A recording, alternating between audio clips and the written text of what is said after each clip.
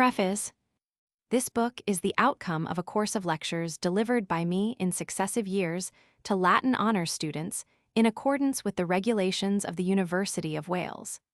It is therefore primarily intended for the assistance of classical students, but it may perhaps appeal in its present form to a somewhat wider circle.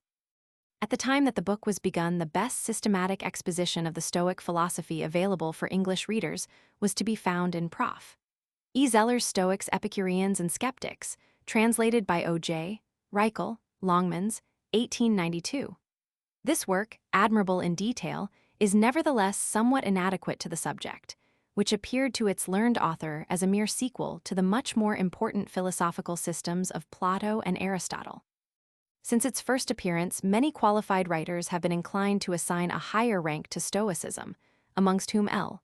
Stein, A. Schmeckel, and Hans von Arnim in the German-speaking countries, and A. C. Pearson, G. H. Rendall, and R. D. Hicks in our own, are perhaps most conspicuous.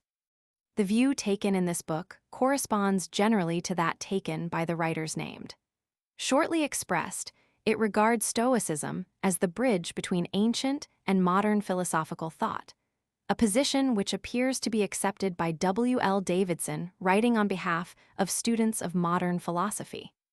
Mr. Hicks and Mr. Davidson have recently published works dealing with the Stoic philosophy as a whole, but as neither of these quite covers the ground marked out for this book, I believe that room will be found for a further presentation of the subject. To the writers named, and to many others, my obligations are great, and their extent is generally indicated in the index. I owe a more intimate debt to Mr. A. C. Pearson and Prof. Alfred Caldecott, who have given me ungrudgingly of their knowledge and counsel during the whole period of the preparation of this book.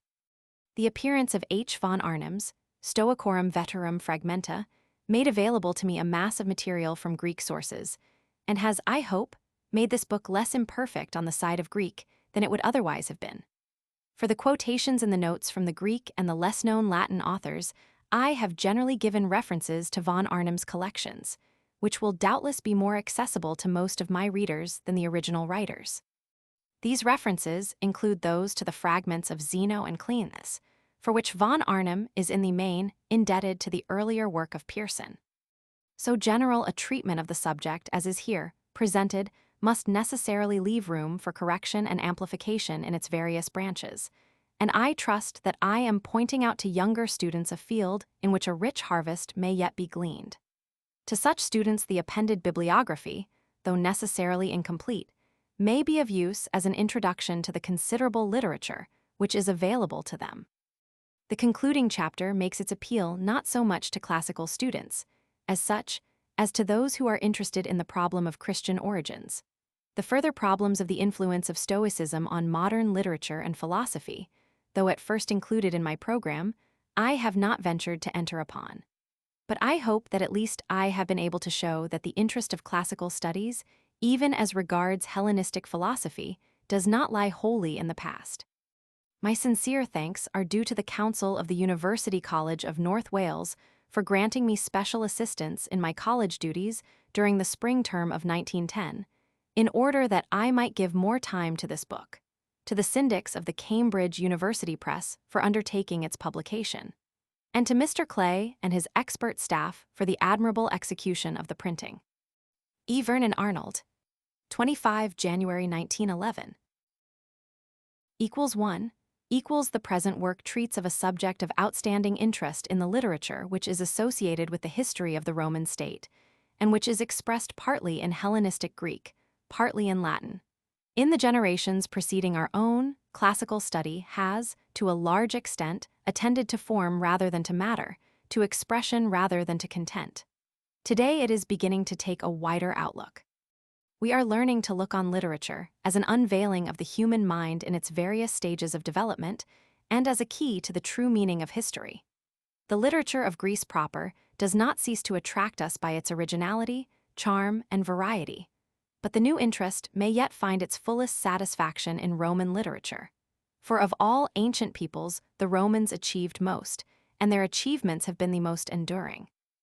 It was the Roman who joined the ends of the world by his roads and his bridges, poured into crowded towns unfailing supplies of corn and perennial streams of pure water, cleared the countryside of highwaymen, converted enemies into neighbors, created ideals of brotherhood under which the nations were united by common laws and unfettered marriage relations, and so shaped a new religion that if it shattered an empire, it yet became the mother of many nations. We are the inheritors of Roman civilization, and if we have far surpassed it in scientific knowledge and material plenty, we are not equally confident that we possess better mental balance or more complete social harmony. In this direction, the problems of Roman life are the problems of Western life today, and the methods by which they were approached in the Roman world deserve more than ever to be studied by us. Such a study, if it is to be in any true sense historical, must break through the convention by which ancient Greece and Rome have come to be treated as a world apart. It must seek its starting point in the distant past and count that of chief importance, which will bear fruit in the ages that follow. Equals 2. Equals great achievements are born of strong convictions, and Roman statesmen, jurists, soldiers, and engineers did not learn to scorn delights and live laborious days without some strong impulse from within. These inner convictions do not come to the surface everywhere in the Latin literature with which we are most familiar. The Roman orator or poet is generally content to express a conventional view of religion and morals, whilst he conceals his real thoughts in a spirit of reticence and almost of shame. Yet here and there every attentive reader will catch the accent of sincerity, sometimes in the less restrained conversation of the lower classes, sometimes in flights of poetic imagination, or again, in instruction designed for the young. In this way, we learn that the Romans of the last century of the Republic and of the first century of the Principate were profoundly concerned, not so much with questions connected with the safety of their empire or the justice of their form of government, as with problems in which all mankind has a common interest. What is truth, and how can it be ascertained? What is this universe in which we dwell, and by whom and how was it made? What are the beings called gods, and do they concern themselves with the affairs of men? What is man's nature, his duty, and his destiny? These the Romans called the problems of philosophy, and they eagerly sought for definite and practical solutions to them. Such solutions, when embodied in theoretical systems, we still call philosophies. But when such systems are developed in a practical form and claim the obedience of large bodies of men, they become religions. Stoicism is in the first instance a philosophy, and amongst its many competitors, that one which appealed most successfully to the judgment of men who played a leading part in the Roman world. But as its acceptance becomes more general, it begins to assume all the features of a religion. All Latin literature is thickly strewn with allusions to Stoicism and the systems which were its rivals, and thus bears witness to the widespread interest which they excited. Equals 3. Equals the Romans learnt philosophy from Greek teachers, and they were not free from a sense of shame in thus sitting at the feet of the children of a conquered race. But they acknowledged their obligations in a generous spirit, and from Roman literature an impression has arisen, which is still widespread, that Greece was the birthplace of philosophy, and that its triumphs must be placed to the credit of Hellenic culture. But to the Hellenes themselves philosophy equally appeared as a foreign fashion, assailing their national beliefs and dangerous to their established morality. And of its teachers, many of the most distinguished were immigrants from Asia Minor. Thus Greece itself appears only as a halting place in the movement of philosophy, and we are carried more and more to the east as we seek to discover its origin. Yet at the time with which we are concerned, it had also spread to the extreme west. The Magi, says Aristotle, taught the Persians philosophy, the Chaldeans taught it to the Babylonians and Assyrians, the Gymnosophists to the Indians, the Druids and Semnithae to the Gauls and Celts. It was a worldwide stirring of the human intellect, and we must attempt to outline its meaning more completely. Equals 4. Equals philosophy, in the sense in which Aristotle uses the term, appears to be a general name for a great change in man's intellectual attitude towards his environment, corresponding to a definite era in the history of civilization.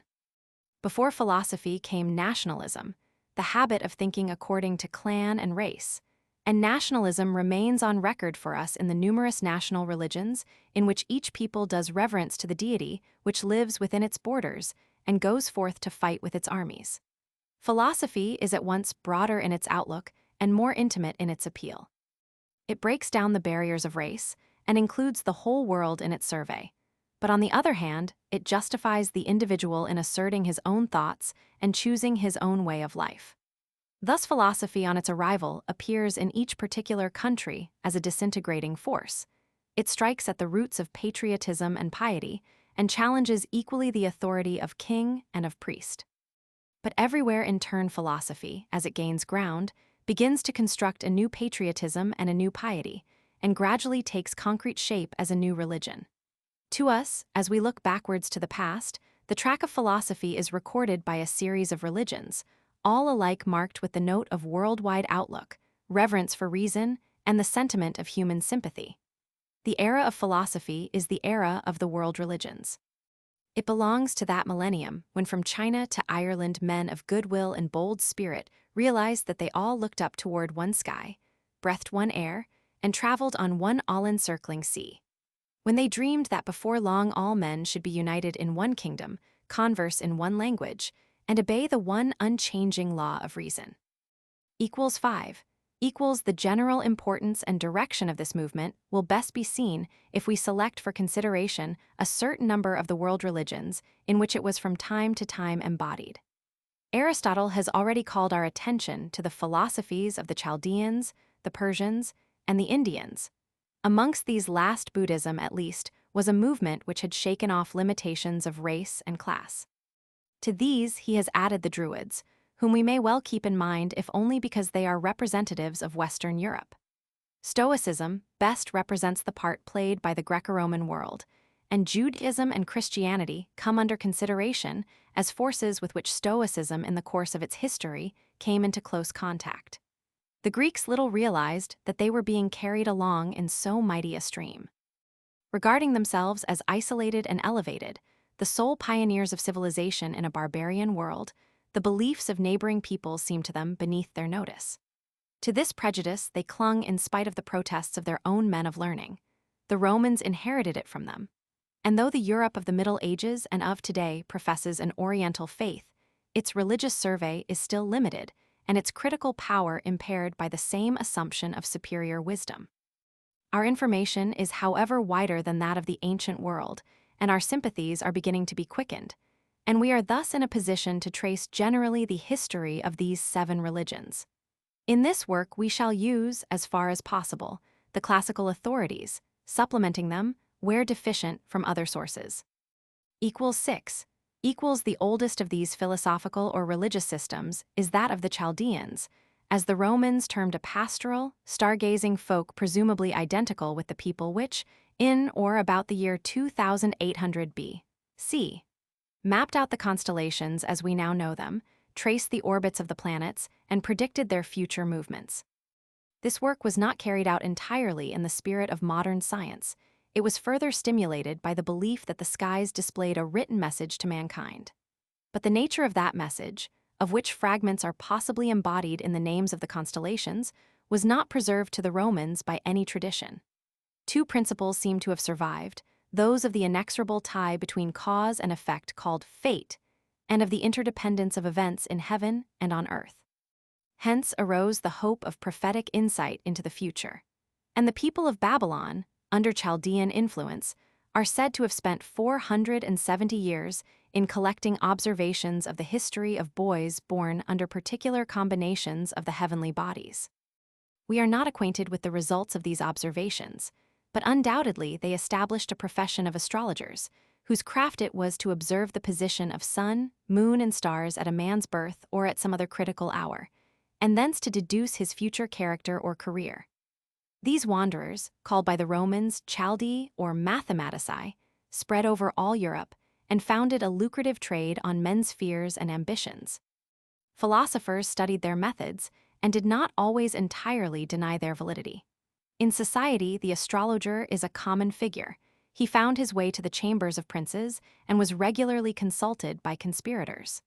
The dramatic scene in Walter Scott's Betrothed is as true in character to Roman times as to the Middle Ages. Roman literature is full of allusions to the horoscope. But whether we attribute these practices to fraud or to self-deception, There is every reason to believe that they only form a diseased outgrowth from a system which at an earlier time was of much wider import. Equals 7 equals the popular expression, magic, still recalls to us the system of which the Magi of Persia were the professed exponents, and of which the Romans had a knowledge which is to a large extent confirmed from other sources. This system we shall here call Persicism, in order to free ourselves of the popular associations still connected with such terms as magism, Parsiism, and so forth. Meaning by Persicism the teaching of Zarathustra, the Latin Zoroasters, as it affected the Greek and Latin world. Persicism has its roots in the older nationalism, inasmuch as its deity is one who takes sides with his believer and brings him victory in war. But on the other hand, it grows into a world religion, because that which begins as a conflict between races gradually changes into a struggle between right and wrong. It is based also on the Chaldean system, in so far as it looks up to the heaven as the object of human reverence, and to the sun, moon, and planets as at least the symbols of human destiny. But here again the outlook is transformed, for in the place of impersonal and inexorable forces we find a company of celestial beings, intimately concerned in the affairs of men, and engaged in an ardent struggle for the victory of the better side. The meaning of Persicism and its immense influence on the Greco-Roman world are still so little realized that it is necessary here to deal with the subject with some fullness. Equals 8 equals the Greeks and Romans refer to the teachings of Zarathustra as of immemorial antiquity, whilst on the other hand the direct Persian tradition, existing in a written form from about the year 800 AD, ascribes them to a date 258 years before the era of Alexander's invasion of Persia. The best modern authorities incline to the Persian view, thus giving the date of about 600 BC to Zarathustra, and making him roughly a contemporary of the Buddha and Confucius. On the other hand, considerations, partly of the general history of religion, partly of the linguistic and metrical character of such fragments of Zarathustra's writings as still remain, indicate a date earlier than this by many hundred years.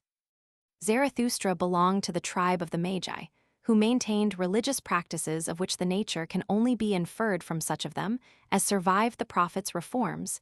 In their general character, they cannot have differed widely from those recorded in the Rigveda. In the midst of this system, Zarathustra came forward as a reformer. He was deeply learned in the doctrines of the Chaldeans and was an ardent student of astronomy.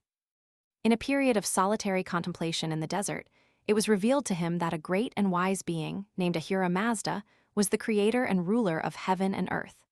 Upon him attend angels who do him service, whilst the spirit of mischief and his attendants ceaselessly work to oppose his purposes. Ahura is the light, his enemy is the darkness. The struggle between them is that between right and wrong, and in it every man must take one or the other side. His soul will survive what men call death and receive an everlasting reward according to his deeds. After quitting the mortal body, the soul will pass over the bridge of judgment, and will there be turned aside to the right or to the left, if it has been virtuous, to enter paradise, but if vicious, the house of falsehood. Full of this doctrine, Zarathustra enters the court of King Vishtaspa and converts him and his court. The monarch, in turn, sets out to convert the unbelieving world by the sword, and the war of religion begins.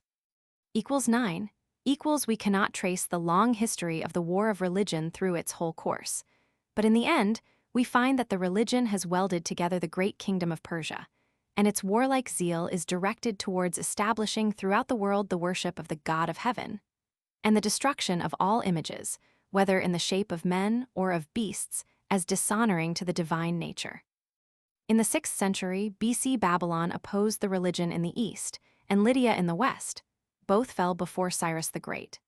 The fall of Babylon set free the Jews, who accepted the king's commission to establish the religion in Jerusalem, and, at a rather later date, in Egypt.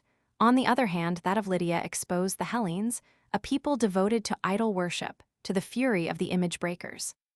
The battles of Marathon and Salamis checked the warlike advance of Persicism, and the victories of Alexander suppressed its outward observance and destroyed its literature and its priesthood. But in this period of apparent depression, some at least of its doctrines were winning still wider acceptance than before. equals 10 equals the departure of the Persians from Europe was the signal for an outburst of enthusiasm in Greece for the old gods and their worship with the aid of images. Yet, unfavorable as the time might seem, a monotheistic sentiment developed apace in Hellas, which we shall follow more closely in the next chapter. Even Herodotus, writing as a fair-minded historian, no longer regards the Persians as impious, but realizes that they are actuated by conviction. Socrates was an outspoken defender of all the main articles of the religion, to the horror of nationalists like Aristophanes, who not unjustly accused him of corrupting the loyalty of the youth of Athens to the institutions of their mother city. Xenophon, the most intimate of his disciples, translated this bias into action and joined with the 10,000 Greeks in a vain effort to re-establish the strength of Persia. He did not even hesitate to engage in war against his native land. To him, Cyrus the Persian was a greater hero than any Homeric warrior or Greek sage. And from Cyrus, he drew the belief in the immortality of the soul, which from this time on is one of the chief subjects of philosophically speculation. Equals 11 equals the Romans had not the same national motives as the Greeks to feel an antipathy to Persism. For the doctrine of monotheism, they had probably been prepared by their Etruscan sovereigns, and the temple of Capitoline, Jove kept before their eyes, a symbol of this sentiment. But in the Roman period, Persian sovereignty had receded to the far distance, and the doctrines of Persism only reached Rome through the Greek language and in Greek form. Thus of the doctrines of the evil spirit, the war between good and evil, and the future punishment of the wicked, only faint echoes ever reached the Roman ear. On the other hand, the doctrines of the divine government of the world and of the immortality of the soul made a deep impression. And Cicero in a well-known passage repeats and amplifies the account Xenophon gives in his Cyropaedia of the dying words of Cyrus, which is doubtless to some extent colored by recollections of the death of Socrates. We read in Xenophon that Cyrus the elder on his deathbed spoke as follows: "Do not think, my very dear children, that when I quit you I shall no longer be in existence. So long as I was with you, you never saw my soul, but you realized from my actions that it dwelt in this my body. Believe then that it will still exist, even if you see nothing of it. Honors would not continue to be paid to great men after death, did not their souls assist us to maintain their memory in freshness. I have never been able to persuade myself that souls live whilst they are enclosed in mortal bodies, and die when they issue from them, nor that the soul becomes dull at the moment it leaves this dull body. I believe that when it has freed itself from all contact with the body and has begun to exist in purity and perfection, then it becomes wise. Further, when the framework of humanity is broken up in death, we see clearly whither each of its parts speeds away, for all go to the elements from which they have sprung. The soul alone is not seen by us either whilst it is with us or when it departs. Lastly, nothing resembles death so closely as sleep, but men's souls, whilst they themselves sleep, most clearly reveal their divine nature. For then, being set free from their prison house, they often foresee things to come. From this we may gather what their properties will be when they have utterly freed themselves from the fetters of the body. If then this is so, do reverence to me as a god. But if the soul is destined to perish with the body, still do reverence to the gods, who guard and rule all this beauteous world, and while so doing keep up the memory of me in loyal and unalterable affection." So spoke Cyrus on his deathbed. Equals 12 equals the Persian doctrine of the angels seems to have been very little understood either in Greece or at Rome, but, as we shall see in the course of this book, it profoundly influenced the course of religious history. The angels, or good spirits of Persism, are, from one point of view, identical with the Creator himself, forms under which he manifests himself to men. Their names are all those of abstractions: the good mind, the best reason, the desired kingdom, holy humility, salvation, and immortality. On the other hand, they gradually assume to the worshipper who contemplates them the appearance of separate personalities, dwelling, like the Creator himself, in an atmosphere of heavenly glory. Thus a system which is in principle strictly monotheistic gradually develops into one in which the deity is sevenfold, as in the following hymn from the later part of the Avesta. We praise the heavenly glory, the mighty, the God-given, the praiseworthy, the life-giving, healing, strengthening, watching high above the other creatures. The glory that belongs to the immortal spirits, the rulers, that act by a look alone, the lofty, all-powerful ones, the strong servants of the All-Wise that live forever and work justice. All seven have the same thought, all seven have the same word, all seven have the same deed. One thought, one word, one deed, one Father and Master the All-Wise, the Creator. Of these angels, one was destined to play a considerable part in several of the world religions, namely that which the Persians called the best reason, and which the Greeks knew as wisdom, sigma omicron phi iota alpha, or the word, lambda omicron gamma omicron sigma. Sometimes an aspect of the deity, sometimes an emanation from him, and then again a distinguishable personality, this figure is again and again presented to our consideration. The personification of abstractions appealed with special force to the Romans, for from the earliest periods of their history, they had raised temples to faith, fides, concord, concordia, and other deified virtues. And its character can perhaps best be appreciated by reference to the personification of light in Christian hymnology, both ancient and modern. Hail, gladdening light, of his pure glory poured, who is the immortal Father, heavenly, blessed. Lead, kindly light, amid the encircling gloom lead thou me on. Equals 13, equals amongst the subsidiary but still important doctrines of Persism is that of the sanctity of the four elements. Earth, air, fire, and water are alike holy. Hence the dead must not be buried, for that would be to defile the earth, nor burned, for that would be to defile fire, nor may any impurity be thrown into the water. This respect for the elements often appeared to strangers as worship of them.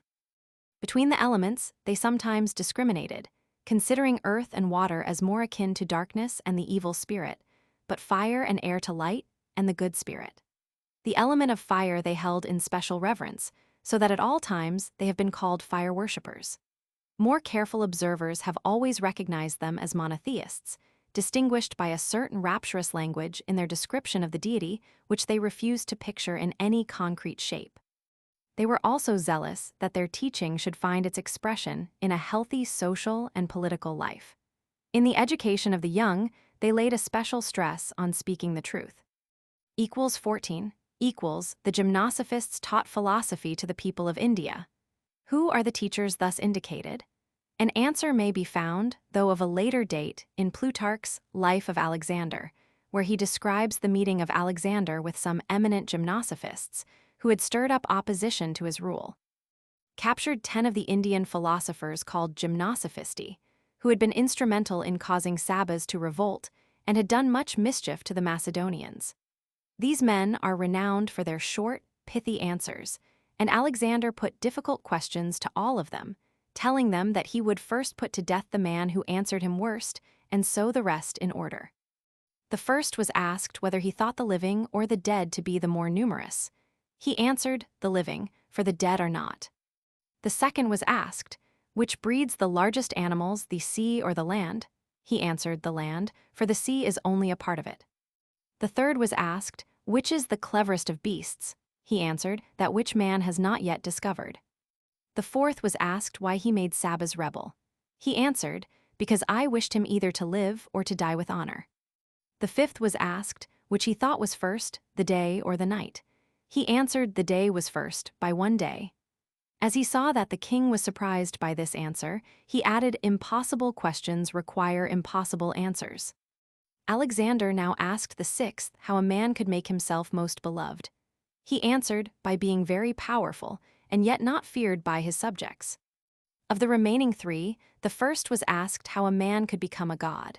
He answered, by doing that which it is impossible for a man to do. The next was asked which was the stronger, life or death. He answered, life, because it endures such terrible suffering. The last, being asked how long it was honorable for a man to live, answered, as long as he thinks it better for him to live than to die. The king loaded them with presents and dismissed them.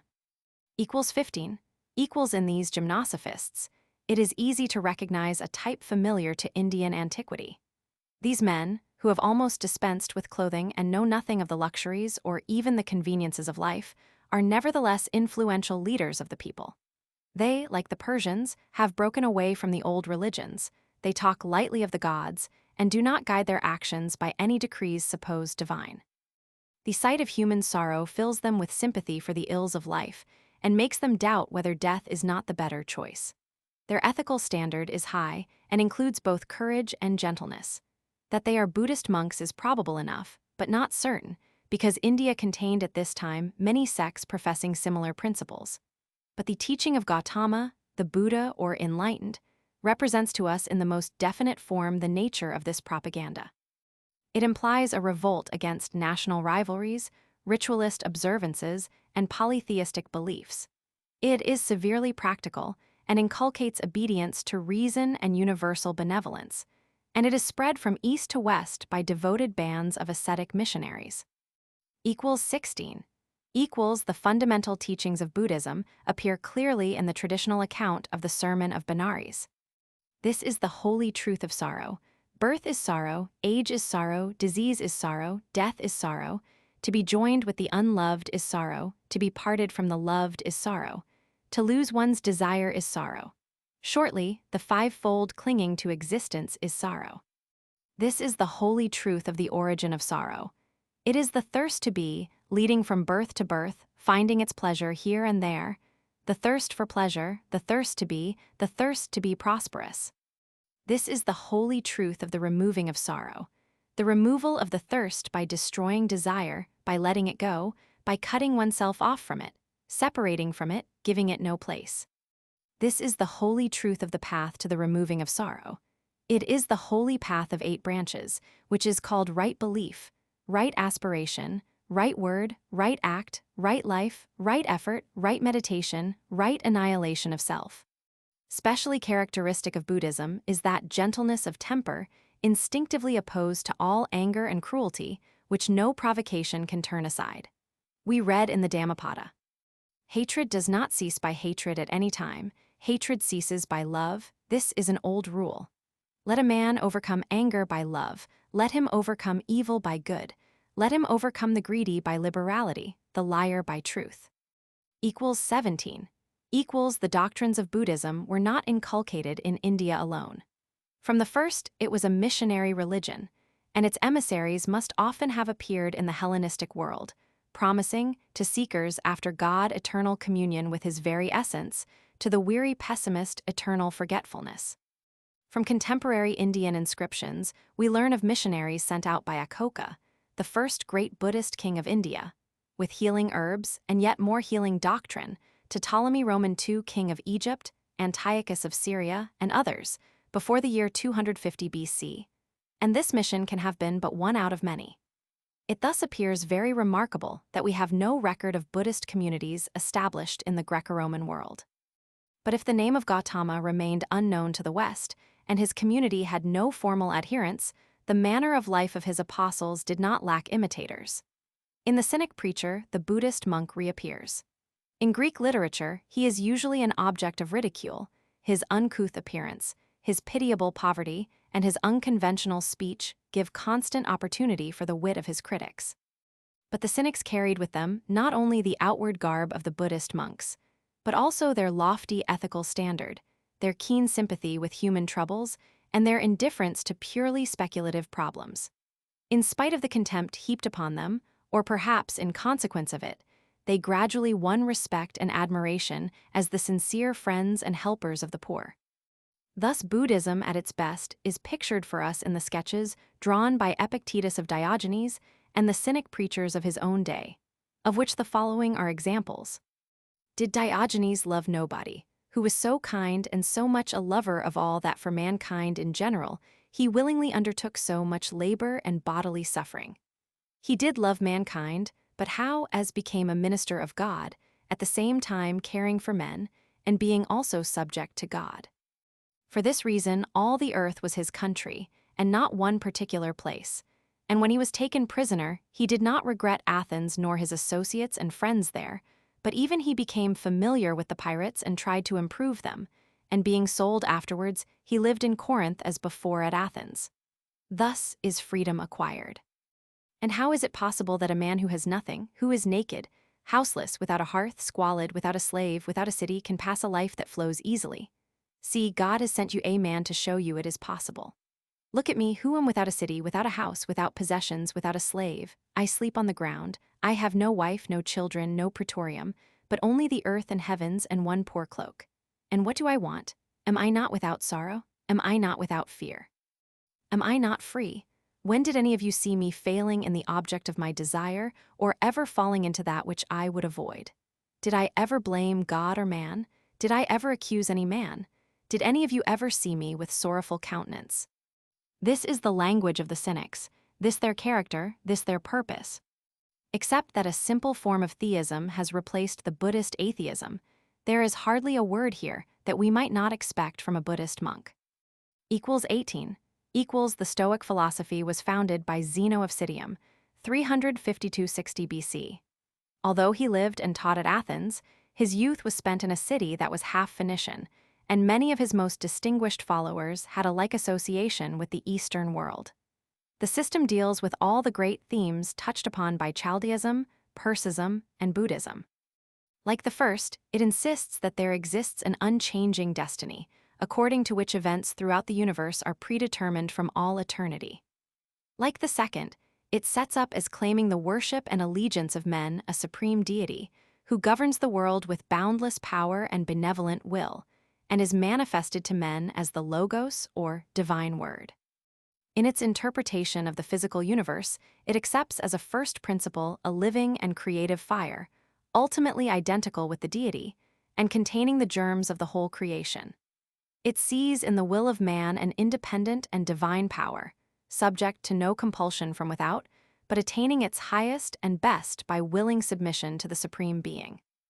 In its practical ethics, though it does not advocate the suppression of all desires, it so far agrees with Buddhism as to hold that happiness is only found in the subordination of individual claims to the voice of universal reason. Finally, its teachers are actively engaged in propagating its doctrines and guiding its disciples. Stoicism has, in short, the inward and outward characteristics of the other great movements we have described, and may claim without presumption to be reckoned amongst the world religions. 19.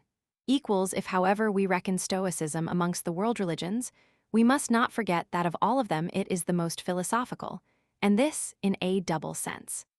In the first place, the founders of Stoicism are conscious of the problems to which preceding schools of thought have endeavored to find answers, and attempt to reconcile, or at any rate to bring into relation the answers which their predecessors have found. Secondly, they are greatly occupied with intellectual problems, and clearness of thought is to them almost equally important with rightness of thought. The theory of fate which we have attributed to the Chaldeans is to the plain man irreconcilable with the doctrine of the government of the world by a supreme deity. Yet the Stoics hold both dogmas. The theory of the freedom of the human will is a limitation equally of the dominion of fate and of that of the deity. The Stoics maintain the freedom of the human will and refuse to admit the limitation of either power. The Persians maintained that the power of the principle of good was balanced by that of the principle of evil. And from this, they drew what seemed to be the legitimate conclusion that man may choose to obey the one or the other, to do good or to do evil. The Stoics omitted the principle of evil altogether from their scheme, and yet maintained the theory of the moral choice. To understand the Stoic system, it is necessary to know exactly in what balance its different elements were maintained, and to avoid identifying it with other systems, ancient or modern, which are more sharply cut. Thus, when it is commonly asserted that Stoicism on its religious side is pantheism, the very brevity of this summary must create suspicion. Certainly the Stoics frequently speak of the universe as divine, but they hold with equal firmness the doctrines that the universe is governed by providence, and that human perversity may thwart the divine purpose, both being doctrines which in ancient as in modern times are associated with theism, and held to be inconsistent with pantheistic views. 20. A similar difficulty confronts us when we ask whether the deity of the Stoics is to be considered as personal. All the terms commonly used in association with a personal deity are adopted by the Stoics. Their God is Lord and Father. But then they use with equal freedom terms commonly associated with materialism. For the Supreme Being is to them body or stuff, a primitive fire which converts itself by natural laws into every form of being. For this reason, the Stoics are commonly called materialists, and yet the main body of their teaching is contrary to that usually associated with materialism. Further, beside the personal and the material conceptions of the deity, they adopted and developed a conception which exercised an extraordinary influence over other systems, when they attributed the exercise of all the powers of deity to the divine word, which from one point of view is the deity himself, and from another is something which emanates from him and is in some way distinct. Thus the term God, which to children and childlike religions appears so simple, is in the Stoic system extraordinarily complex, and its full content cannot be grasped without a willingness to revise the meaning of many conceptions which seem firmly established, such as those of personality, material, and quality. If we are to suppose that the Stoic conception of the word arose ultimately from similar conceptions in Hebraism or Persism, by which the voice of a personal God attained to a quasi-independent personality, we must allow that the Stoics made use of this term with a boldness and consistency which from the time of their appearance brought it into the forefront of religious and metaphysical controversy. Through the Stoics, the doctrine of the word passed into the systems of Judaism and Christianity, to perform in each the like service by reconciling doctrines apparently contradictory. Of all the systems, we may perhaps say that Stoicism makes the fewest new assertions or negations, but introduces the most numerous interpretations. 21. We have comparatively little means of judging of the influence of Stoicism in the world of Asia Minor, but incidentally we may infer that it was very considerable. In Athens, the moral earnestness of its teachers found little response in public feeling, whilst it laid the exponents of its tenets open to many a sharp thrust from keen critics whose constructive powers were after all inferior. In Rome, itself Stoicism took root rapidly. The brilliant circle that gathered round Scipio Africanus the Younger was imbued with its ideals. Cato, the leading republican of the 1st century BC, was a living representative of its principles, and Cicero and Brutus, with many others less known to fame, were greatly influenced by it. In the 1st century of the Principate, Stoicism imparted a halo of heroism to a political and social opposition which otherwise would evoke little sympathy.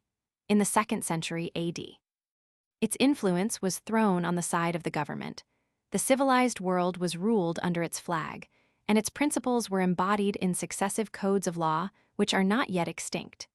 Its direct supremacy was not long-lived, for at the very time when a Stoic philosopher sits in the seat of the Caesars, its followers seem to be losing their hold on its most important doctrines. It came into sharp conflict with Christianity on matters of outward observance, but in the cores of the two systems there was much likeness, and from Stoic homes were drawn the most intelligent advocates of the newer faith. 22. By Judaism, we mean here the way of thinking which was prevalent in the Jewish world, from the date of the return from Babylon to that of the destruction of Jerusalem. Judaism was of course by no means restricted to the soil of Palestine. It was carried by the diffusion of the Jewish race to all the coasts of the Mediterranean. Besides its national center at Jerusalem, it included a great center of learning at Alexandria, and its branches, as we have seen, extended to the south of Egypt. The chief external impulse which affected it was the spread of Persism. The two systems agreed in their belief in a God of heaven and in their dislike to idol worship. And it can be no matter of wonder if one party, at least among the Jews, readily accepted the more strictly Persian doctrines of the ministry of angels, the struggle between good and evil, the immortality of the soul, and the reward after death, as well as such observances as the washing of hands. Strong Persian influence has been traced in the Book of Daniel, and as Jewish speculation developed at Alexandria, it took up the use of the Greek language, and so came into touch with the influences that were molding thought throughout Asia Minor. The most interesting and elevated production of Alexandrian Judaism is the book known as the Wisdom of Solomon, probably composed in the 1st century BC. 23. The author of this book, whilst himself a firm adherent of monotheism, shows a not altogether intolerant appreciation of those systems in which either the heavenly bodies or the elements seem to occupy the most important place. For verily, all men by nature were but vain who had no perception of God, and from the good things that are seen they gained not power to know him that is, neither by giving heed to the works did they recognize the artificer. but either fire or wind or swift air, or circling stars or raging water, or the luminaries of heaven, they thought to be gods that rule the world. And if it was through delight in their beauty that they took them to be the gods, let them know how much better than these is their sovereign Lord, for the first author of beauty created them.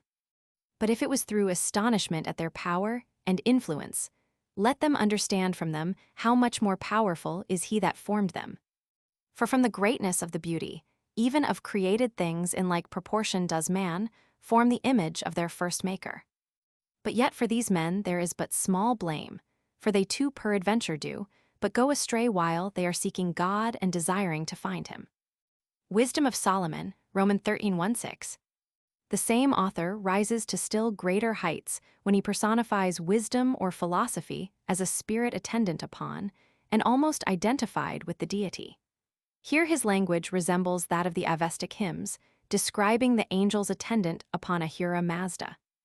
For there is in wisdom a spirit quick of understanding, holy, alone in kind, manifold, subtle, freely moving, clear in utterance, unpolluted, distinct, unharmed, loving what is good, keen, unhindered.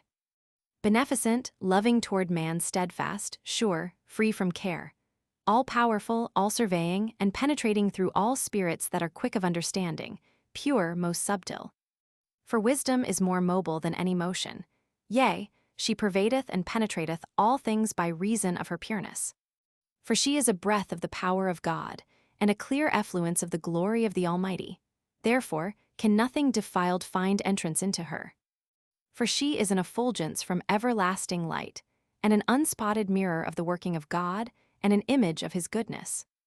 And she, being one, hath power to do all things, and remaining in herself, reneweth all things, and from generation to generation passing into holy souls, she maketh men friends of God and prophets.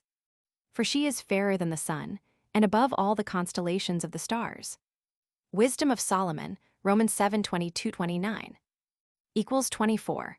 Equals the fusion of Greek and Judaic modes of thought is most complete in the works of Philo, the Jew, c. 20 BC 54 AD. This writer, in commenting upon the books of the Old Testament, finds himself able by way of interpretation to introduce large parts of Greek philosophies. The place of wisdom in the writer last named is taken in his works by the Logos or Word. And the Word is many times described as an emanation of the deity, after the Persian fashion. Without anticipating the further discussion of this philosophical conception, we may well notice here how characteristic it is of an age which paid boundless homage to reason, and how it supplies a counterpoise to conceptions of the deity which are rigidly personal.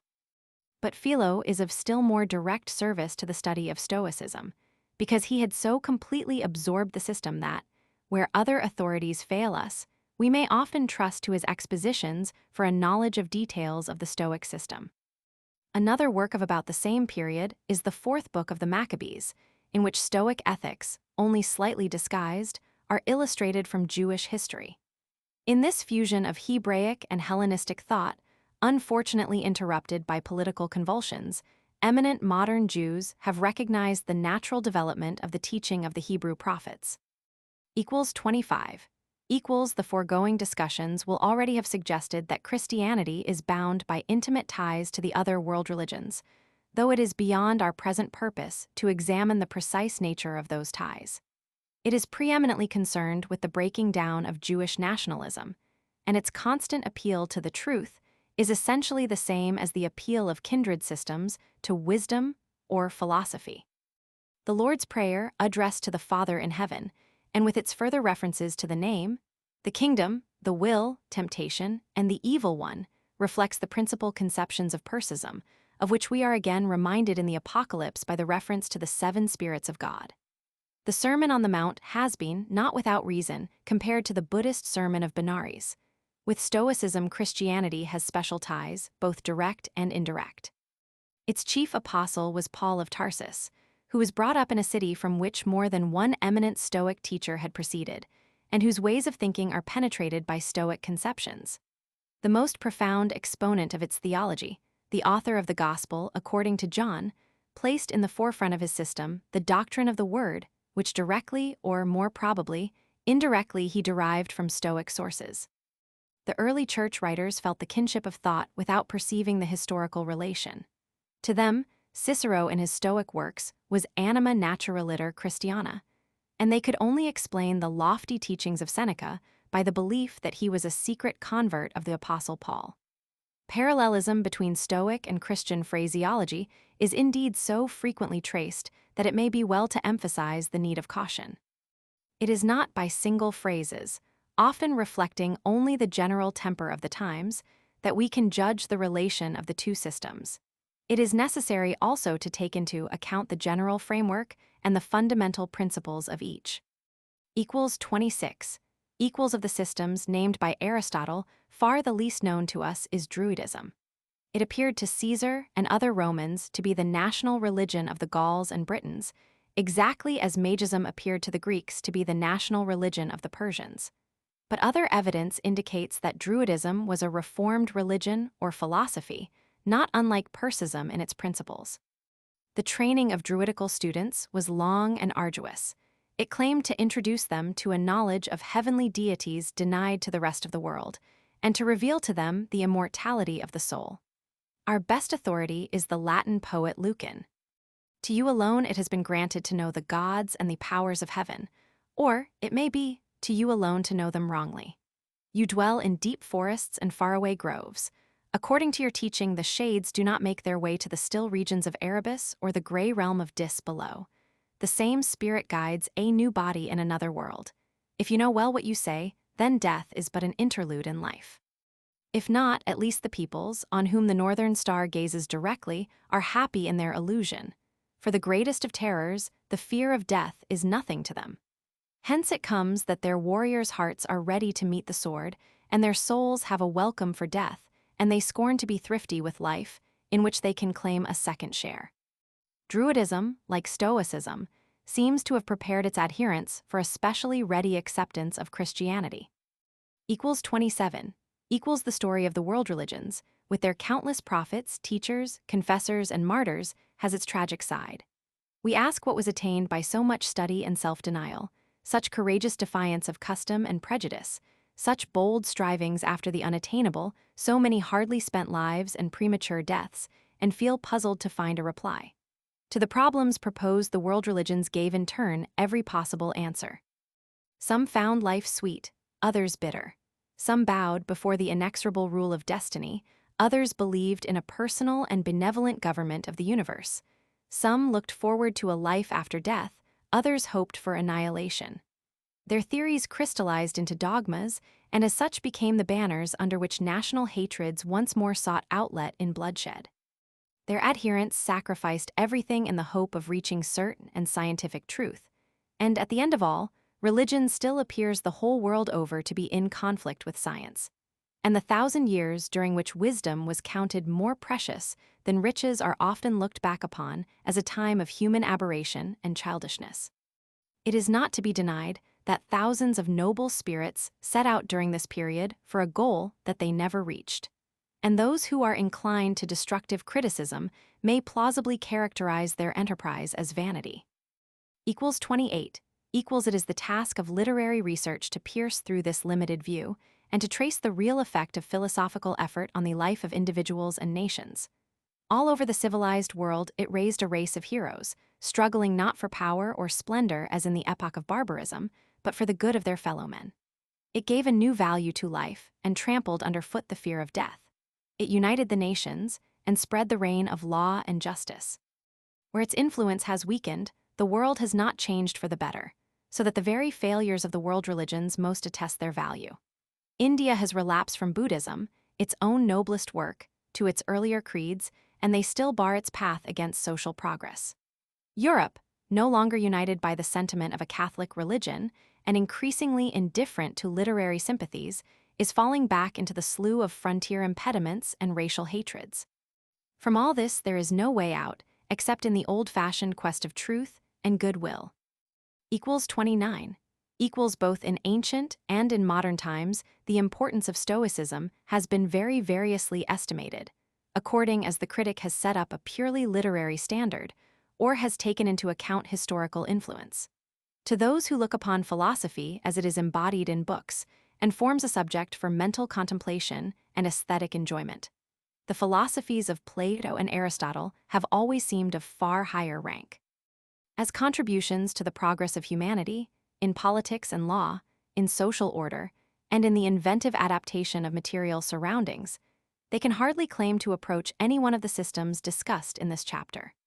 But it is with no wish to depreciate the great masterpieces of Hellenic culture that we now set against the criticisms of some of its ardent, advocates the maturer judgment of writers who have approached with greater sympathy the study of the Hellenistic and Roman worlds. In Plato and Aristotle, says Zeller, Greek philosophy reached its greatest perfection. Its bloom was short-lived. Greece was brought into contact with the Eastern nations, whereby it became subject to a backcurrent of Oriental thought. With the decline of political independence, the mental powers of the nation were broken past remedy. What could be expected in such an age, but that philosophy would become practical, if indeed it were studied at all? To minds of another temper, it does not seem so fatal that philosophy should become practical. It should be insisted, says Prof. Mahaffey, that the greatest practical inheritance the Greeks left in philosophy was not the splendor of Plato or the vast erudition of Aristotle, but the practical systems of Zeno and Epicurus and the skepticism of Pyrrho. In our own day, every man is either a Stoic, an Epicurean, or a skeptic. The greatness of Stoicism in particular was eloquently recognized by a French writer of the 18th century. El seul savait faire les citoyens, el seul faisait les grands hommes, el seul faisait les grands empereurs. With these tributes may be compared that paid by a writer who approaches the subject from the standpoint of modern philosophy and theology. Has perennial fascination, and there are not wanting signs that it appeals with special attractiveness to cultured minds at the present day. It has both speculative and practical value, its analysis of human nature and its theory of knowledge, no less than its ethical teaching, giving insight into the problems of the universe and the right mode of guiding life. As an important stage in the march of philosophical thought, and as a luminous chapter in the history of natural theology, it solicits our attention and will repay our study. 30. Judgments so contradictory reveal the fact that ancient divergencies of philosophically sympathies have their counterparts today. And perhaps in studying and judging the systems of antiquity, a little more is needed of the sympathy and interpretative elasticity, which every man unconsciously uses in maintaining the political, philosophically, and religious views to which he is attracted by inheritance or personal conviction. Thus, to understand Stoicism fully, a man must himself become for the time being a Stoic. As such, he will no longer bind himself by the letter of the school authorities. In many a phrase they use, he will recognize an obsolete habit of thought, an exaggerated opposition, a weak compliance in the face of dominant opinions, or a mistaken reliance upon what once seemed logical conclusions. At other points, he will see difficulties felt to which an answer can now easily be supplied. At each step he will ask, not so much what the Stoics thought, but what a Stoic must necessarily think. Whilst constantly referring to the original authorities, he will allow much to be forgotten, and in other cases he will draw out more meaning than the writers themselves set in their words. If he can walk, boldly but not without caution, on this path, he will assuredly find that Stoicism throws light on all the great questions to which men still seek answers, and that to some at least it still holds out a beckoning hand. Footnotes. See below, section 441. Diog L. Pruim, 1. Gompers, Greek thinkers, Roman 2p 161, and below, section 94. Principes Chaldei, qui in patentibus campis colbent, stellarum modus et vias et coetus intuents, quid ex his efficeretur observaverunt, Gellius, N.A. Roman 14:1, 8. Sir E. Walter Maunder, in the 19th century, for September 1900. Quinc stellarum potestates Chaldeorum observatio excepit Seneca N. Q. Roman 2:32, 6. This is well described by Cicero, translating from a Stoic source. Cum fato omnia fiant, si quis mortalis possit esse, qui colligationem causarum omnium perspicit animo, nihil eam profito fallet. Qui anim tenit causas rerum futurarum, idem nessus est omnia tenit qui futura sint div. I 56, 127. It seems reasonable to suppose that this general conception of fate or destiny is deduced from the unchanging movements of the heavenly bodies. Videbis quinc caetera diversas agentia vias, ex horum levissimus modibus fortuni populorum dependent, sen dial. Romans 6:18, 3. Aiunt quadrangenta septuaginta milia annorum in periclitandis experiendisc puris, quicunc essent nati, Babylonios possuis, sic, div. Roman 2:46, 97. I assume that the original tradition named the smaller number suggested above.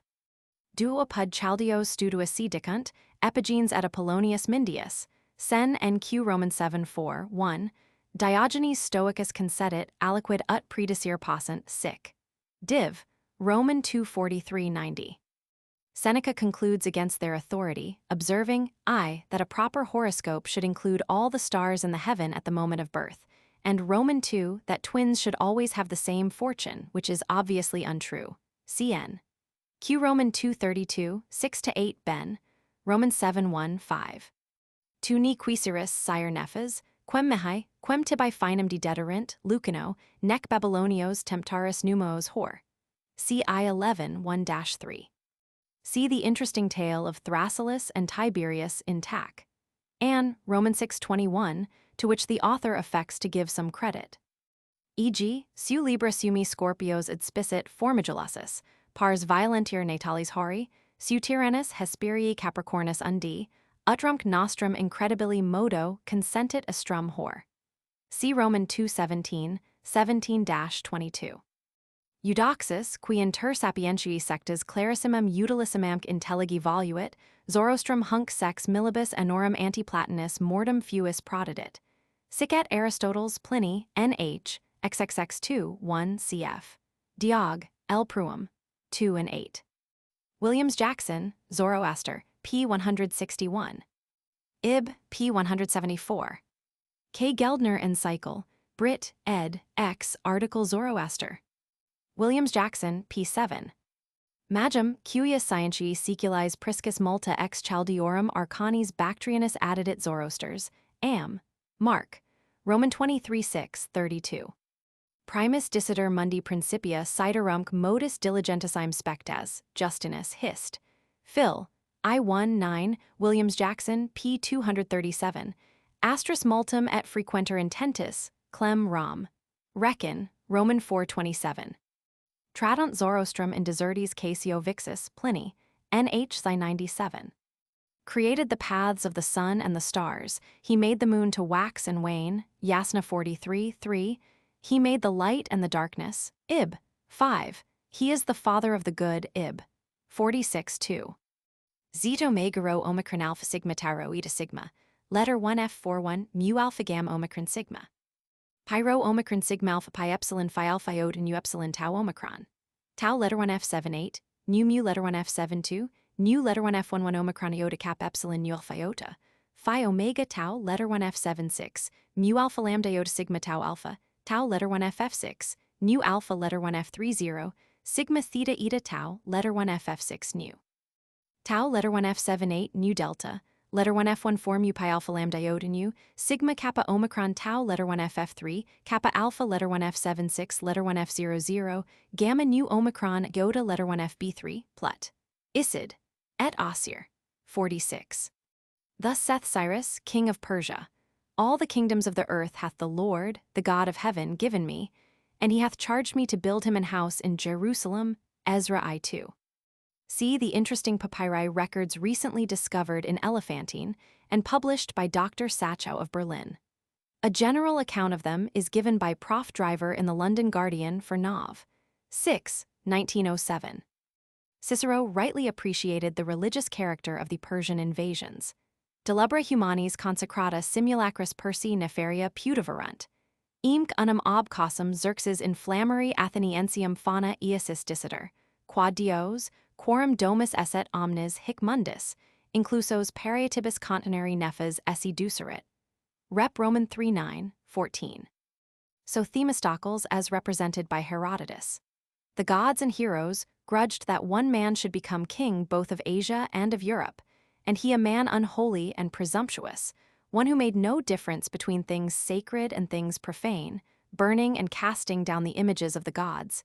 History Roman 8:109, Macaulay's translation. See below, section 41.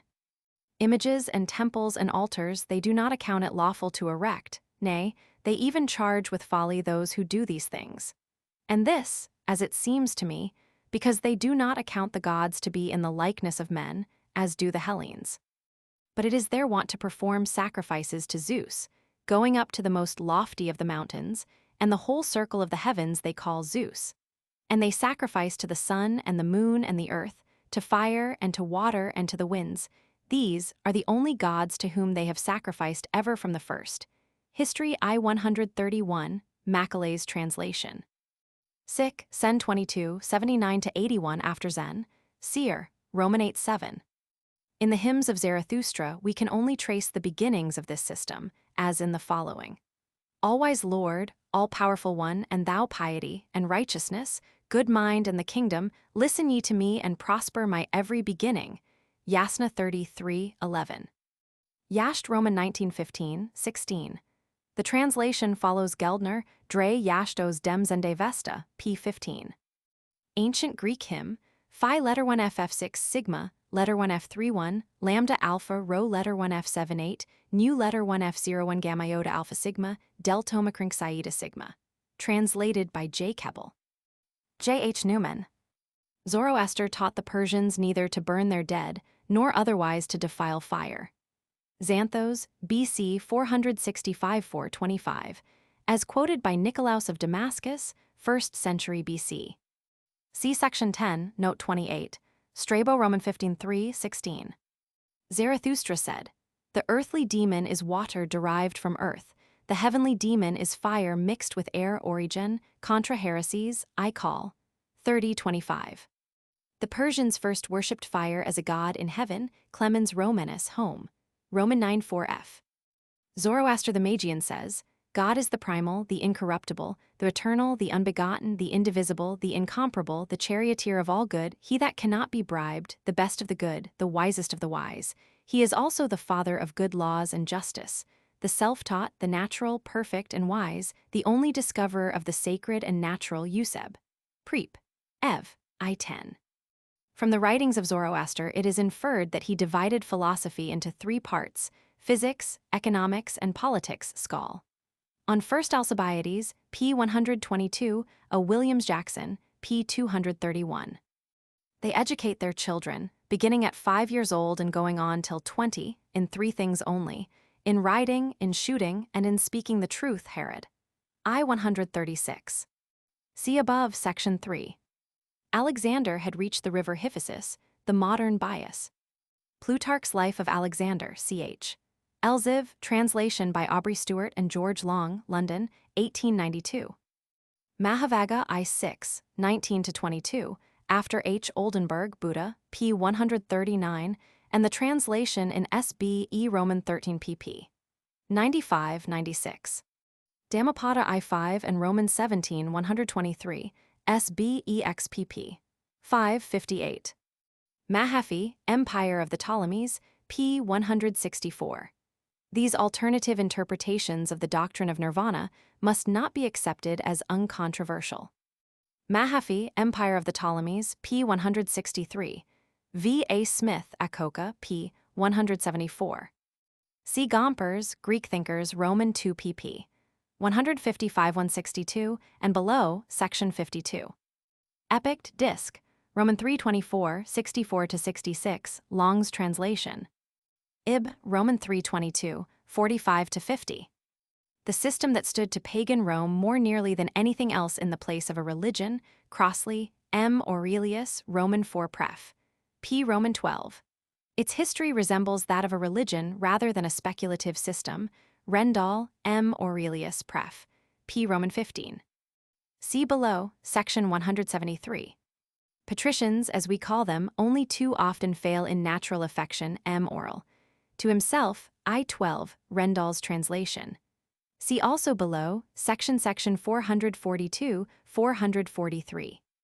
Dying bequeathed no small part of its disciplines, its dogmas, and its phraseology to the Christianity by which it was ingathered, Rendall, M. Aurelius Pref. P. Roman 15. The basis of Christian society is not Christian, but Roman and Stoical, Hatch, Hibbert Lectures, p. 170. Supplied the scientific mold into which Christianity in the early years of its growth was cast, and bearing the shape of which it has come down to us. O.J. Reichel in his preface to the translation of Zeller's Stoics, etc. See above, section 9. It is not admitted by the best authorities that the term Pharisee is in any way connected with the name of Persian or its modern equivalent Parsi. But the resemblance in beliefs and habits is very striking, especially if we contrast the Pharisees with their Sadducee opponents. The Sadducees say that there is no resurrection, neither angel nor spirit, but the Pharisees confess both, Acts Roman 23:8. D. A. Berthollet, The Value of the History of Religions, Homiletic Review Nov. 1908. C. Fairweather, Background of the Gospels, ch. Roman 7, on the Apocalyptic Movement and Literature.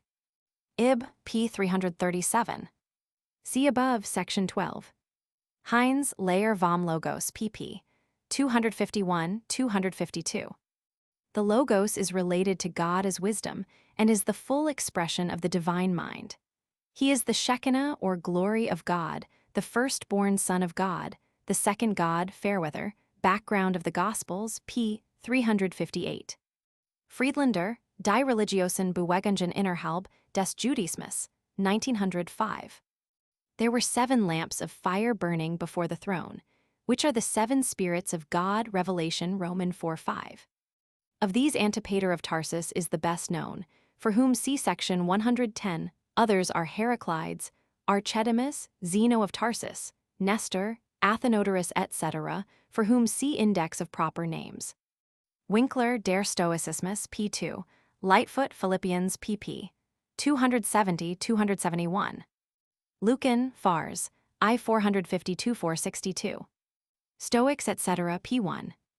Ib. p. 10. Ib. pp. 13-14. Ib. p. 15. Ib. p. 16. Greek Life and Thought in Trod, pp. Roman 37, Roman 38. Montesquieu, Esprit des Lois, Roman 2:24. W. L. Davidson, The Stoic Creed, p.v. Chapter 2. Heraclitus and Socrates. 31. We have seen already that the great problems of which Stoicism propounds one solution were agitated during the millennium which preceded the Christian era alike in India, Persia and Asia Minor on the one hand, and in Greece, Italy and the Celtic countries on the other. To the beginnings of this movement we are unable to assign a date, but the current of thought appears on the whole to have moved from east to west. But just at the same time, the influence of Greek art and literature spreads from west to east, and it is to the crossing and interweaving of these two movements that we owe almost all the light thrown on this part of the history of human thought. The early history of Stoicism has reached us entirely through the Greek language, and is bound up with the history of Greek literature and philosophy. But long before Stoicism came into existence, other movements similar in kind had reached Greece, and the whole of early Greek literature, and especially its poetry, is rich in contributions to the discussion of the physical and ethical problems to which Stoicism addressed itself. From the storehouse of this earlier literature, the Stoics drew many of their arguments and illustrations. The speculations of Heraclitus and the life of Socrates were especially rich in suggestions to them. The study of Greek literature and philosophy as a whole is therefore indispensable for a full appreciation of Stoicism, and the way has been made easier of late by excellent treatises, happily available in the English language, dealing with the general development of philosophically and religious thought in Greece.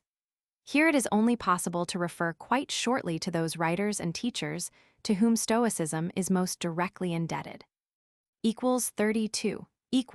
Although the Homeric poems include representations of gods and men corresponding to the epic of national gods and to other still earlier stages of human thought, nevertheless they are pervaded by at least the dawning light of the period of the world religions. Tales of the gods that are bloodthirsty or coarse are kept in the background, and though heroes like Agamemnon, Achilles, and Ajax move in an atmosphere of greed, bloodshed, and revenge, yet all of them are restrained both in word and in act by a strong feeling of self-respect, the alpha letter 1F30 delta, omega, sigma, or shamefastness, which entirely differentiates them from the heroes of folklore. In particular, the typical vices of gluttony, drunkenness, and sexual unrestraint are amongst the things of which it is a shame to speak without reserve. The gods are many, and in human shape, yet they are somewhat fairer than men, and something of the heavenly brilliance in which the Persian archangels are wrapped seems to encircle also the heights where the gods dwell on Mount Olympus. Gradually, too, there comes to light amidst the picture of the many gods something resembling a supreme power, sometimes impersonally conceived as fate, alpha, letter 1F36 sigma alpha, mu omicron letter 1FD6 rho alpha, sometimes more personally as the fate of Zeus, most commonly of all as Zeus himself, elevated in rank above all other gods. Thus Zeus is not only king, but also father of gods and men. He is the dispenser of happiness to men, to the good and the evil, to each one as he will, and the distributor of gracious gifts, unbounded in power and in knowledge. The gods again, in spite of the many tales of violence attached to their names, exercise a moral governance over the world. They love not froward deeds, but they reverence justice and the righteous acts of men. In the likeness of strangers from far countries, they put on all manner of shapes and wander through the cities, beholding the violence and the righteousness of men. Whilst therefore the philosophers of later times could rightly object to Homer that he told of the gods' tales neither true nor worthy of their nature, there was on the other hand much in the Iliad and Odyssey, and particularly in the latter, which was in harmony with philosophical conceptions. It was not without reason that the Stoics themselves made of Ulysses, who in Homer plays but little part in fighting, an example of the man of wisdom and patience, who knows men and cities, and who through self-restraint and singleness of purpose at last wins his way to the goal. From this starting point, the whole of the Odyssey is converted into a pilgrim's progress. The enchantress Circe represents the temptations of gluttony, which turns men into swine. The chant of the sirens is an allegory of the enticements of sensual pleasure. 33 in Hesiod, 8th century BC. We find the first attempt to construct a history of the universe. His theogony is the forerunner of the cosmology, which later on is a recognized part of philosophy.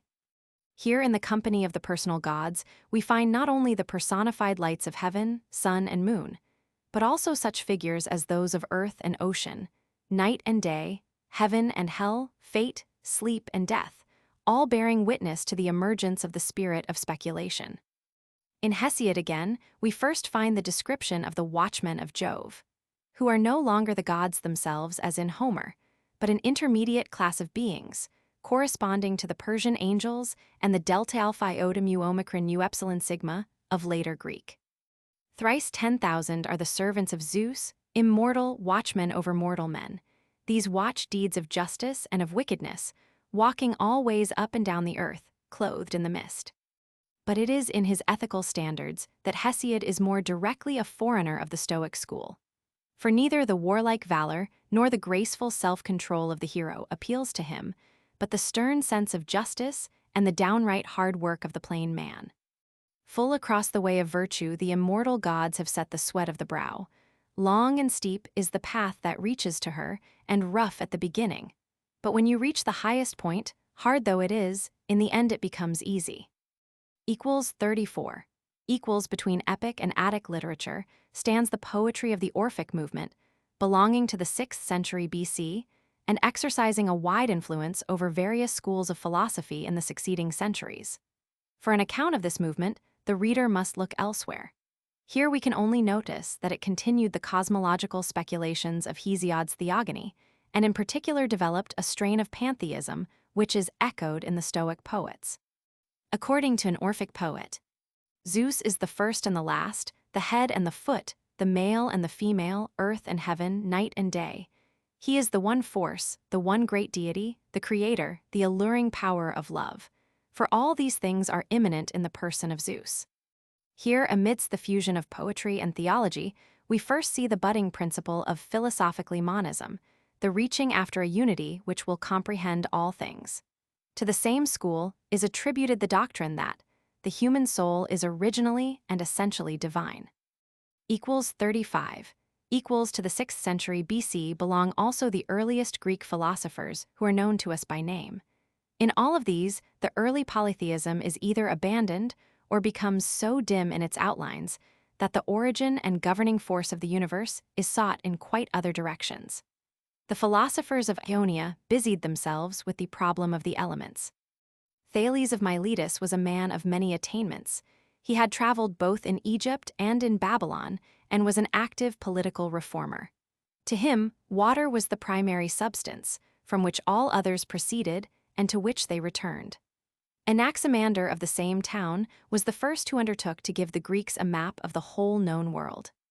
To him, it seemed that the primary matter could not be the same as any visible substance, but must be a protoplasm of undefined character, letter 1F0 4 pi epsilon iota omicron u, capable of assuming in turn all shapes.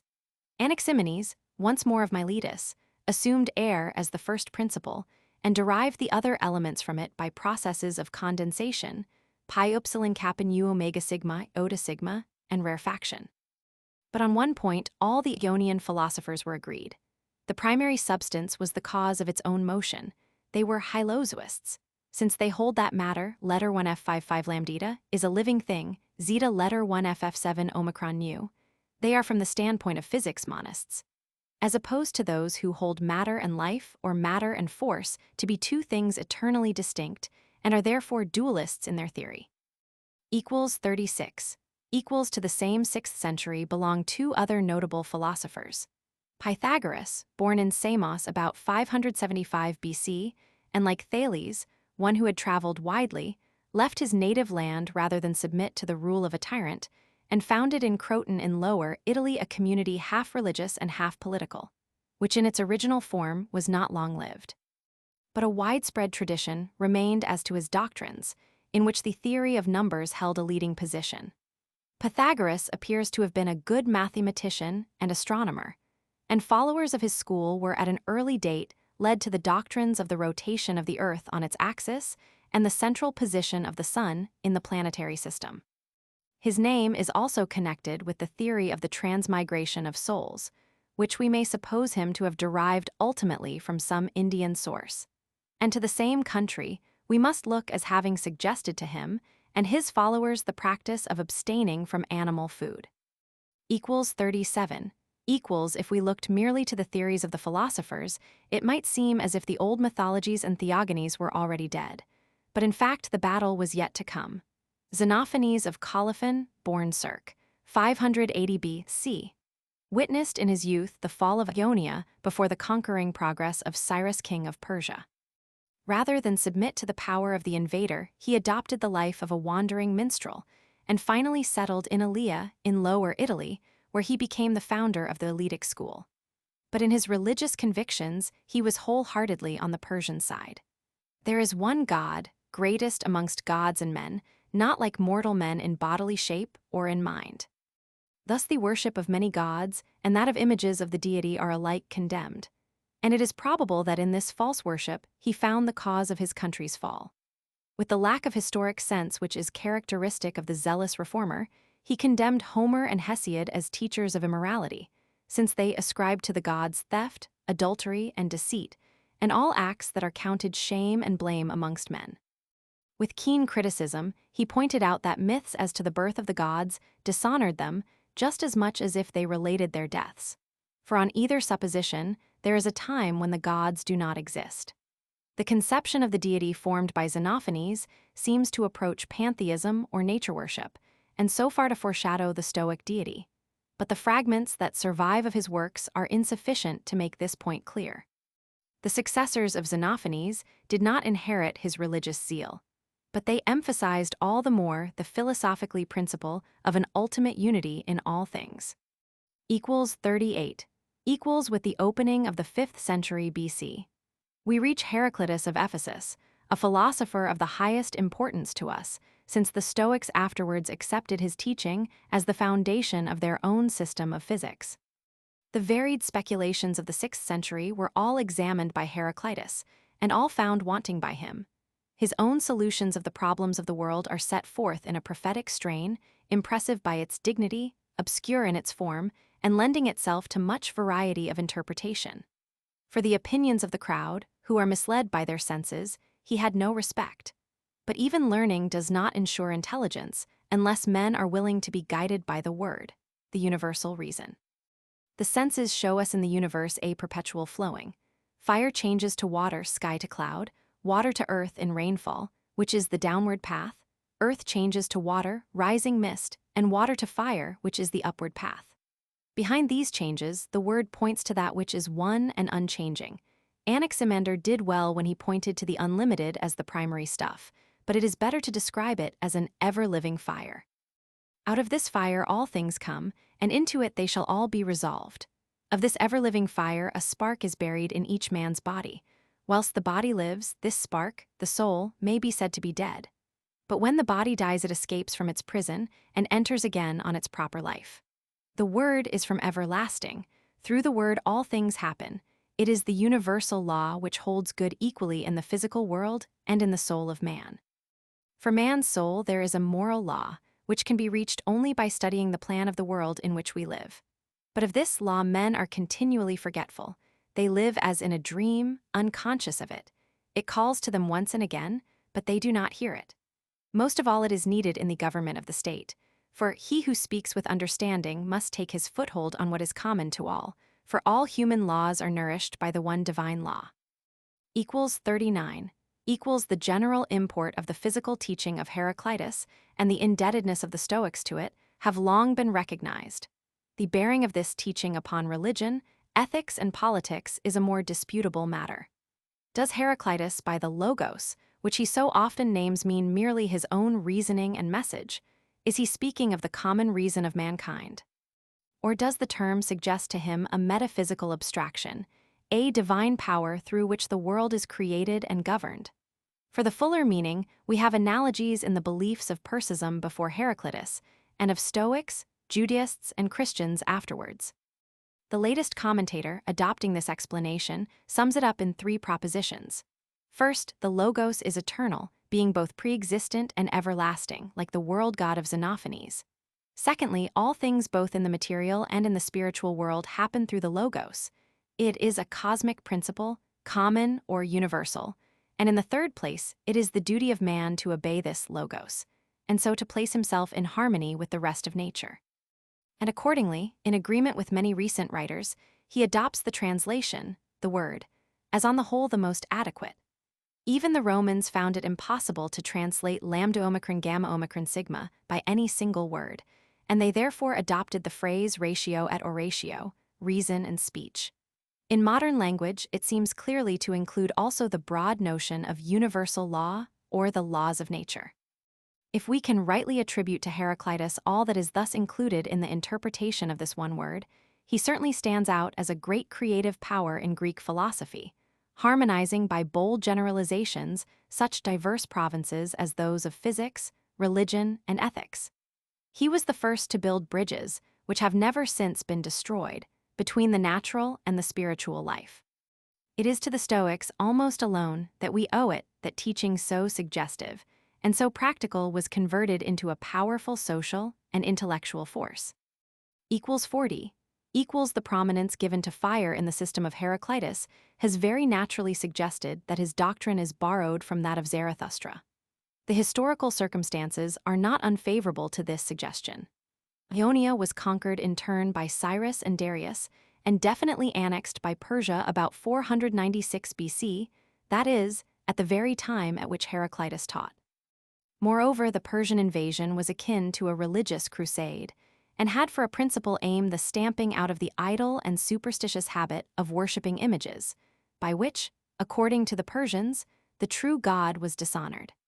The elevated character of the Persian religion could hardly fail to attract learned Greeks, already dissatisfied with the crude mythology of their own people. Further, the resemblance between the teaching of Zarathustra and that of Heraclitus is not restricted to the language used of the divine fire. The doctrines of an all-creating, all-pervading wisdom, the lambda omicron gamma omicron sigma, or word, and of the distinction between the immortal soul and the corruptible body, are common to both. But the differences between the two systems are almost equally striking. Heraclitus is a monist. According to him, all existences are ultimately one. Zarathustra taught a principle of evil, everywhere opposed to the good spirit and almost equally powerful. His system is dualist. Zarathustra is not free from nationalism, Heraclitus is cosmopolitan.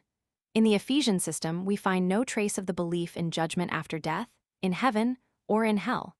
We may in fact well believe that Heraclitus was acquainted with Zoroastrianism and influenced by it, but we have not the means to determine what the extent of that influence was.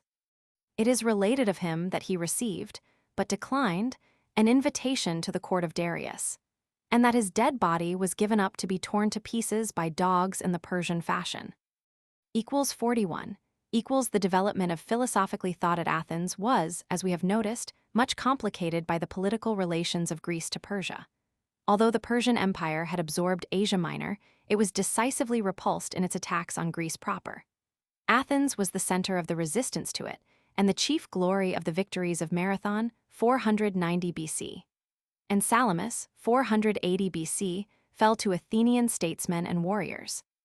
By these successes, the Hellenes not only maintained their political independence, but saved the images of their gods from imminent destruction. A revival of polytheistic zeal took place, as might have been expected. The wealth and skill of Greece were ungrudgingly expended in the achievement of masterpieces of the sculptor's art, and their housing in magnificent temples.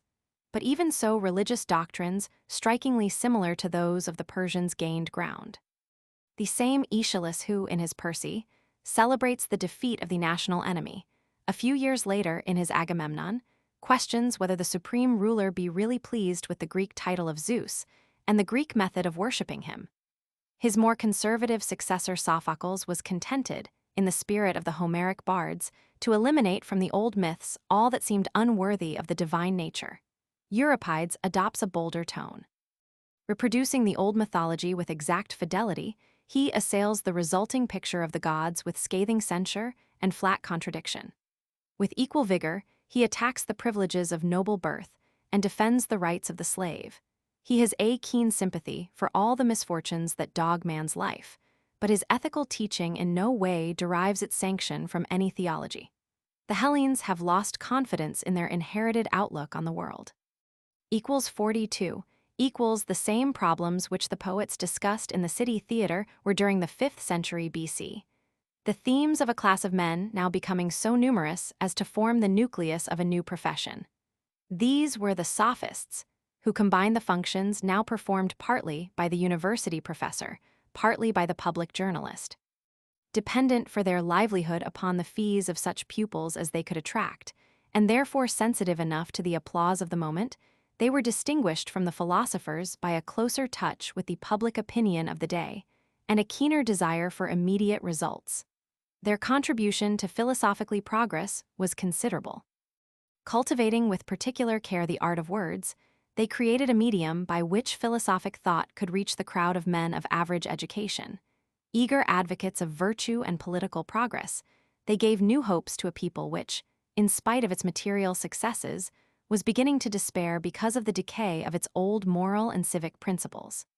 In Prodicus of Ceos, we find a forerunner of the popular Stoic teachers of the period of the Principate. A profound emotion shook the ranks of his audience when they heard his deep voice, that came with so strange a sound from the frail body that contained it. Now he would describe the hardships of human existence. Now he would recount all the ages of man, beginning with the newborn child, who greets his new home with wailing, and tracing his course to the second childhood and the gray hairs of old age. Again he would rail at death as a stony-hearted creditor, wringing his pledges one by one from his tardy debtor, first his hearing, then his sight, next the free movement of his limbs. At another time, anticipating Epicurus, he sought to arm his disciples against the horrors of death by explaining that death concerned neither the living nor the dead. As long as we live, death does not exist. As soon as we die, we ourselves exist no longer. To Prodicus we owe the well-known tale of Hercules at the parting of the ways, when virtue on the one hand, and pleasure on the other, each invite him to join company with her. This tale we shall find to be a favorite with the Roman philosophers. The same Prodicus introduced a doctrine afterwards taken up by the Cynics and the Stoics in succession, that of the indifference of external advantages as distinct from the use to which they are applied. He also propounded theories as to the origin of the gods of mythology, explaining some of them as personifications of the powers of nature, others as deified benefactors of the human race. Theories which later on were adopted with zeal by the Stoic Persius. To another sophist, Hippias of Elis, we owe the doctrine of the self-sufficiency of virtue, again adopted both by Cynics and Stoics. Antiphon was not only the writer of an art of consolation, but also of a treatise of extraordinary eloquence on political concord and the importance of education. If a noble disposition be planted in a young mind, it will engender a flower that will endure to the end, and that no rain will destroy, nor will it be withered by drought. 43. Amongst the sophists of Athens was counted Anaxagoras, born at Clazomne about 500 BC, and a diligent student of the Ionic philosophers. But in his explanation of nature, he broke away from hylozoism and introduced a dualism of mind and matter. From eternity, all things were together, but mind stirred and ordered them. More famous was his contemporary Empedocles of Agrigentum, whose name is still held in honor by the citizens of that town. In him we first find the list of elements reaching to 4: earth, air, fire, and water, and the doctrine that visible objects consist of combinations of the elements in varying proportions, first brought together by love, then separated by hatred. Just in so far as Empedocles abandoned the quest after a single origin for all things, his conceptions became fruitful as the basis of the more limited study now known as chemistry. His work was carried further by Leucippus and Democritus, both of Abdera, who for the 4 elements substituted invisible atoms, of countless variety, moving by reason of their own weight in an empty space. This simple and powerful analysis is capable of dealing effectively with many natural phenomena, and with comparatively slight alterations is still held to be valid in chemical analysis, and exercises a wide influence over the neighboring sciences of physics and botany. When, however, as has frequently been the case both in ancient and modern times, the attempt is made to build upon it a general philosophical system, its failure to explain the cohesion of matter in masses, the growth of plants and animals, and the phenomena of mind become painfully apparent. Such attempts roughly correspond to the attitude of mind now called materialism, because in them the atoms, endowed with the material properties of solidity, shape, and weight alone, are conceived to be the only true existences, all others being secondary and derivative. This materialism, with some significant qualifications, was a century later the central doctrine of Epicurus, and is of importance to us by reason of its sharp contrast with the Stoic system of physics. 44. The value of these scientific speculations was not for the time being fully recognized at Athens. It was in the atmosphere of sophistic discussion, not free from intellectual mists, but bracing to the exercise of civic and even of martial virtue that Socrates of Athens, circ. 469–399 BC, grew to maturity. He set to his fellow citizens an example of the vigorous performance of duty. As a soldier, he was brave almost to rashness, and took an active part in 3 campaigns. As a magistrate, he discharged his duty unflinchingly. After the Battle of Arginusi, the 10 Athenian generals were said to have neglected the duty of succoring certain disabled ships, and the people loudly demanded that all should be condemned to death by a single vote. Socrates was one of the presiding senators, and he absolutely refused to concur in any such illegal procedure. Again, when Athens was under the rule of the 30, Socrates firmly refused to obey their unjust orders. But when himself condemned to death, he refused to seize an opportunity for flight which was given him. For this, he said, would be to disobey the laws of his country. His private life was marked by a firm self-control. Athens was now wealthy, and its leading citizens frequently gathered together for festive purposes. Socrates joined them, but showed the greatest moderation in eating and drinking. Such a course, he said, was the better for health and also produced more real pleasure. Over the grosser temptations of the senses, he had won a complete victory. His temper was calm and even. He was not put out by the violences of his wife, nor did he allow himself to break out into rage with his slaves. His personal habits, though simple, were careful. He did not approve any neglect either of bodily cleanliness or of neatness in dress. Thus Socrates gave an example of a life of activity and self-control. letter 1F30, sigma chi letter 1F7a, sigma kappa alpha, letter 1F76 kappa rho alpha tau omicron sigma. And by his character, even more than by his speculation, exercised an influence which extended widely over many centuries. 45. The teaching of Socrates is not easily reduced to the set formulae of a philosophically school. But clearly, it was focused upon the life of men in the city and in the home, and was no longer chiefly concerned with the phenomena of the sky or the history of the creation of the universe. So Cicero well says of him that Socrates called philosophy down from the heavens to earth, and introduced it into the houses and cities of men, compelling men to inquire concerning life and morals and things good and evil. And Seneca that he recalled the whole of philosophy to moral questions, and said that the supreme wisdom was to distinguish between good and evil. He had no higher object than to send out young men, of whose good disposition he was assured, to take an active part in the affairs of the community. And to this course he urged them individually and insistently. But it must not be supposed that he put on one side problems concerned with the acquirement of truth or with the constitution and government of the universe. His views on these points carried perhaps all the more weight because they were stated by him not as personal opinions, but as points upon which he desired to share the convictions of his neighbors, if only they could assure him that reason was on their side. 46. Socrates more than any other man possessed the art of persuasive reasoning, thereby making his companions wiser and better men. First, he asked that terms should be carefully defined, so that each man should know what the nature is of each thing that exists, and should examine himself and know well of what he speaks.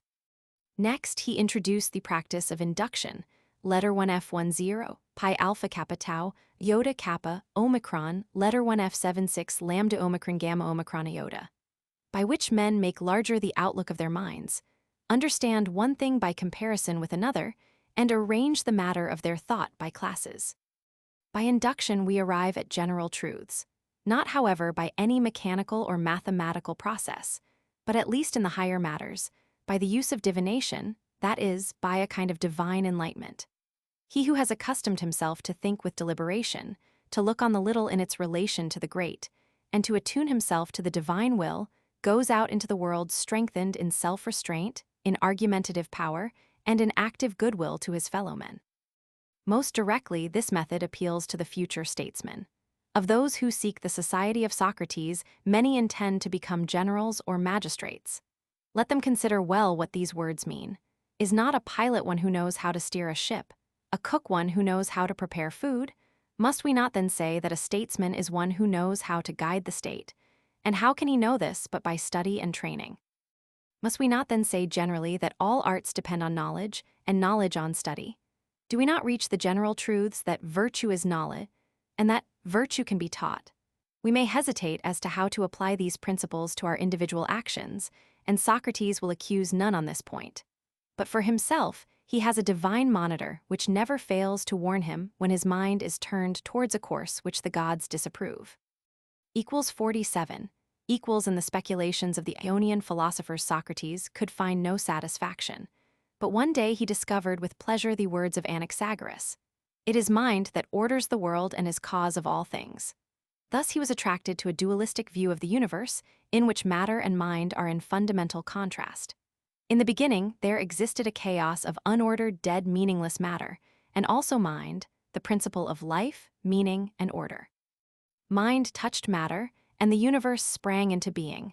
Mind controls matter, and thus the universe continues to exist. The proof is found in the providential adaptation of the world for the life and comfort of mankind, for it is only consistent to suppose that things that exist for use are the work of mind. He that made man gave him eyes to see with, ears to hear with, and a mouth conveniently placed near to the organs of sight and smell. He implanted in him a love of his offspring, and in the offspring a love of its parents, and lastly endowed him with a soul capable of understanding and worshipping his Maker.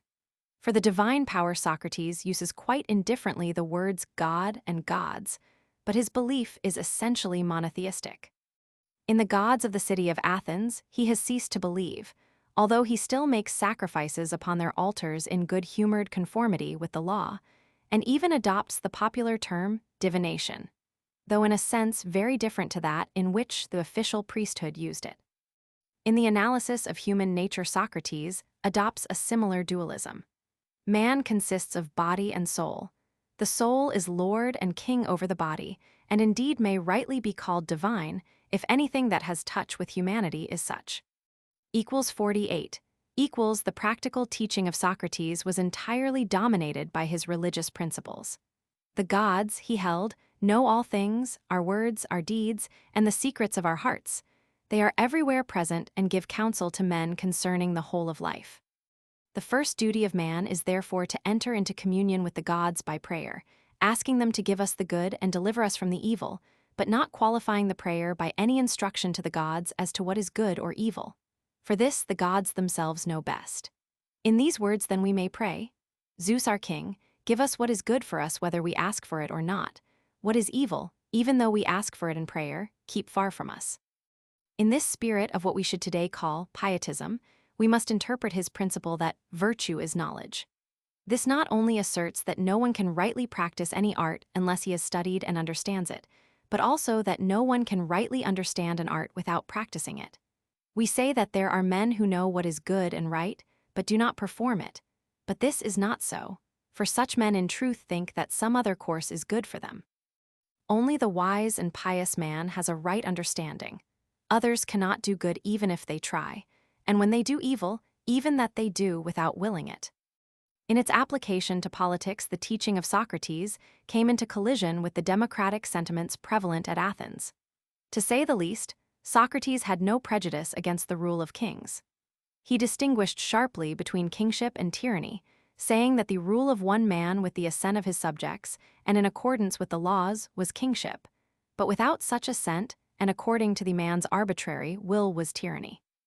But under whatever constitutional form government was carried on, Socrates asserted that those who knew the business of government were alone the true rulers, and that the will of the crowd, if conflicting with that of the wise, was both foolish and impious. 49. So teaching and influencing men, Socrates lived in Athens till his 70th year was past, and then died by the hands of the public executioner. This fate he might so easily have avoided that it seemed almost to be self-chosen. His disciple Xenophon expresses amazement that the jurors should have condemned a man so modest and so wise, and so practical a benefactor of the Athenian people. Modern historians, with a wider knowledge of human nature, wonder rather that Socrates was allowed to live so long. The accusers complained that Socrates offended by disbelieving in the gods of the city, introducing new deities, and corrupting the youth of Athens. From the point of view of conservatively minded Athenians, the charges were amply justified. Clearly Socrates disbelieved, not merely in the official gods of the city, but also in the deities it worshipped most earnestly, democracy and empire. Not only did he introduce new deities, but it might fairly be argued that he was introducing the most essential parts of the religion of the national enemy, Persia. Daily inculcating these heretical doctrines upon young men of the highest families in Athens, he might well be the cause that the Athenian state was less unquestioningly served than before. That the heresies of Socrates were soundly founded on wide observation and general truths could not be considered to make them less dangerous. Athens had already passed the time when its political power could be of service to its neighbors. It had not reached that when it could be content with intellectual influence. Socrates, just because he was in harmony with the future of Athens, was a discordant element in its present. 50. It is with difficulty, and not without the risk of error, that we trace even in outline the positive teaching of Socrates. The severe self-repression with which he controlled his senses was exercised by him no less over his intelligence. In his expositions, it took the shape of irony, epsilon letter 1f30, rho omega nu epsilon iota alpha. That is, the continual withholding of his personal convictions, and obstetrics, mu alpha iota epsilon tau iota kappa eta, the readiness to assist others in bringing their speculations to the birth. Thus he was a great educator rather than a great teacher. For whilst he held that virtue alone was worthy of investigation, and that virtue was essentially wisdom, He professed to be entirely at a loss where to find this wisdom for himself.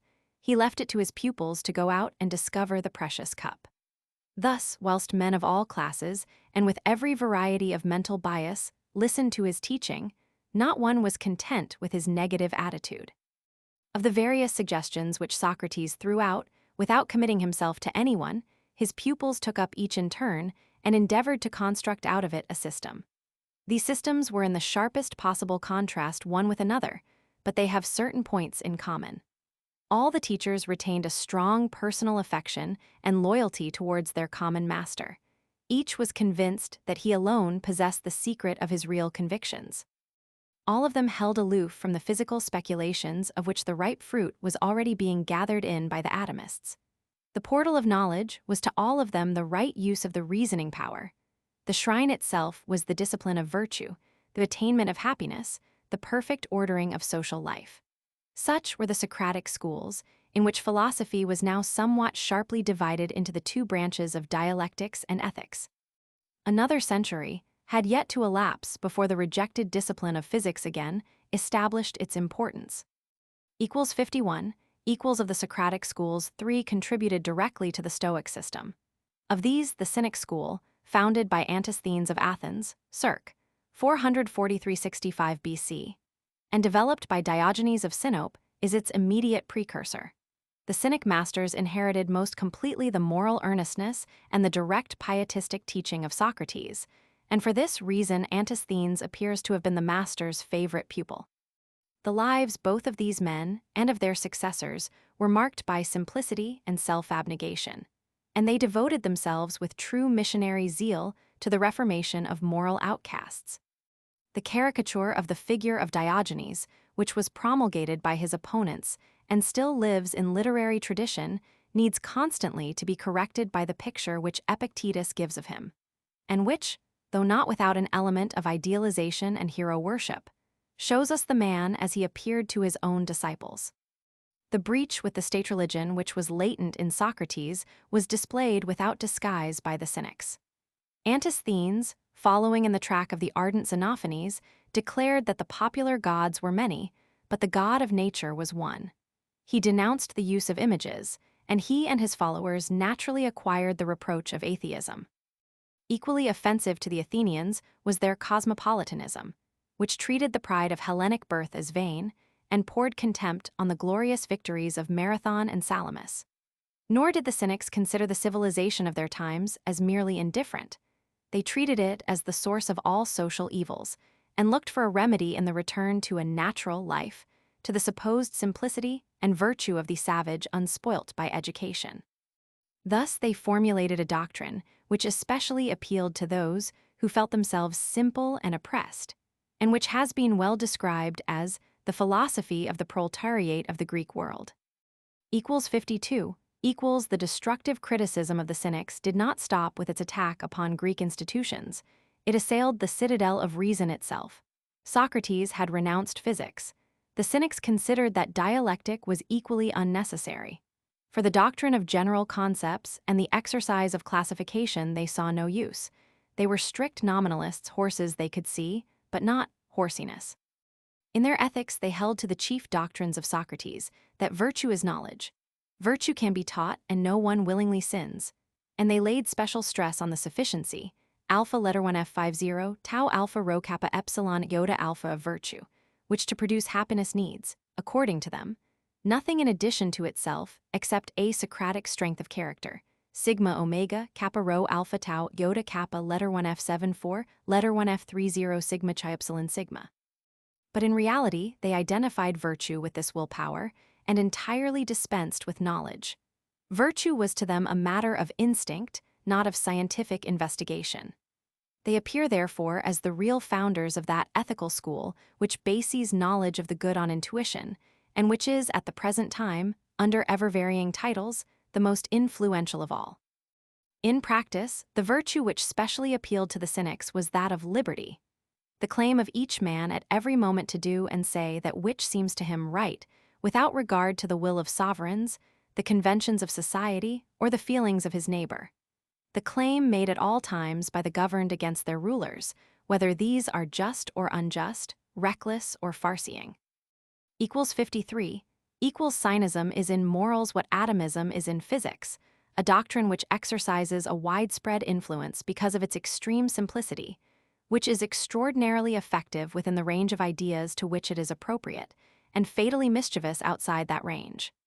Nothing is more alien from cynism than what we now call cynicism. The Cynics were virtuous, warm-hearted, good-humored, and pious. In their willing self-abnegation, they equaled or surpassed the example set by Buddhist monks, but they were probably much inferior to them in the appreciation of natural beauty and the simple pleasures of life.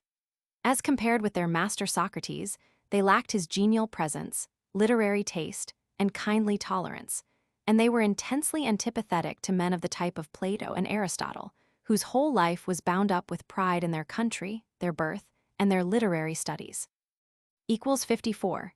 Equals The Cynics themselves seem to have made no effective use of literature to disseminate their views, but in the works of Xenophon of Athens, 440 circ. 350 BC, we have a picture of Socrates drawn almost exactly from the Cynic's standpoint. Xenophon was a close personal friend of Antisthenes and thoroughly shared his dislike for intellectual subtleties. He was possessed of a taste for military adventure, and his interpretation of Socratic teaching entirely relieved him of any scruples which patriotism might have imposed upon him in this direction, leaving him free at one time to support the Persian Prince Cyrus, and at another to join with the Spartan King Agesilaus against his own countrymen. From adventure, he advanced to romance writing, and his sketches of the expedition of the 10,000 Greeks, in which he took part in person, and of the life of Cyrus the Great have an interest which in no way depends upon their accuracy. The account which he gives of Socrates in his Memorabilia, Letter 1F00 pi omicron mu nu eta mu omicron nu epsilon mu alpha tau alpha, is not always to be depended upon. It is at the best a revelation of one side only of the historic philosopher, but it is to a large extent confirmed by what we learn from other sources, and is of special interest to us because of the great influence it exercised over Latin literature. Equals 55. Equals in the opposite direction, Aristippus of Cyrene shared the sympathetic tone of Socrates, but could not adopt his moral earnestness or his zeal for the good of others. He refused altogether the earnest appeal of Socrates that he should take part in politics. "It seems to me," he says, "to show much folly that a man who has quite enough to do to find the necessities of life for himself should not be satisfied with this, but should take upon himself to provide his fellow citizens with all that they want, and to answer for his action in the courts if he is not successful." Aristippus revolted altogether from the ascetic form in which the Cynics represented his master's teaching, and held that the wise man, by self-restraint and liberal training, attained to the truest pleasure, and that such pleasure was the end of life. The Cyrenaics, as his followers were called, were the precursors in ethics of the school of Epicurus, and the bitter opposition which was later on to rage between Stoics and Epicureans was anticipated by the conflict between the Cynics and the Cyrenaics. Equals 56. Equals the school of Euclides of Megara swerved suddenly from these ethical interests and devoted itself mainly to the problems of dialectic. From the Socratic practice of classification, it arrived at the doctrine of the one being, which alone it held to be truly existent, and which it identified with the one God proclaimed by Xenophanes and his followers of the Eleatic school. To the Megaric school, we are therefore chiefly indebted for the assertion of the philosophical principle of monism. The same school drew the necessary logical consequence that evil is not in any real sense existent. From the Eleatics, the Megarians further derived an interest in logical speculation of all kinds, and they were greatly occupied with the solution of fallacies.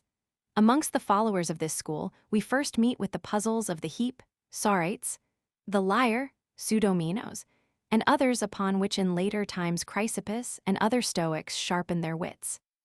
Diodorus the Megarian set out certain propositions with regard to the relation of the possible and the necessary, which are of critical importance in connection with the problem of free will. Finally, Stilpo, who taught in Athens about 320 BC, and who made a violent attack upon Plato's theory of ideas, adopted an ethical standpoint not unlike that of the Cynics, and counted amongst his pupils the future founder of Stoicism. Stilpo enjoyed amongst his contemporaries a boundless reputation. Princes and peoples vied in doing him honor. But we have scarcely any record of his teaching, and know him almost exclusively as one who contributed to form the mind of Zeno. Equals 57. Equals with the school founded by Phaedo of Elys we are not concerned. The consideration of Plato and Aristotle and their respective followers we must leave to another chapter. We have already seen philosophy grow from being the interest of isolated theorists into a force which is gathering men in groups and loosening the inherited bonds of city and class. So far its course has violently oscillated, both as regards its subject matter and its principles. But its range is now becoming better defined, and in the period that is approaching, we shall find determined attempts to reach a comprehensive solution of the problems presented to inquiring minds. Footnotes.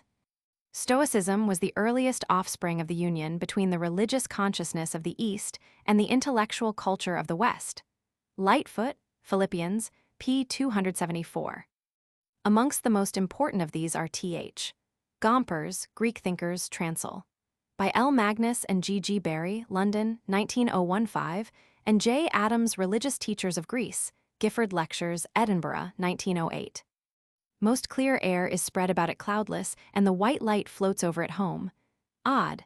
646 Butcher and Lang's Transl. See also Adam, Religious Teachers, p. 31. It is not possible for another god to go beyond or make void the purpose of Zeus, Odd. 5, 103. Il. 24, 308, Odd. 14, 404. Ib. 6, 188. Odd. 8, 170. Ib. 4, 237. Ib. 20, 75. Ib. 14, 84. Ib. 17, 485. See below, section 325. So already Socrates understood it, Zen, Mem, I3 7. Hesiod, Works and Days, 252-55, and see below, section 254. Ibs 289-92 quoted Zen, Mem, Roman 2 1 20. For instance, to Adam, Religious Teachers Lect v. Gomper's Greek Thinkers BK, ICH, Roman 2. Orphic Fragments, Roman 6 10 12 fr. 123 Abel. Adam, p. 114. Gomper's Greek Thinkers IPP, 4648. Ib. 4856. Ib. 5659.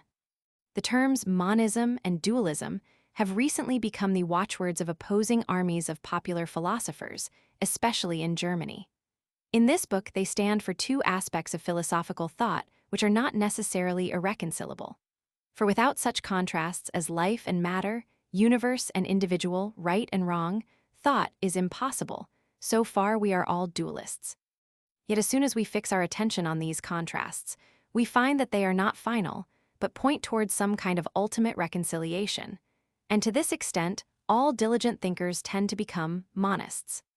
Similarly, the broad monistic principle, all things are one, is meaningless apart from some kind of interpretation in dualistic language.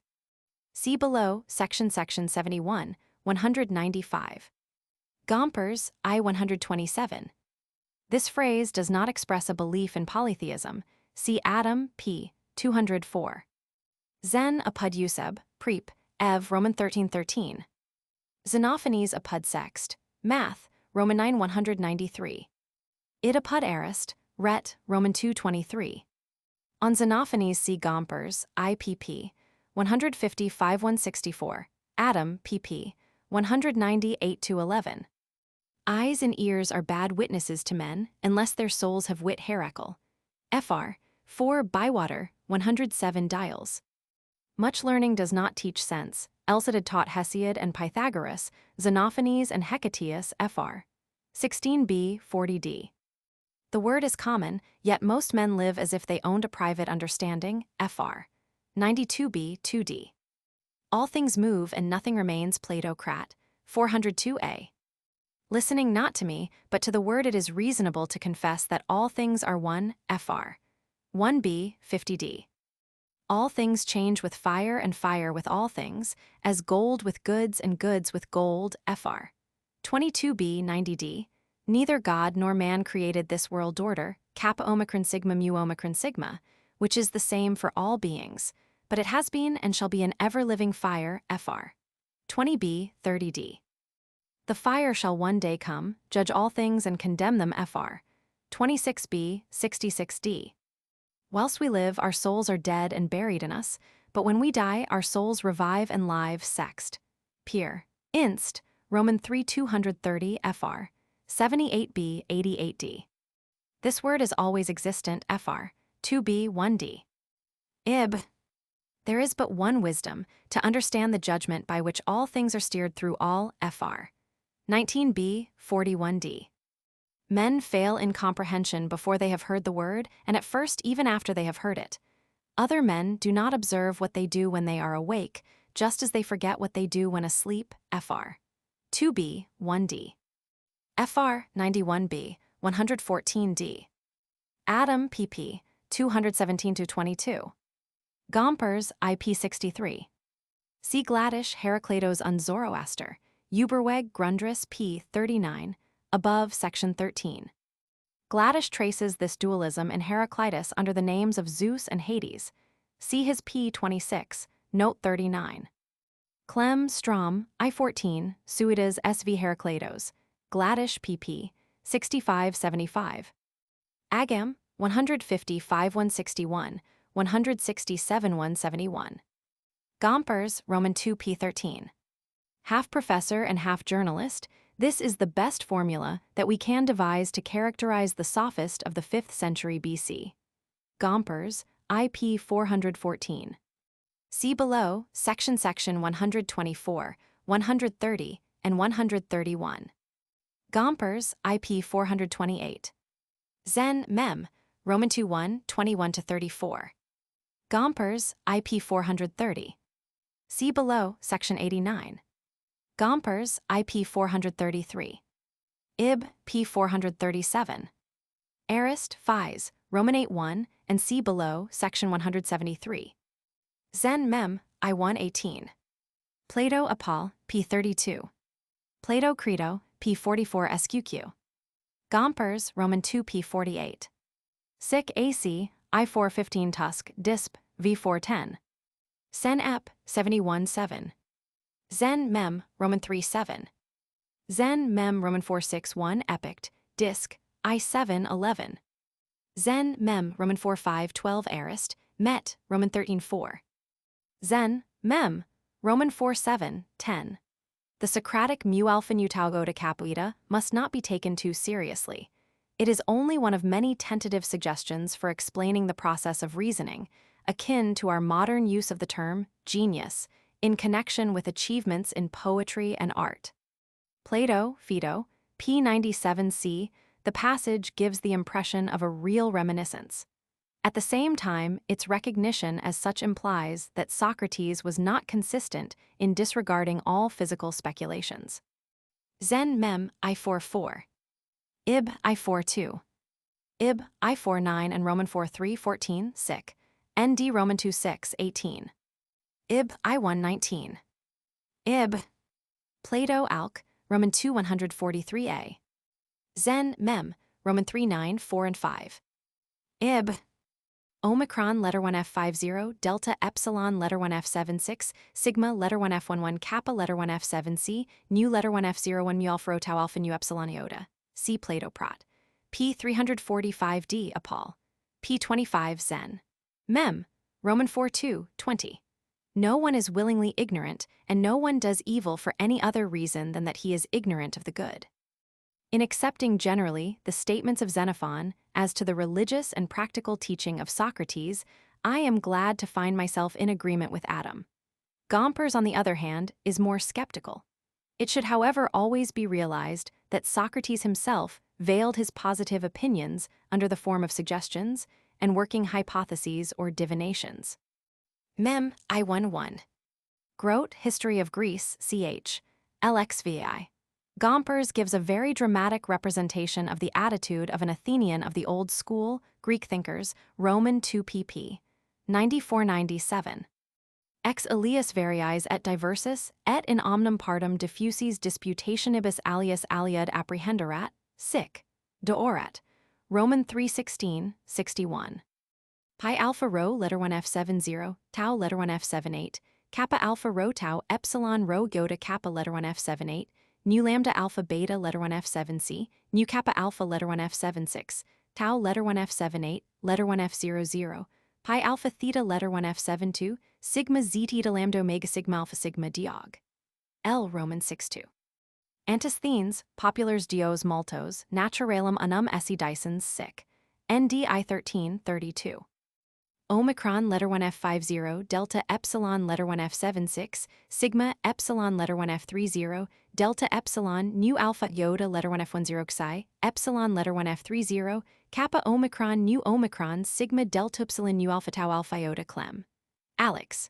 Protrept. P46C. Epict disc, Roman 3:22-91. See below, section 303. Gompers, Roman 2p 148, referring to Gödeling's book, Diogenes der Cyniker oder die Philosophie des Griechischen Proletariats. Halle 1851. Letter 1 F00 rho epsilon sigma cap epsilon iota, alpha letter 1 F50, tau omicron letter 1 FD6, sigma tau letter 1 F78, nu lambda omicron gamma iota kappa letter 1 F78, nu kappa alpha letter 1 F76, tau letter 1 F78, nu phi upsilon sigma iota kappa letter 1 F78, nu tau omicron nu, pi epsilon rho iota alpha iota rho epsilon letter 1 FD6, nu diog. L, Roman 6 103. Ib, Roman 6 11. See Plato Theat, 155e Soph, 251b, Aristotle Met, Roman 737. See below, section 163. See below, section 220 and 221. Hoc inter nos et a los interest, noster sapiens vincit quaedam incommodum omni, sed sentit, allorum ni sentit quaedam sen, ep. 9 3. Gompers, Roman 2p 196. Chapter 3. The Academy and the Porch. Equals 58. Equals before 100 years had passed since the death of Socrates, the face of the Greek world had been completely changed. Athens, Lacedaemon, Corinth, Thebes, which had been great powers, had sunk into comparative insignificance. Their preeminence was gone, and even of their independence but little remained. Throughout Greece proper the Macedonian was master. But if the old-fashioned politicians suffered a bitter disappointment, and the adherents of the old polytheism despaired of the future, there was rich compensation for the young and the hopeful. Petty wars between neighboring cities, with their wearisome refrain, and the men they killed, and the women and children they enslaved, began to be less common. Internal and still more murderous strife between bigoted oligarchs or democrats began to be checked from without. For the enlightened Greek, a new world of enterprise had been opened up in the East. Alexander the Great had not only conquered Asia Minor and established everywhere the Greek language and a Greek bureaucracy, he had opened the way to the Far East and pointed out India and even China as fields for the merchant and the colonizer. His work had been partly frustrated by the disorders that followed his death, but if achievement was thus hindered, hopes were not so quickly extinguished. These new hopes were not likely to be accompanied by any lasting regrets for the disappearance of ancient systems of government now regarded as effete or ridiculous, or of inherited mythologies which were at every point in conflict with the moral sense. Equals 59. Equals the same historic events which opened the East to Hellenic adventurers also made the way into Europe easy for the Oriental. As the soldier and the administrator traveled eastward, so the merchant and the philosopher pushed his way to the west. Not merely in Persia had ancient superstitions been swept away by reforming zeal. The Jews were now spreading from town to town the enthusiasm of a universalized religion, which was ridding itself of bloody sacrifices. And, for the time at least, the humane philosophy of the Buddha was dominant in India, was being preached far and wide by self-sacrificing monks, and was inspiring the policy of great monarchies. We find it hard to picture the clashing of ideals, enthusiasms, and ambitions which was at this time taking place in all the great cities of the Old World. But it is certain that in the universal excitement the old distinctions of Greek and barbarian, Jew and Gentile, rich and poor, free and slave, man and woman were everywhere becoming weakened, and community of thought and temperament were beginning to reunite on a new basis individuals who had broken loose from the ties of ancient society. Equals 60 equals during this 4th century BC. The foundations were laid of the 4 philosophical schools, which were destined to vie one with another for the allegiance of the Roman world. The Socratic schools, which we have already mentioned, those of the Cynics and Cyrenaics, did not perhaps altogether die out. In particular, the Cynic missionaries appear to have been a social force until the 2nd century BC, but their intellectual basis was too narrow to admit of their effective transplantation to new soil. At the end of the century, each gave place to a new school, which preserved the central doctrines of its predecessor. The Socratic paradoxes were handed on from the Cynics to the Stoics. The doctrine that pleasure is the good was accepted by Epicurus. Stoics and Epicureans disputed with a bitterness as yet unequaled, finding themselves just as much opposed upon the subjects of logic and physics, which they introduced anew into popular philosophy, as upon the questions of ethics on which their antipathies were inherited. Between them stood 2 schools which had meanwhile established themselves. Plato, himself a companion of Socrates, founded the Academy at Athens about 380 BC, and if he did not impress his own teaching upon it with absolute fixity, still the school flourished under a succession of leaders, always proud of the fame of its founder, and rendering him at least a nominal allegiance. From the Academy branched off the school of the Peripatetics, founded by Plato's pupil Aristotle about 350 BC. After Aristotle's death, this school gravitated towards the academics, and in later centuries there seemed little difference, if any, between the two. If Stoicism may be called the child of Cynism, it largely drew nourishment from these 2 schools and their founders. Some account of the teaching of Plato and Aristotle is therefore needed here, partly because of the great importance of both in the general history of philosophy, partly because of their direct influence upon the subject of this book. On account of the much greater prominence of the Academy in the later history, we shall often use this term to refer to the general teaching of the 2 allied schools. Equals 61 equals of all the companions of Socrates far the most famous is Plato of Athens, 427–347 BC, the founder of the philosophical association known as the Academy.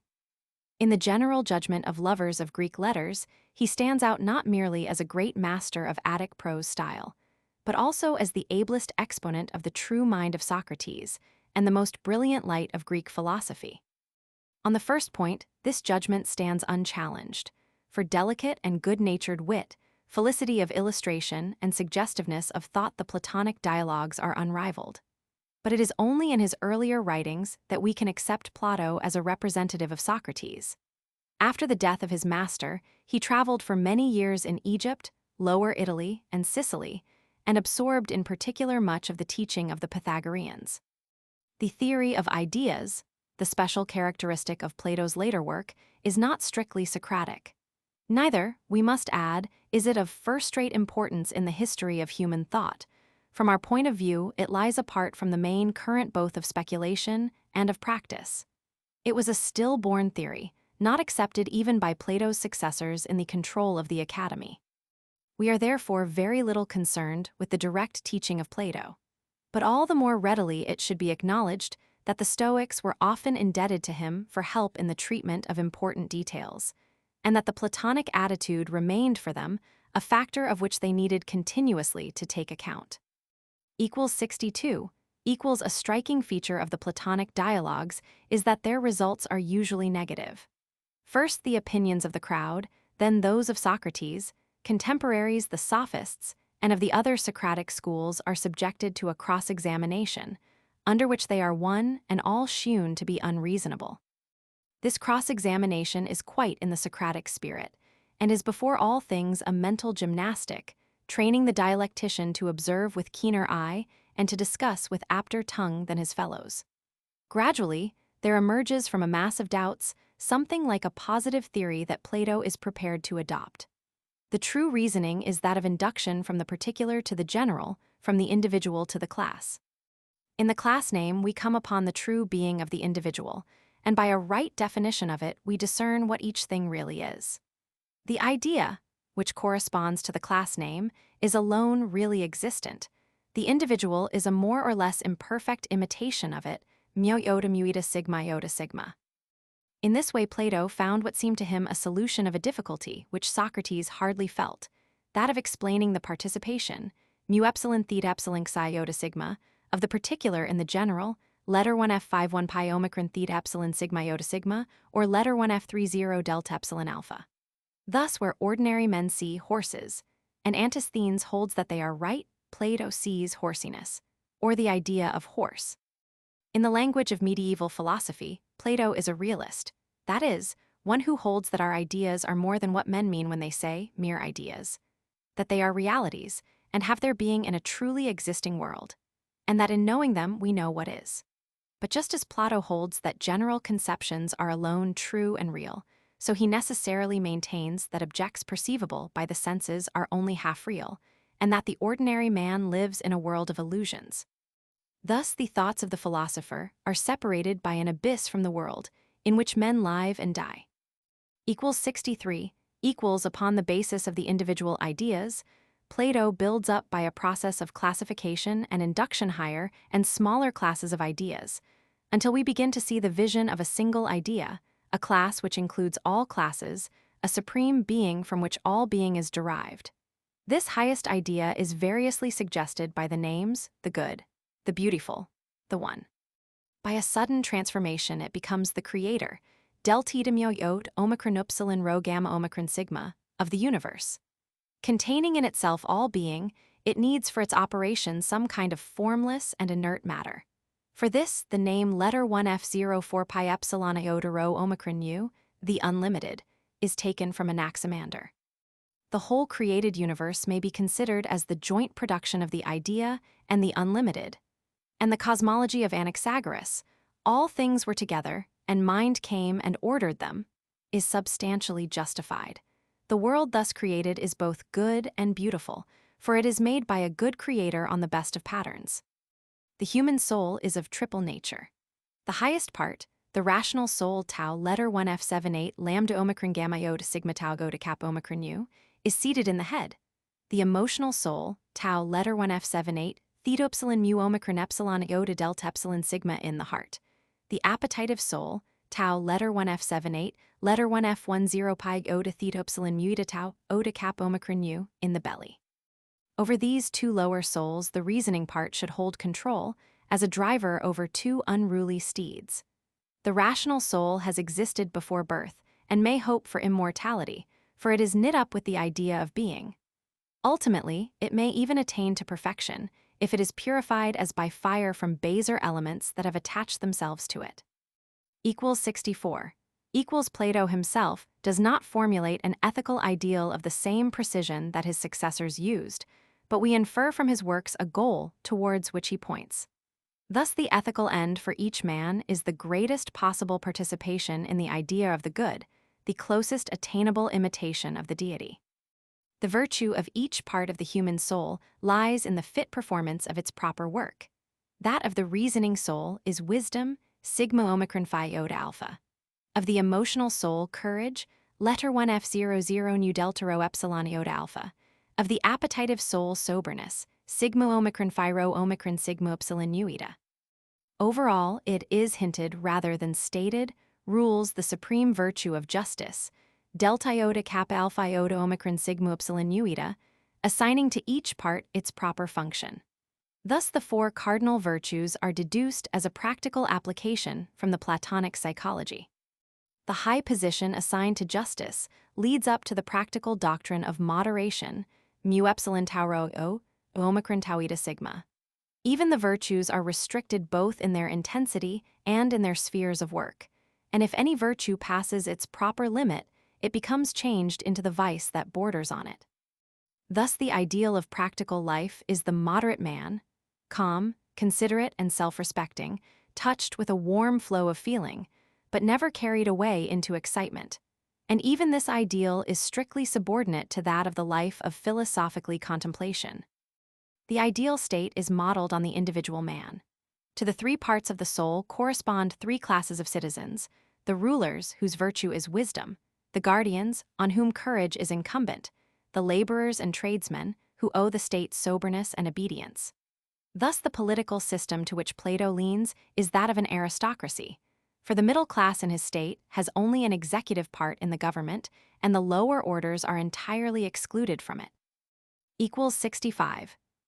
By far the greatest of Plato's pupils was Aristotle of Stagira, 380–322 BC, who introduced into philosophy, now convulsed by the disputes of the disciples of Socrates, a spirit of reconciliation. From his point of view, the various contentions are not so much erroneous as defective. To attain the truth, we need first to collect the various opinions that are commonly held, and then to seek the reconciling formula of which each one is a partial statement. 66. In his investigation, Aristotle did not altogether break with Plato's theory of ideas, but brought them from a transcendental world into touch with common life.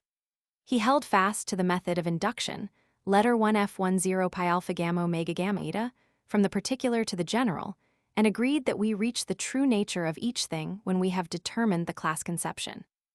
But the class conception or idea, letter 1f30 delta epsilon alpha, though the most real existence, does not exist independently, but only in and through the particulars, which compose the class. Having thus come to see that there are gradations of existence, we need to inquire what these are, and to classify the various kinds of judgment with regard to which we inquire whether they are true or false. Now, by observation, we find that judgments or predications have 10 different shapes, to which therefore there must correspond 10 kinds of existence. These are the well-known categories of Aristotle, and are as follows. Substance, as when we say this is a man, a horse. Roman 2, quantity, as that he is 6 feet high. Roman 3, quality, as a grammarian. Roman 4, relation, as twice as much. Place, as at Athens. Roman 6, time, as last year. Roman 7, position, as lying down. Roman 8, possession, as with a sword. Roman 9, action, as cuts. And passion, as is cut or is burned. Aristotle thus reinstates the credit of the common man. He it is who possesses the substance of truth and gives it habitual expression by speech, even roughly indicating the various kinds of existence by different forms of words. It is now indicated that a study of grammar is required as the foundation of logic. Aristotle also greatly advanced the study of that kind of reasoning which proceeds from the general to the particular, and which is best expressed in terms of the syllogism, sigma upsilon lambda lambda omicron gamma iot sigma mu omicron sigma, of which he defined the various forms. 67. In the study of physics, Aristotle picks up the thread which Socrates had dropped deliberately, that is, the teaching of the Ionic philosophers. Either directly from Empedocles or from a consensus of opinion now fairly established, he accepted the doctrine of the 4 elements, sigma tau omicron iota chi epsilon letter 1 fd6 alpha, earth, water, air, and fire. But to these he added a 5th, pi epsilon mu pi tau letter 1 f7 8 nu sigma tau omicron iota chi epsilon letter 1 fd6 omicron nu, quinta essentia, the ether, which fills the celestial spaces. Behind this analysis lies the more important problem of cosmology, the question how this world comes to be. Collecting once more the opinions commonly held, Aristotle concludes that 4 questions are usually asked, and that in them the search is being made for 4 causes, which will solve the respective questions. The 4 causes are: I, the creator or efficient cause, answering the question, who made the world? Roman 2, the substance or material cause, of what did he make it? Roman 3, the plan or modal cause, according to what design? Roman 4, the end or final cause, for what purpose? Reviewing these causes, Aristotle concludes that the first, third, and fourth are ultimately one, the creator containing in his own nature both the plan and the purpose of his work. The solution is therefore dualistic and agrees substantially with that of Plato. The ultimate existences are I, an informing power, and Roman 2, matter that has the potentiality of accepting form. In consequence of this dualism of Aristotle, the term matter, letter 1 f55 lambda materia, has ever since possessed associations which did not belong to it in the time of the Hylozoists.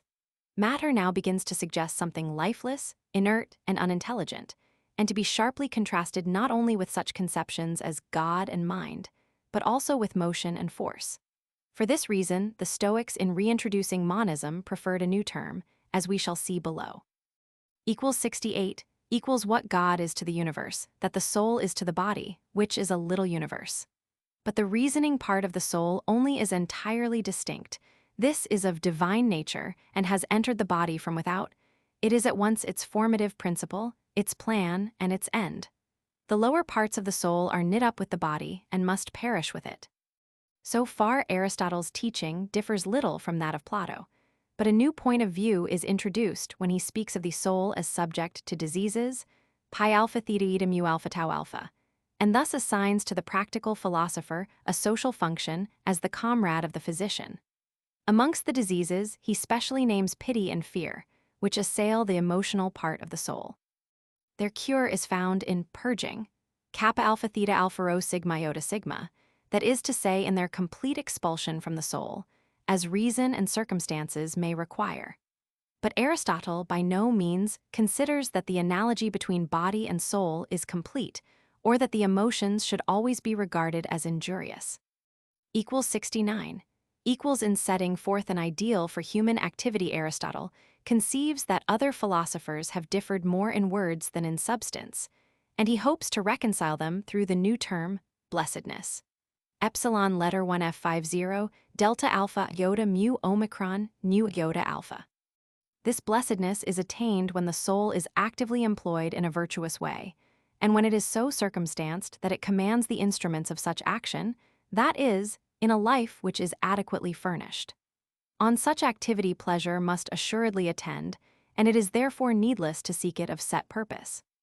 Further, virtue appears personified in the true gentleman, kappa alpha lambda, letter 1F78 sigma kappa, letter 1F00, gamma alpha theta omicron sigma, who ever avoids vicious extremes and finds his highest satisfaction in pure contemplation, just as the Creator himself lives to contemplate the world he has produced. In politics, Aristotle can find ground for approving in turn of monarchy, oligarchy, and democracy, according to the circumstances of each state. We cannot, however, but feel that his sympathies point most towards monarchy, and that his personal association with Alexander the Great was in full harmony with his inmost convictions. As a means of government, he advocates before all things the education of the young. 70 equals the philosophies of Plato and Aristotle, comprehensive in their range, brilliant and varied in their coloring, nevertheless appeal effectively only to a limited circle. Socrates had been the companion of rich and poor alike. Plato and Aristotle addressed themselves to men of wealth, position, and taste. Their sympathies appear clearly in their political systems, in which the sovereign or the aristocracy is considered fit to play a part, whilst the many are practically excluded from the commonwealth, sometimes as a harmless flock which needs kindly shepherding, and at other times as a dangerous crowd which must be deceived or enslaved for its own good. These prepossessions, which we shall find reappearing within the Stoic system, appear to weaken the practical forcefulness of both philosophies. In the ideal character, the Socratic force has disappeared, and self-restraint alone is the standard of virtue. The just man moves quietly and conventionally through life, perhaps escaping blame, but hardly achieving distinction. In resuming the study of ontology, which Socrates had treated as a mist from Ionia, bright fancies had been elaborated rather than dominating conceptions. The deity of Aristotle seems but a faint reflex of the god of Socrates and the Cynics, and neither the idea of Plato or the matter of Aristotle is so well fitted for the world's hard work as the atoms of Leucippus and Democritus. The teachers who succeeded to the control of the two schools inclined more and more to engross themselves in special studies, and to leave on one side the great controversial problems. 71 equals the followers of Plato were known as the academics. Amongst them, we must distinguish between the members of the Old Academy, as Cicero terms them, and those who followed the innovations of Arcesilaus. The Old Academy chiefly developed the ethical side of Plato's teaching, finding that the path of virtue is indicated by the natural capacities of the individual. Thus Xenocrates of Chalcedon, 396–314 BC, taught that each man's happiness resulted from the virtue proper to him, omicron letter 1F30, kappa epsilon, iota alpha letter 1F00 rho epsilon tau eta. whilst Polemo of Athens, head of the school 314–70 BC, is said by Cicero to have defined it as consisting in virtuous living, aided by those advantages to which nature first draws us, thereby practically adopting the standard of Aristotle. The teaching of Polemo had a direct influence upon that of Zeno, the founder of Stoicism.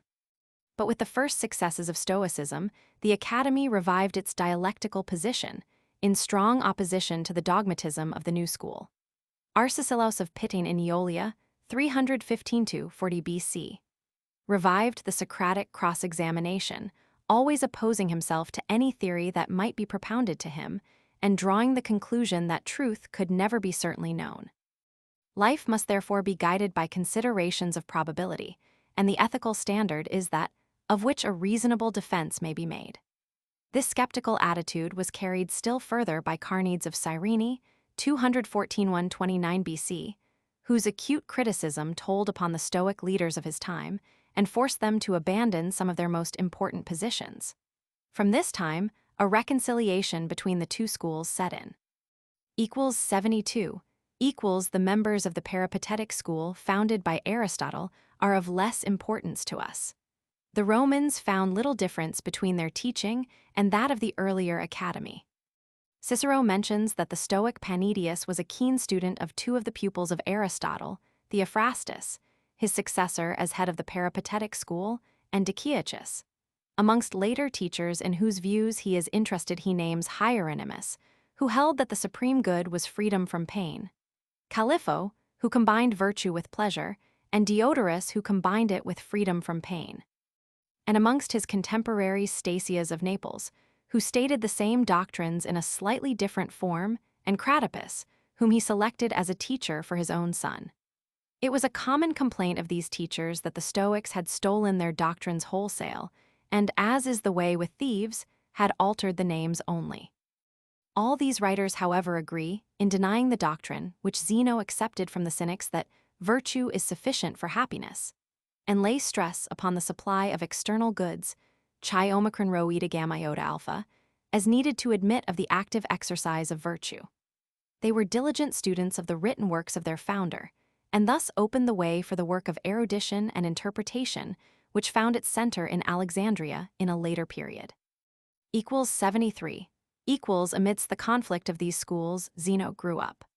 Born in Citium on the island of Cyprus in 336 BC, in the same year in which Alexander became king of Macedon, he heard as a boy of the Greek conquest of the East, and was only 13 years of age when its course was checked by the death of Alexander.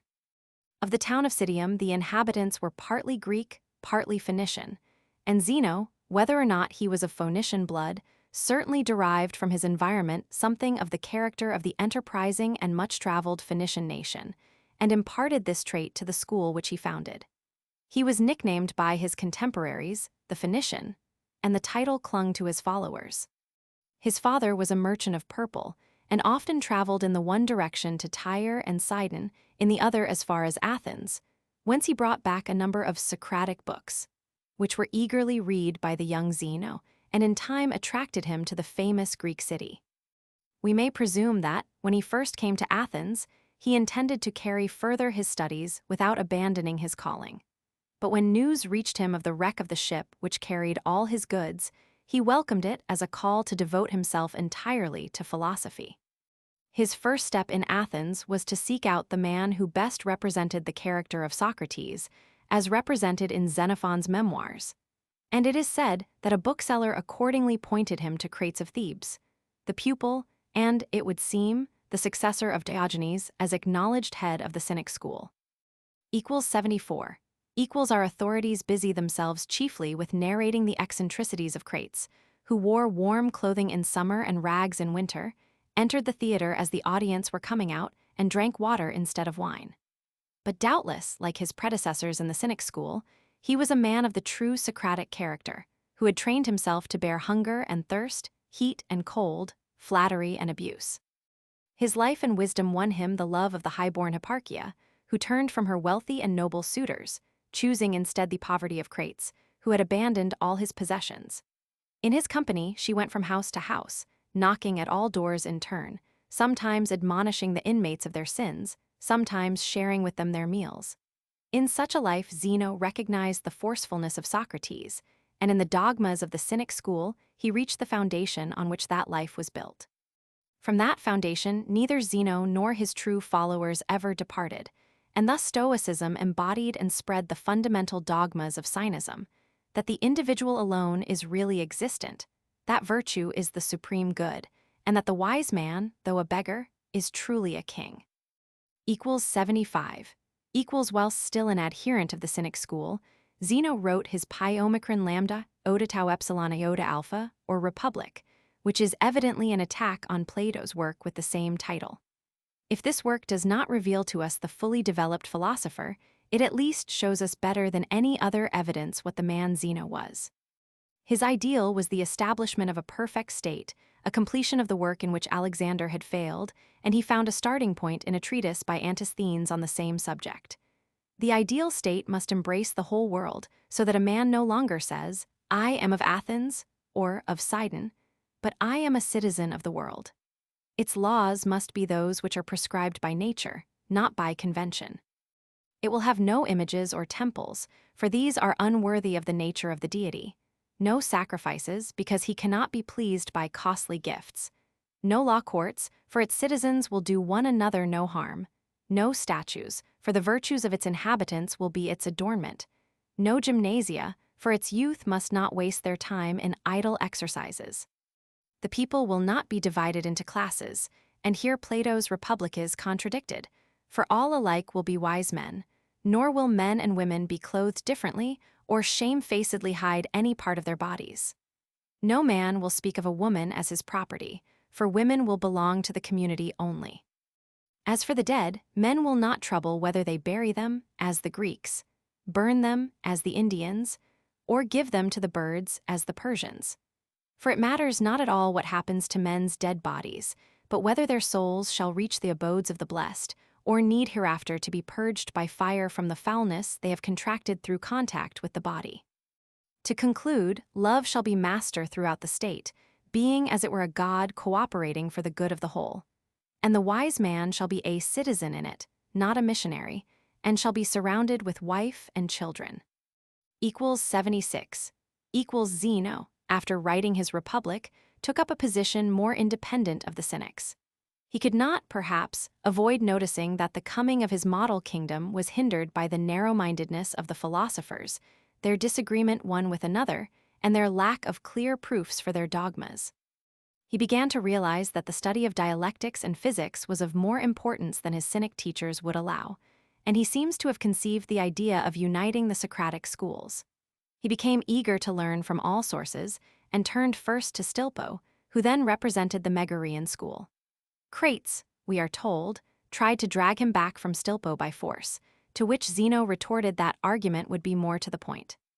From this time he no longer restricted his outlook to force of character, but sought also for argumentative power and well-ascertained knowledge. The foundations of his state must be surely laid, not upon the changing tide of opinion, but on the rock of knowledge.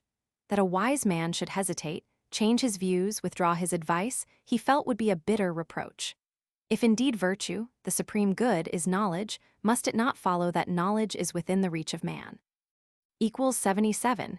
The chief cause of error, Zeno found, lay in hasty assertion, and this he held was a fault not so much of the intellect as of the will. In the simplest case, the senses present to the mind a picture, phi alpha nu tau alpha sigma iota alpha, visum, carrying with it the suggestion of a statement, e.g., that is a horse. But it is for the man to consider well whether this suggestion is true, and only to give his assent, sigma epsilon gamma kappa alpha tau alpha theta epsilon sigma iota sigma, ad sensus, when he is so assured. Assent is an act of the will, and therefore in our power. Of a picture to which he has given his assent, the wise man should retain a firm hold.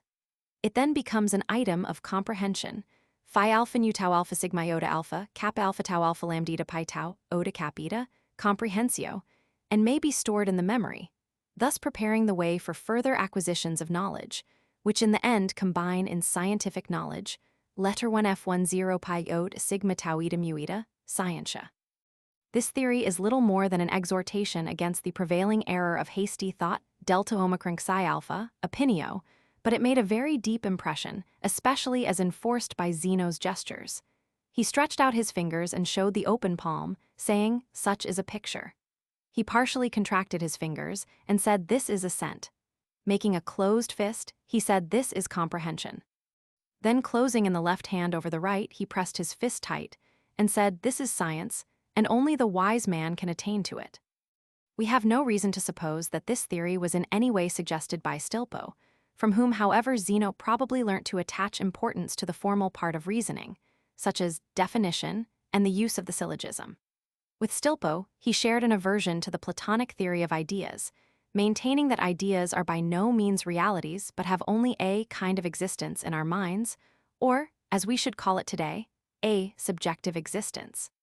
Equals 78. Equals in becoming in turn a listener to Polemo, Zeno, we may imagine, entered a new world. He left behind the rough manners, the stinging retorts, and the narrow culture of the cynics and eristics, to sit with other intelligent students at the feet of a man of cultured manners and wide reading, who to a love for Homer and Sophocles had, we must suppose, added an intimate knowledge of the works of Plato and Aristotle, was himself a great writer, and yet consistently taught that not learning, but a natural and healthy life was the end to be attained. That Zeno profited much from his studies under Polemo, we may conjecture from Polemo's good-natured complaint. "I see well what you are after. You break down my garden wall and steal my teaching, which you dress in Phoenician clothes." From this time, it became a conventional complaint that Stoic doctrine was stolen from that of the academics. Yet the sharp conflict between the two schools shows that this cannot apply to essentials. But in two important matters, at least Zeno must have been indebted to academic teaching. This school had elaborated the doctrine of Anaxagoras, which so attracted Socrates, that the world began with the working of mind upon unordered matter. So too, according to all our authorities, Zeno taught that there are two beginnings, the active which is identified with the deity or logos, and the passive which is inert matter or substance without quality. This doctrine appears to pledge Zeno to a dualistic view of the universe. Equals 79. Equals, on the other hand, the Platonic teaching on the soul was reversed by Zeno.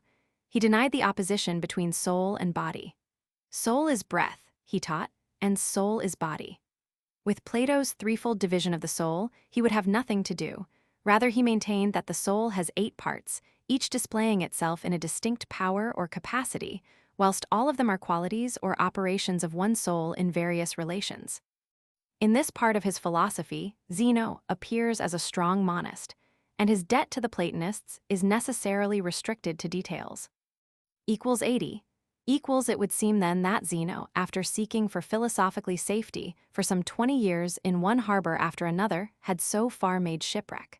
But from this shipwreck of his intellectual hopes, he could afterwards count the beginning of a fair voyage. As he eagerly discussed with his younger fellow student Arcesilaus the teaching of their master Pullman, he took courage to point out its weak points, and began to quote in his own defense not only his previous teachers Crates and Stilpo, but also the works of Heraclitus. He thus broke down the barrier which Socrates had set up against the Ionic philosophers. From Heraclitus, Zeno drew 2 doctrines of first-rate importance. The first, that of the eternal fire and its mutation into the elements in turn. The second, already referred to, that of the logos. It is evident that the Heraclitean doctrine of fire breaks down the distinction between God and the world, active and passive, soul and body, and is therefore inconsistent with the dualism which Zeno had partly borrowed from Plato. It is not clear whether Zeno attained to clearness on this point, but in the general teaching of the Stoics the monistic doctrine prevailed. Hence God is not separate from body, but is himself body in its purest form. The logos, or divine reason, is the power which pervades and gives shape to the universe, and this logos is identical with the deity, that is, with the primitive and creative fire. The logos, letter 1F40, rho theta letter 1F78 sigma lambda omicron gamma omicron sigma, vera ratio, brings into harmony the parts of philosophy, for it is also on the one hand the guide to right reasoning, on the other hand the law which prescribes what is right for the state and for the individual. Equals 81. Equals, when Zeno definitely accepted the teaching of Heraclitus, He felt bound to break finally with the school of Polemo, and he founded soon after 300 BC a school of his own, which was rapidly crowded. His followers were at first called Zenonians, but afterwards Stoics, from the picture porch, so called because it was decorated with paintings by Polygnotus in which he delivered his lectures. He now applied himself afresh to the problem of ethics, while still adhering to the Cynic views that virtue is the only good, and that example is more potent than precept. He entirely rejected the intuitional basis which the Cynics had accepted, deciding in favor of the claims of reason. He found his ideal in consistency, letter 1 F41 mu omicron lambda omicron gamma iota alpha, convenientia. As the logos or word rules in the universe, so should it also in the individual. Those who live by a single and harmonious principle possess divine favor and an even flow of life. Those that follow conflicting practices are ill-starred. In this consistency, there is found virtue, and here again he follows the Cynics.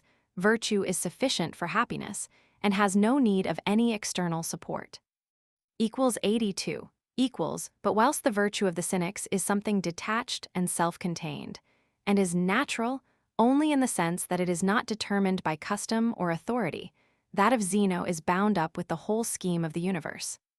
For the universe puts before men certain things, which though rightly named indifferent by the Cynics and wrongly named good by the academics, have yet a certain value, letter 1 F00 xi iota alpha, estimatio, and are a natural goal for men's actions.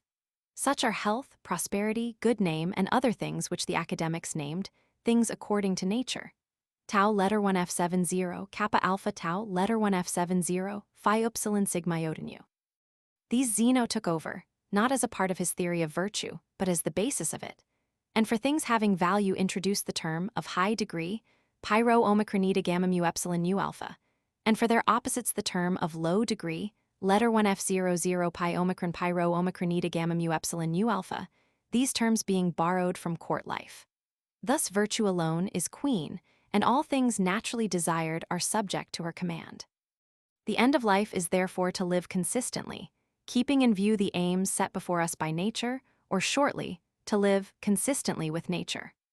Our authorities do not agree as to whether Zeno or Cleanthes was the first to use this phrase, but there can be no doubt that the doctrine is that of Zeno, that it is a fundamental part of the Stoic system, and that it was maintained unaltered by all orthodox Stoics. On the other hand, the academics and peripatetics ridiculed these new and barbarous terms, pyro omicron eta gamma mu epsilon nu alpha, and letter 1 F00 pi omicron pyro omicron eta gamma mu epsilon nu alpha. And their view has generally been supported both in ancient and modern times. We cannot, however, question the right of Zeno to reserve a special term for that which is morally good. He was in fact feeling his way towards the position, still imperfectly recognized, that the language of common life is inadequate to the exact expression of philosophically principles. 83. In expounding his system, Zeno made much use of the syllogism, thereby laying the foundations of a new style of oratory, consisting of short and pointed clauses, which became a characteristic of his school. He no doubt regarded this form as a sure method of attaining truth, but even at the present day, the principle that truth can only be reached from facts and not from words is not everywhere admitted.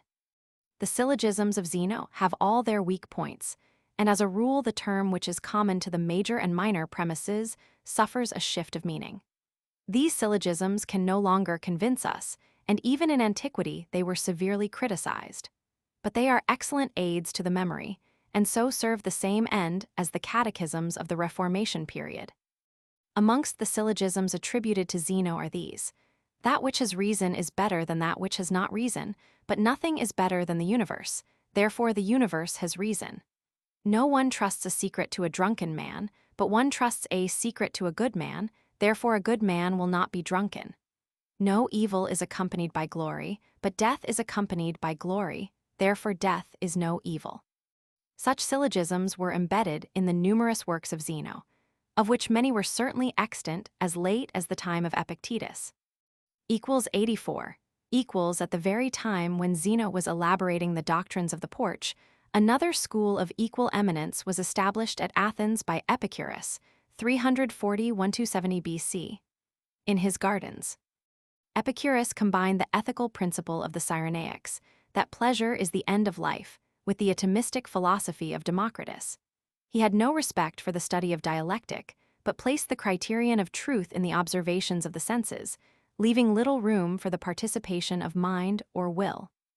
Thus, in every part of philosophy, his teaching was opposed to that of Zeno, and the two schools during their whole existence were in the sharpest conflict. We may nevertheless notice some points of contact between them. Both founded, or conceived that they founded their ethical doctrine upon physical proofs. That is, both maintained that the end of life which they put forward was that prescribed by natural law. As a consequence, they agreed in removing the barrier which Socrates had set up against the pursuit of natural science. Both again were positive teachers, or in the language of the ancients, propounders of dogmas, and here they came into conflict with the academic school, which maintained, and was soon about to emphasize, the critical spirit of Socrates and Plato. For in the last years of Zeno's life, his old fellow pupil Arcesilaus became head of the academic school, 270 BC, and at once directed his teaching against Zeno's theory of knowledge. Following the practice of Socrates and of Plato's dialogues, he argued against every point of view presented, and concluded that certain truth could not be known by man. He pressed Zeno closely as to his definition of comprehension, and induced him to add a clause which, in the opinion of his opponent, showed the worthlessness of the whole doctrine. Thus was raised the question of the caparo, oda tauitero o, omicron u, or test of truth, which for at least a century to come sharply divided the schools. 85 equals the conflict between these three schools, which from this time on greatly surpassed all others in importance, did not embitter the political life of Athens. The citizens watched with amusement the competition of the schools for numbers and influence, and drew their profit from the crowds of foreigners who were drawn to Athens by its growing fame as a center of adult education. To the heads of the schools, they were ready to pay every mark of respect. With Zeno, they deposited the keys of their gates, and they awarded him during his lifetime a gold crown and a bronze statue. His fame spread abroad, and those of his fellow citizens of Citium who were then resident at Sidon claimed a share in it.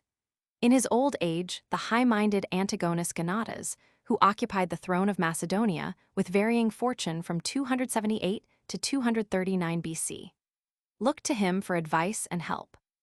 But no offers of public employment could draw Zeno himself from his simple life and the young companions who surrounded him. Like Socrates, he thought that he could best serve the state by sending out others to take part in its duties. He died in the year 264 BC, having been engaged in teaching for more than 30 years from the time when he discovered the truth. 86 equals the vote which the Athenians passed in honor of Zeno shortly before his death, deserves record by its contrast with that by which their predecessors had condemned Socrates. It ran somewhat as follows. Whereas Zeno, the son of Mnaeus from Citium, has spent many years in this city in the pursuit of philosophy, and has been throughout a good man in all respects, and has encouraged the young men who resorted to him in virtue and temperance, and has sped them on the right path, and has made his own life an example to all men, for it has been consistent with the teaching he has set forth. Now it seems good to the people of Athens to commend Zeno the son of Mnaeus from Citium, and to crown him with a golden crown, in accordance with the law for his virtue and temperance, and to build him a tomb on the Ceramicus at the public expense. And the people shall elect 5 Athenian citizens to provide for the making of the crown and the building of the tomb. And the town clerk shall engrave this vote on 2 pillars, and shall set up one in the academy and one in the Lyceum. And the treasurer shall make due allotment of the expense, that all men may see that the people of Athens honors good men both in their lifetime and after their death. We have no reason to doubt the sincerity of this tribute. It is true that all the charges brought against Socrates hold even more forcibly as against Zeno. But the spirit of political and religious independence was now dead, and the advantage of the philosophical schools to the fame and business interests of the city had become clearer, so that nothing prevented any longer the open recognition of Zeno's virtues and eminence. Who may also read in the decree a belated mark of respect to the memory of Socrates. 87 equals in this sketch of the life of Zeno, no attempt has been made to give a complete view of his philosophy, but a few landmarks have been indicated, by which it may be possible to distinguish which parts of it were his own, which were taken over from others, and how all were gradually combined in one whole. Zeno had not the kind of originality which begins by assuming a general principle, and then explains all things human and divine by deductions from it. Instead of this, he gathered together, as Aristotle had done before, but with a very different bias, what seemed most sound and illuminating in the teaching of all the schools which surrounded him. He did this in a positive spirit, feeling assured that truth exists and is discernible, and must be consistent in all its parts. We seem unable to say that in his writings he attained to this consistency, but at least he worked steadily towards it. The effort for consistency led him in the direction of monistic principle, though his points of departure both in physics and in ethics are dualistic. But the teaching of Zeno does not lend itself to that kind of study, which assigns all new facts to compartments of thought ready labeled in advance, nor can it be summarized by any of the technical terms which are in use in modern philosophical thought. Enough has perhaps been said to show that, great as was the debt of Zeno to his predecessors, he was no mere imitator or plagiarist. The history of the following centuries will show that he had in some sense touched the pulses of human life more truly than any of his contemporaries. Footnotes: Thucydides, Passim. Mahaffy, Greek Life and Thought, ch. 1. Plato combined the various elements, the, so to speak, prismatically broken rays of the Socratic spirit in a new, higher, and richer unity. Uberweg, Ang Transl. IP 89. The philosophy of Greece reached its highest point in Plato and Aristotle, Zeller, Stoics, etc., p. 11. The bloom of Greek philosophy was short-lived, ib. p. 10. The phrases cum Platon erer, amicus Plato, Magi's amica veritas, agree in expressing the general incredulity with which Platonism was received in the ancient world.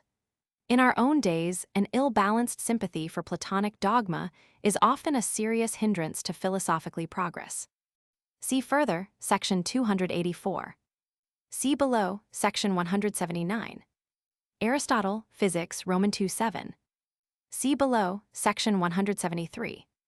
Epsilon letter 1 F30 delta, letter 1 F10 nu, zeta letter 1 FF4, letter 1 FF3, tau omicron letter 1 FE6, tau omicron delta upsilon nu alpha tau letter 1 F78, nu gamma epsilon nu epsilon sigma theta alpha iota.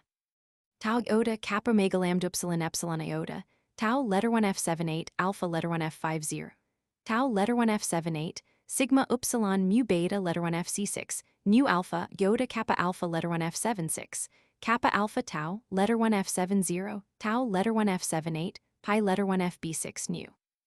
Epsilon letter 1 F30, gamma letter 1 F70, rho letter 1 F10 nu, mu iota kappa rho letter 1 FF7, kappa omicron sigma mu letter 1 FF3 gamma iota nu epsilon tau alpha iota.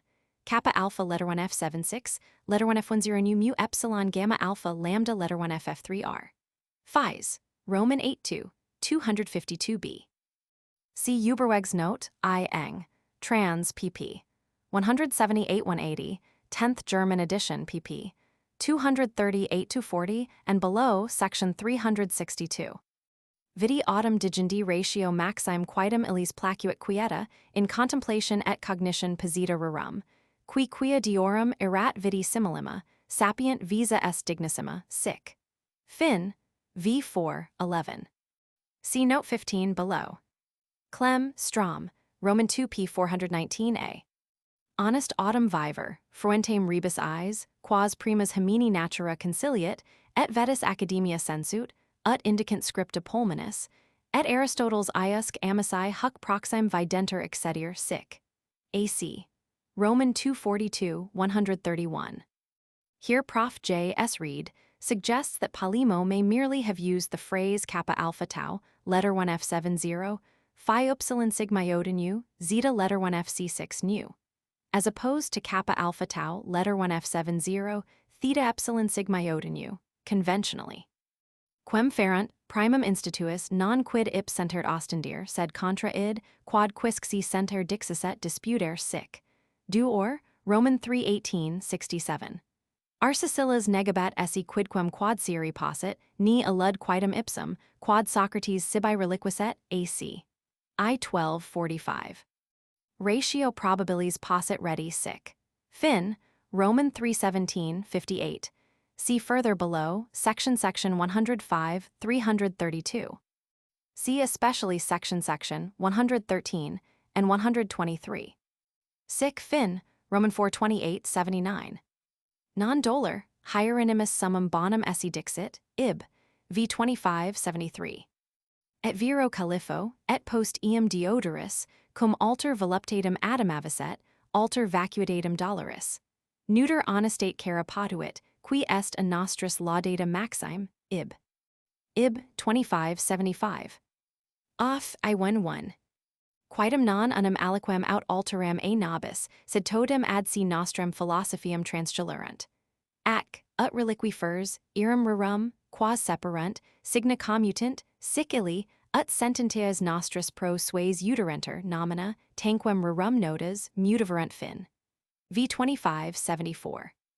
Zd nu omega nu alpha tau letter 1f78 nu phi omicron iota nu iota kappa alpha, athen, dapnos, Roman 13:2, tus ille ponulus, e Phoenicia profti, sic.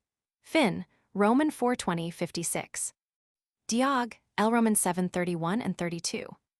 Nunciato naufragio zeno noster, cum omnia sua audert submersa, iubit, inquit me fortuna expeditious philosopheri sendile. Roman 9:14-3. Diog, L Roman 7:3. Diog, L Roman 6:96 and 97. Ib, Roman 7:4. Letter 1f00 nu tau epsilon gamma rho alpha psi epsilon, pi rho letter 1f78, sigma tau letter 1f74 nu pi lambda alpha tau omega nu omicron sigma, pi omicron lambda iota tau epsilon iota alpha nu plut. Sto. Rep 8, 2, Arnim I 260. This doctrine can be traced back to Diogenes and even to Socrates. See below, section 303. Tau letter 1f70, sigma pi omicron lambda epsilon iota sigma, kappa omicron sigma mu epsilon letter 1f d6, nu omicron letter 1f50, kappa letter 1f00 nu alpha theta, eta mu alpha sigma iota nu. Letter 1f00, lambda lambda letter 1f70, tau alpha letter 1f d6, sigma tau letter 1f6, nu omicron letter 1f30, kappa omicron upsilon nu tau omega nu letter 1f00, rho epsilon tau alpha letter 1f d6 sigma stab. Roman 4:1-88. See below, section 305. Pi alpha rho ot sigma tau alpha nu tau alpha, pi omicron lambda iota tau alpha sigma, tau omicron letter 1f7a, sigma sigma pi omicron epsilon delta alpha iota omicron epsilon sigma, mu omicron nu diog. L Roman 7:33. See below, section 318. Section 306. Section 307. Section 296, 297. Section 304. Section 315. See above, section 56. He said, O Crates, the best handle of philosophers is that by the ear. Persuade me if you can and lead me that way. If you use violence, my body will stay with you, but my soul will be with Stilpo, Diog. L Romans 7:24. Erorum autem et temeridatum et ignorantium et opinationem et suspicionem et uno nomen omnia, qui essent aliena fermi et constantes adsentionis, a virtut sapientiac removabat, sic. AC. I 11:42. Hoc quidem Zeno gestu conficebat, nam cum extensis digitis adversum manum ostenderat, visum, inquibet, huius modi est. Deigned cum paulum digitos contraseret, adsensus huius modi. Tum cum plane compressorat pugnum cfesserat, comprehensionem elam esse dicebet, cum autem levum manum admoverat, et alum pugnum art vehementer compressorat, scientiam talem esse dicebet, cuius compotum nisi sapientem es neminum sic. AC. Roman 2:47, 145. See below, section 188. So the Megarians were commonly called on account of their disputatious methods. As for instance Arcesilaus. Letter 1f00 rho cap epsilon sigma iota lambda alpha omicron sigma, letter 1f41, letter 1f10 kappa tau, letter 1fc6, sigma, letter 1f00 cap alpha delta eta mu iota alpha sigma. Zeta eta nu omega nu omicron sigma, tau omicron letter 1fe6 kappa iota tau iota epsilon omega sigma, Sigma upsilon, sigma chi omicron lambda alpha sigma tau, letter 1F74, sigma pi alpha, rho letter 1F70, pi omicron lambda epsilon mu omega nu iota, Strabo Roman 13p 614, Arnim I10. Diog, L Roman 418. Ib, 20. Ib. Diog, L Roman 725. See below, section 189. See section 268, note 2. Omicron letter 1F35, gamma epsilon letter 1F00, pi letter 1F78, chi rho epsilon sigma iota pi omicron epsilon, kappa alpha letter 1F76, zd nu omega nu omicron sigma, phi iota lambda omicron sigma omicron phi omicron iota, kappa alpha letter 1F76, pi alpha nu tau epsilon sigma, letter 1F45 sigma omicron iota sigma letter 1F6, mu alpha tau letter 1F74, nu psi upsilon chi letter 1F74 nu. Nu omicron letter 1Fe6 sigma iota iamb. Duen stab, I4933. Zd to nu omega nu letter 1F41 sigma tau omega iota kappa letter 1F78 sigma letter 1F40 kappa tau alpha mu epsilon rho letter 1Fc6 phi eta sigma iota nu epsilon letter 1F36 nu alpha iota tau letter 1F74 nu psi epsilon chi eta nu nemes. Nat. Home. P96. Arnim I143. Omicron letter 1F31, letter 1F00, pi letter 1F78, zd to nu omega nu omicron sigma, letter 1F40, kappa tau alpha mu epsilon rho letter 1Fc6 tau letter 1F74, nu psi upsilon chi letter 1F74, nu delta iota alpha delta omicron psi alpha z omicron epsilon sigma iota. Pi epsilon rho letter 1F76, tau letter 1F70, sigma delta epsilon nu alpha mu epsilon iota sigma, epsilon letter 1F36, nu alpha iota, pi lambda epsilon iota omicron nu alpha sigma. Letter 1F65 sigma pi epsilon rho, letter 1F10 nu, tau letter 1FF7, letter 1F21, gamma epsilon mu omicron nu iota kappa letter 1FF3, letter 1F10, nu upsilon pi alpha rho chi omicron upsilon sigma letter 1FF6, nu phi alpha nu tau alpha sigma iota alpha sigma upsilon gamma kappa alpha tau alpha theta epsilon omega sigma, letter 1F41, rho mu letter 1FC6 sigma. Lambda omicron gamma omicron upsilon iamb. Duen, Arnim I143. See below, section 270. Tau letter 1FF6, nu pi rho omicron epsilon iota rho eta mu epsilon nu omega nu, letter 1F24 kappa omicron epsilon sigma epsilon nu, letter 1F15 omega sigma, letter 1F10, tau letter 1FF6, nu epsilon letter 1F34, kappa omicron sigma iota nu letter 1F35 nu alpha kappa alpha iota, phi alpha sigma iota nu. Letter 1F50, tau letter 1F78 nu epsilon letter 1F30, pi epsilon letter 1FD6 nu letter 1Fe6 nu epsilon letter 1F50, pi lambda omicron eta kappa alpha, letter 1F45 tau epsilon nu alpha gamma eta kappa alpha diog. L Roman 7-4. It must not, however, be assumed that Zeno himself used the phrase in this sense. See the other references in Arnim I277. Iam pulmonum audiverant adsidu Zeno et Arsicillas.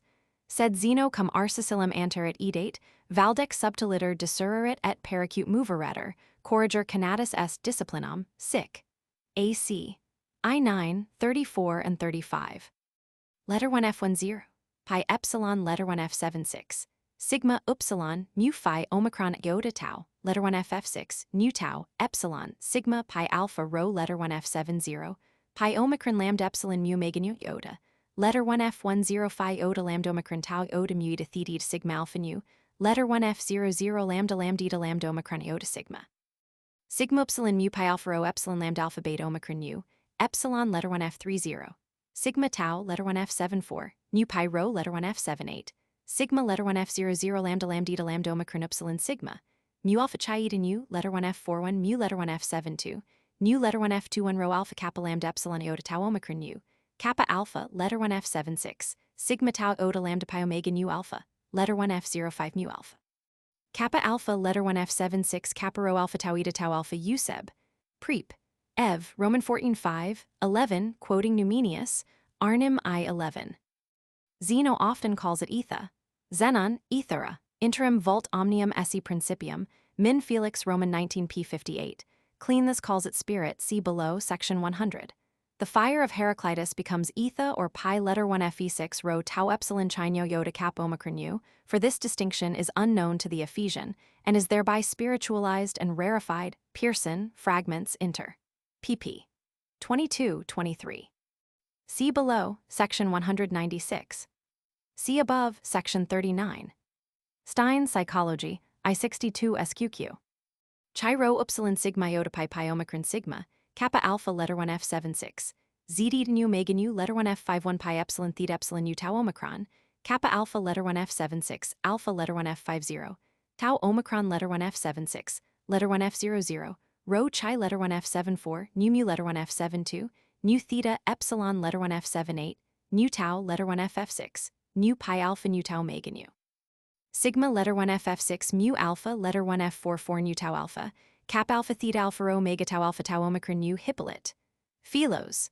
21, 1 Arnim I153. Rationum quandam per naturam omnum rerum pertinentum Roman 6 divina s effectum pudet sic. ND I14, 36.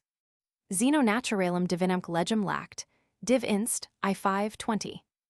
Letter 1 F04 lambda omicron iota, delta epsilon, tau oda nu epsilon sigma, tau letter 1 FF6, nu letter 1 F00 rho chi alpha iota, omicron tau epsilon rho omega nu, sigma tau omega, iota kappa letter 1 FF6, nu tau letter 1 F78, nu letter 1 F40, rho theta letter 1 F78, nu lambda omicron gamma omicron u.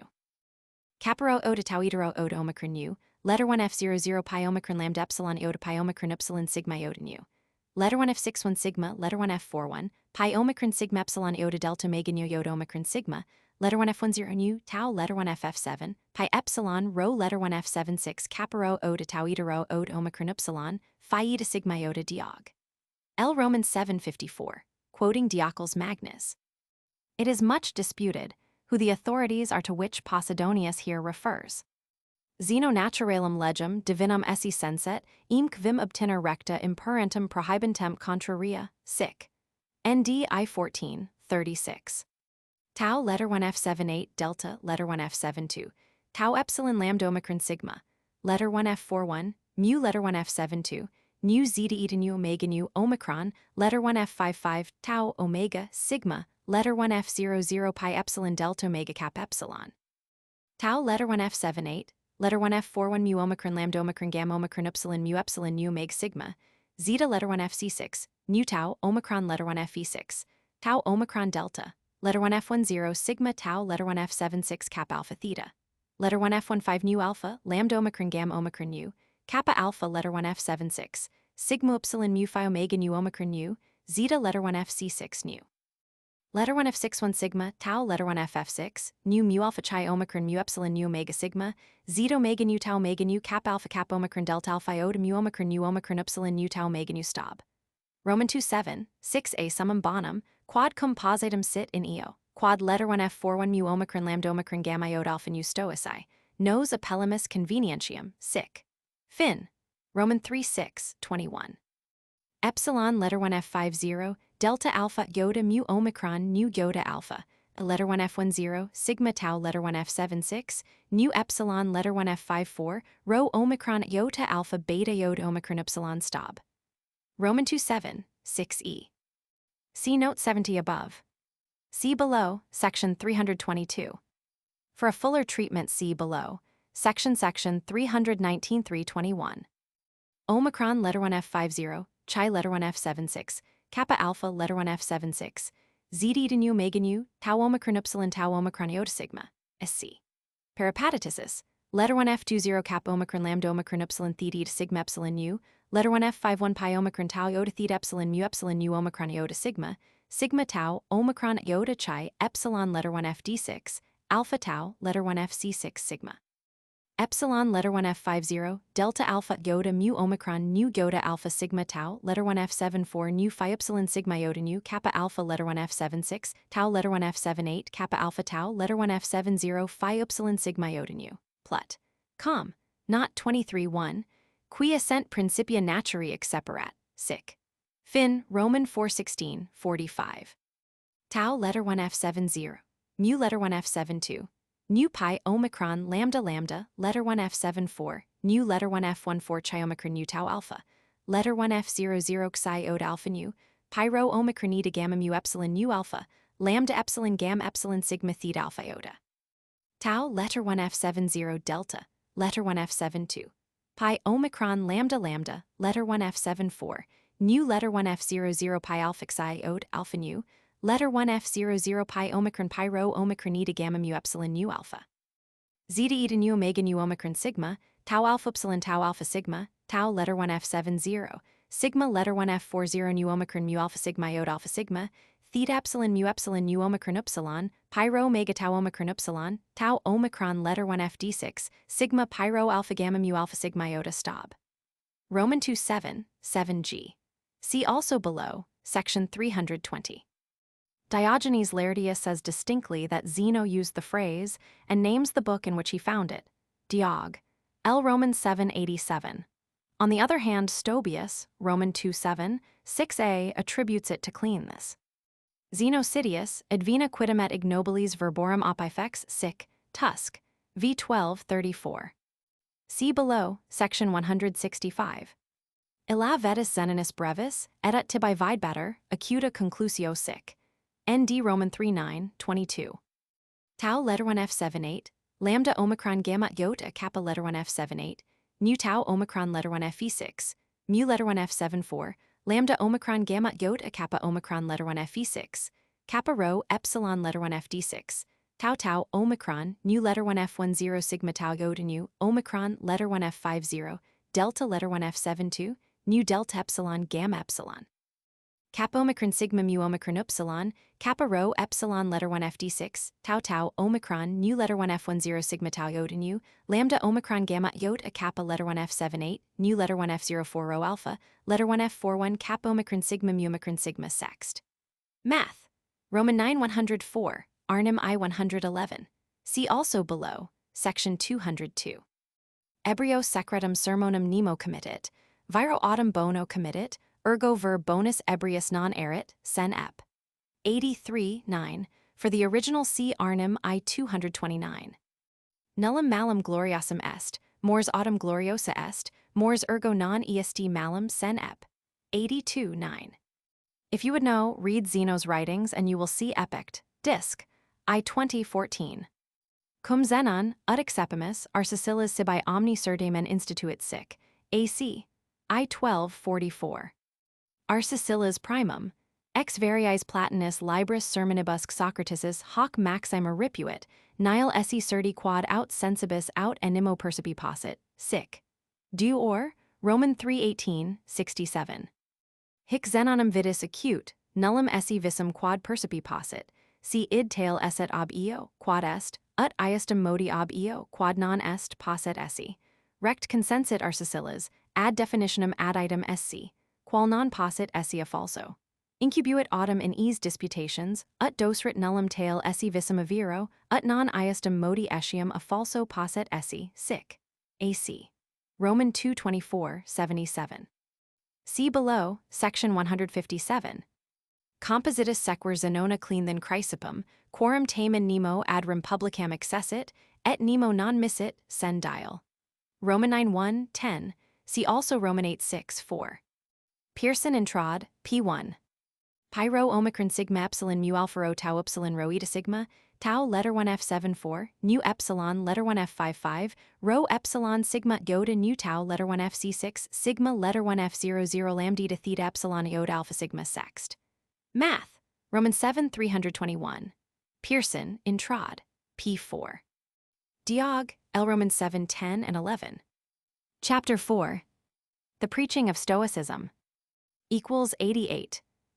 During the later years of his life, Zeno gathered round him a number of men of practical and speculative capacity, not unworthy of comparison with the companions of Socrates. His death dissolved the immediate tie between them. Some took an active part in the work of government, others followed their teachers' example, and became the founders of independent schools of thought. A few devoted themselves to strengthening and extending Zeno's system, and many were doubtless engaged in useful employment of which no record has reached us. Zeno's work had not yet been exposed to the test of time, and another century was to pass before it could be seen that the Stoic school was to be of permanent importance. Towards the schools of the Cynics, the Megarians, and the Academics, from which its principles were so largely derived, the attitude of the hearers of Zeno was that of a friendly interchange of opinions in which sharp controversy stopped short of enmity. The followers of Aristotle, the Peripatetics, continued to be but slightly distinguished from the Academics. But all these schools appear to have united in opposition to the Cyrenaics and Epicureans. The champions of virtue could hold no communings with the advocates of pleasure. Individual teachers who practically reverted to Cynic or academic teaching still called themselves Stoics. But the only one of Zeno's hearers who adopted Cyrenaic views was contemptuously branded as the deserter. 89. The most intimate companion of Zeno was Perseus of Citium circ. 302–43 BC. He was the fellow townsman of Zeno, and, as good authorities assert, at first his personal servant Omicron letter 1F30 kappa epsilon tau eta sigma, and afterwards his fellow lodger. On the recommendation of Zeno, he took service, together with Aratus the poet, with Antigonus Gonatas, king of Macedonia. Here he was often twitted as to the Stoic paradoxes. King Antigonus sent him messengers announcing the loss of his wife, child, and property, and found that he was not entirely indifferent to external circumstances. He adapted himself easily to court life, and is said to have written a treatise on the theory of the banquet, in which he did not rise above the moral standard of his neighbors. Nor did he disdain to hoax Aristo of Chios, who held strongly to the paradox that the wise man never opines. He first sent him money by one of two twins, and then sent another to demand it back. Another Socratic paradox, that the wise man is sure to be a good general, he endeavored to maintain by his personal example. Antigonus placed him in command of the Acropolis at Corinth, which was nevertheless taken by Aratus of Sicyon in 243 BC. According to one account, Perseus was wounded in the attack and afterwards put to death by the conqueror. Others relate that he escaped to Cenchrese. As a philosopher, he is of little importance, but Cicero mentions that he not only maintained that amongst the gods were men raised to the sky for their services to mankind, which was an accepted Stoic doctrine, but also that objects useful to man had been deified. 90. Two other companions of Zeno also took service under Antigonus, apparently at the same time. Of these Philonides of Thebes is otherwise unknown to us. The other was Aratus of Soli in Cilicia, author of the well-known poem The Phenomena, an astronomical treatise afterwards translated into Latin by Cicero and largely used by Virgil in his Georgics. The poems of Aratus had a wide influence and were probably the source from which so many Stoic conceptions reached Virgil. The most interesting part for us is the introduction, in which he interprets Zeus in Stoic fashion as the deity who dwells in sea and land, in markets and streets, whose family is mankind, and whose providence has set the stars in the heaven to regulate the seasons of the year and to be a guide to the farmer and the sailor. The spirit of this poem is closely akin to that of the Hymn of Cleanthes. 91. Still another hearer of Zeno took a prominent part in political life. Spherus from the Bosphorus circ. 250 BC was attracted to Cleomenes Roman III, king of Sparta, who under his influence reintroduced the laws of Lycurgus in his city, and particularly those which referred to the education of the youth and the taking of meals in common. With these, he combined the plan of a monarchy after the Stoic model, in which the sovereign was to side with the poor against the rich. But in 221 B.C., Cleomenes suffered a crushing defeat and was compelled to take refuge with Ptolemy Roman III Euergetes, king of Egypt. Spherus found his way to the same court. The death of Ptolemy Roman III left Cleomenes in the position of a disregarded suppliant, but Spherus appears to have found a congenial home in Alexandria, now the center of Hellenistic learning, and doubtless introduced the Stoic philosophy in the circle that gathered round the museum. He gained a special reputation by the excellence of his definitions. From an anecdote related of him, we must infer that whilst adhering to Zeno's doctrine that the wise man will not opine, he accepted reasonable assurance, tau letter 1F78 epsilon letter 1F54 lambda omicron gamma omicron nu, as a sufficient guide in daily life. He appears to have laid special stress upon the unity of virtue, maintaining that the separate virtues are but appearances of virtue or knowledge in different spheres of action. 92 equals Herolas of Carthage, circ. 250 BC, is frequently referred to by Cicero as teaching doctrines hardly distinguishable from those of the Academy, in that he made knowledge the highest good and taught that separate from it, yet with claims of their own, there existed inferior ends of action. Letter 1 F51 pi omicron tau epsilon lambda, ota delta epsilon sigma. It does not, however, appear clearly that he differed much from Zeno. Sphärus, as we have seen, had defined the virtues as being knowledge displayed in different spheres of action, and the aim of Herolas, to live according to the standard of life accompanied by knowledge, points in the direction of practical rather than of speculative wisdom. His subordinate aims appear also to correspond with Zeno's things of high degree, pyro omicroneta gamma mu epsilon nu alpha, and are defined as being the first states to which an animal is attracted upon birth, as food, life, strength, pyro letter 1 ff6 tau alpha kappa alpha tau letter 1 f70 phi epsilon sigma iota nu. They serve only for ends, tau epsilon lambda, for men who have not yet attained to wisdom. This doctrine corresponds closely to the Stoic doctrine, as developed somewhat later. 93 equals Aristo of Chios, circ.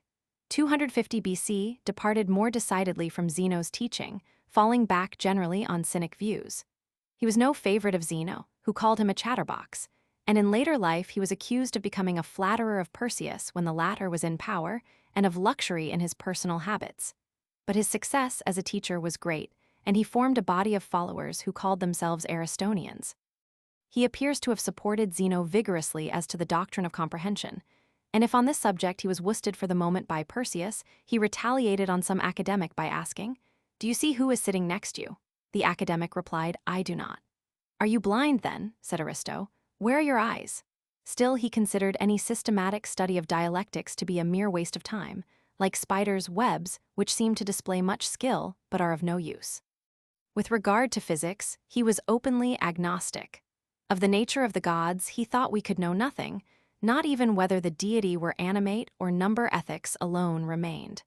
But this part of philosophy he reduced by omitting all practical precepts, as introducing the element of uncertainty. In ethics proper, he rejects the theory of things of high degree, pyro omicroneta gamma mu epsilon nu alpha, observing that this term does not harmonize with the treatment of advantages as indifferent, but comes dangerously near to calling them good.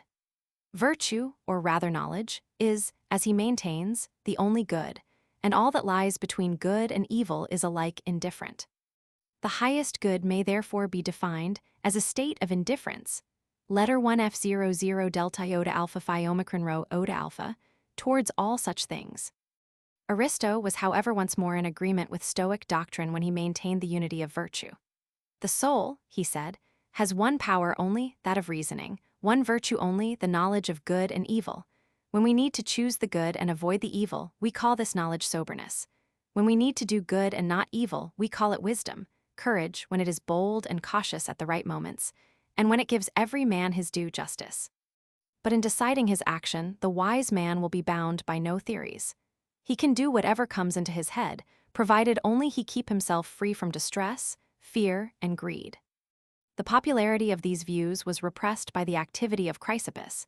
In Cicero's time they were, in cultivated society, extinct. But from the numerous references to Aristo in literature, it is clear that his teaching was by no means forgotten. And when there took place the revival of the Cynic tone, which we see illustrated in the writings of Epictetus and M. Aurelius, Aristo is again treated with high respect. 94. An eminent pupil of Aristo was Eratosthenes of Cyrene, the grammarian, whom he won over from the Cyrenaic school. Eratosthenes undoubtedly represented the spirit of his teacher and of the Cynic school towards which he inclined, when he vehemently repudiated the prejudice which then divided mankind into Hellenes and barbarians.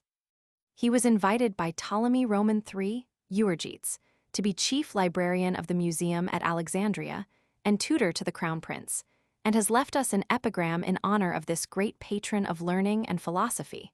Amongst other followers of Aristo, we hear specially of Apollophanes of Antiochia. 95. Equals alone amongst the hearers of Zeno. Dionysius of Heraclea abandoned his principles and went over from the camp of virtue to that of pleasure. A painful disease of the eyes had made him abandon the doctrine that pain is no evil. His secession was used by Antiochus as an argument against the doctrine of comprehension or certain knowledge. That his life after he became a Cyrenaic was openly scandalous we need not too readily believe. Such accusations may easily be mere deductions from his supposed philosophically principles. Dionysius appears to have been a particular friend and admirer of the poet Aratus. Of the less important hearers of Zeno we have the names of, amongst others, Athenodorus of Soli, Callippus of Corinth, Posidonius of Alexandria, and Zeno of Sidon. The last, if he existed, must be kept distinct from other Zenos, such as Zeno of Tarsus, the pupil of Chrysippus, and Zeno of Sidon, the Epicurean philosopher. 96. We come last amongst Zeno's hearers to Cleanthes of Assos in Asia Minor, 331–32 BC, who succeeded Zeno as head of the school when already advanced in years, and presided over it for a whole generation. In personal character, he was a worthy successor of Socrates, Diogenes, and Zeno. He was trained in hardship and willing endurance, and if he did not quickly understand, yet all he learnt was deeply impressed upon him. He studied Zeno's life even more attentively than his doctrines, lived with him, watched his hours of retirement, inquired whether his actions corresponded to his teaching. Himself a man of the people, he ardently desired to spread his convictions amongst the many, and chose verse as the best means to express clearly his meaning and win access to men's ears. He remained constant to Zeno's teaching, but he inspired it with a fresh enthusiasm and developed it in more consistent detail. He is before all things the theologian of Stoicism. The belief in the deity, which in the fragments of Zeno's teaching appears merely formal and argumentative, becomes in the verse of Cleanthes ardent and dominating. God is the creator and the director of the world. His logos gives it order and harmony. In God's designs, it is the privilege and duty of man to cooperate, but since he is possessed of free will, it is also within his power to make a futile opposition. In this way, the good and the bad stand in definite contrast. Finally, right knowledge and right action are only possible by association with the deity through praise and prayer. 97. It is our good fortune to possess several complete poems of Cleanthes, which are of more value to us towards appreciating his standpoint than 100 detached sentences would be. The hymn to Zeus is the most important, and its likeness to the opening of Aratus, Phenomena, will not escape notice. Hymn to Zeus. Supreme of gods, by titles manifold invoked, O thou who over all dost hold eternal dominance, nature's author, Zeus, guiding a universe by law controlled. Hail, for 'tis meet that men should call on thee whose seed we are, and ours the destiny alone of all that lives and moves on earth, a mirror of thy deity to be. Therefore I hymn thee and thy power I praise, for at thy word, on their appointed ways the orbs of heaven in circuit round the earth move, and submissive each thy rule obeys. Who holdest in thy hands invincible so dread a minister to work thy will, the eternal bolt of fire two-edged, whose blast throw, all the powers of nature strikes a chill. Whereby thou gidst the universal force, reason, through all things interfused, whose course commingles with the great and lesser lights, thyself of all the sovereign and the source.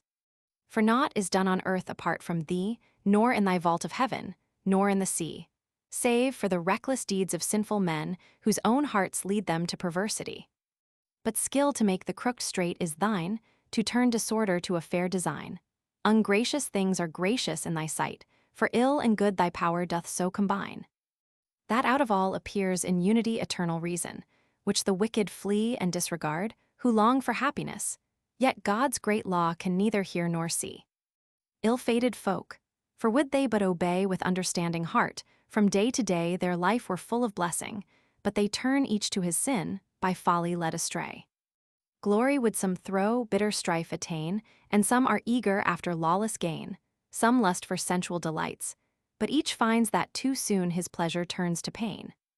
But Zeus all-bountiful, the thunder flame and the dark cloud thy majesty proclaim, from ignorance deliver us, that leads the sons of men to sorrow and to shame. Wherefore dispel it, Father, from the soul and grant that wisdom may our life control, wisdom which teaches thee to guide the world upon the path of justice to its goal. So winning honor thee shall we requite with honor, lauding still thy works of might, since gods nor men find worthier meed than this, the universal law to praise aright. Translated by W. H. Porter. 98. Another short poem of Clean's identifies Zeus with fate and points the same moral as to human duty. Lead me, O Zeus, and lead me, destiny, what way soe'er ye have appointed me, I follow unafraid. Yea, though the will turn recreant, I needs must follow still. In other poems, characteristic Stoic doctrines are set forth with clearness and emphasis. Look not at common opinion, and be not eager to be wise of a sudden. Fear not the chatter of the many, in which there is no judgment and no modesty. For the crowd does not possess shrewd, just, and fair judgment, but amongst the few you may perchance find this. Do you ask me of what kind the good is? Listen then. It is orderly, just, innocent, pious, self-controlled, useful, fair, necessary, severe, upright, always of advantage, fearless, painless, profitable without smart, helpful, pleasing, sure, friendly, honorable, consistent, noble, not puffed up, painstaking, comforting, full of energy, biding its time, blameless, unchanging.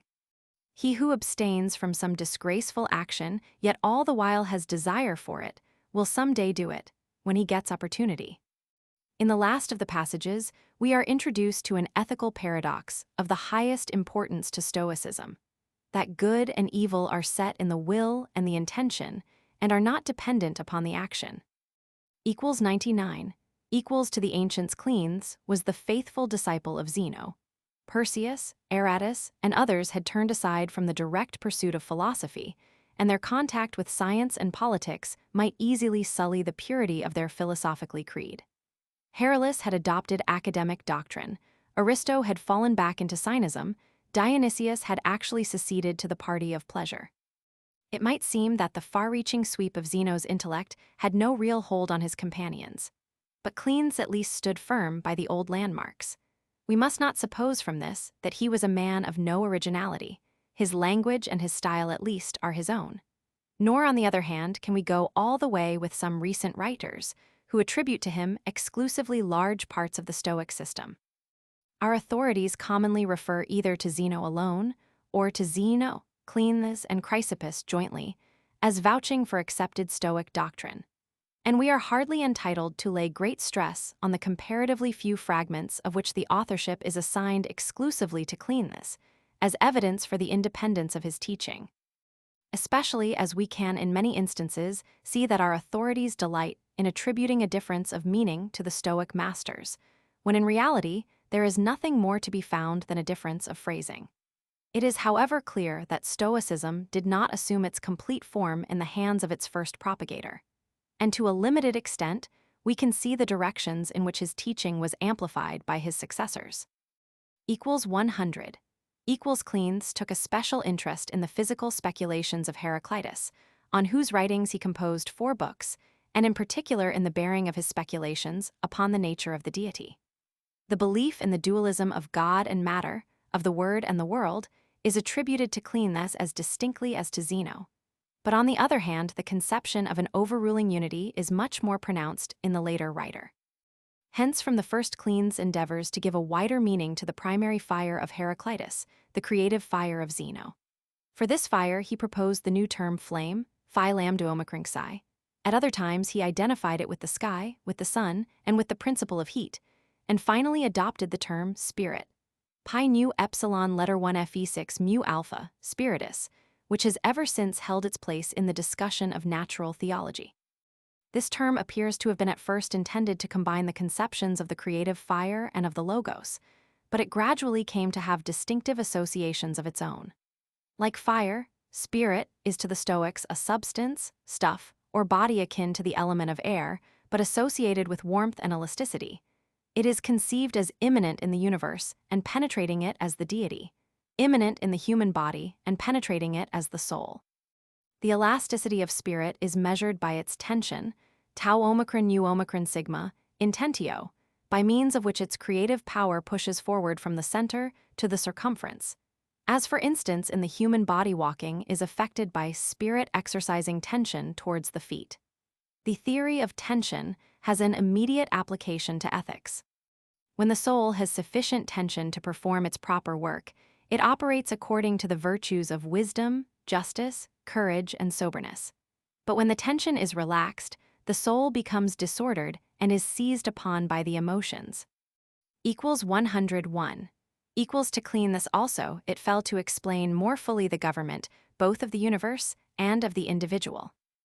Zeno indeed is said to have used the term letter 1 F21 gam epsilon mu omicron iota cap omicron u, principale, principatus, which we may translate by ruling power, or shortly, following the Latin by principate, for the highest power of the human soul. Kleene sought a similar principle in the universe also, and is said to have found it in the sun. By thus using the term in a double sense, he implies the analogy which is expressed by the correlative terms macrocosm and microcosm, and which leads up to the definition of God as the soul of the universe. Kleene further speaks of the universe itself as God, but before describing him as a pantheist, it is well to consider that this is only one form out of many in which he expresses his creed. He was also the first to give the 4 proofs of the existence of the deity, upon which all discussions of the evidences of natural religion have been based down to the present day, and which we shall further discuss in a later chapter. The pious zeal of Kleene was not without a touch of bigotry, destined to have serious consequences in the final developments of Stoicism, and to reappear in the history of the Middle Ages with distressing intensity. He was bitterly opposed to the novel heliocentric theory of the universe as an impiety. 102. Thus, even though we can no longer discriminate sharply between the teaching of Zeno and that of Kleene, we have every reason to suppose that the latter was possessed of originality of thought and vigor and copiousness of expression. We cannot easily believe that a man of such powers failed to attract hearers or to retain a hold upon them. But in his extreme old age, it seems that the majority were drawn aside either to the ingenious arguments of Arcesilaus the academic, or to the more independent teaching of Aristo of Chios. The continued existence of Stoicism seemed threatened. Its critics were not to be contented with rhetoric or poetry, but insistently demanded proofs. In this crisis, it was saved and established by a younger man, Chrysippus of Soli, 280-206 B.C., who was far inferior in original power, but equally zealous and more in harmony with the tastes and demands of the younger generation. 103. Chrysippus was a fellow townsman of Aratus of Soli, and his appearance is doubtless a sign of the active interest in philosophy which for some centuries marks the neighborhood of the important town of Tarsus. Born in 280 BC, he found in his early manhood 3 prominent teachers at Athens: Arcesilaus, Aristo, and Kleene.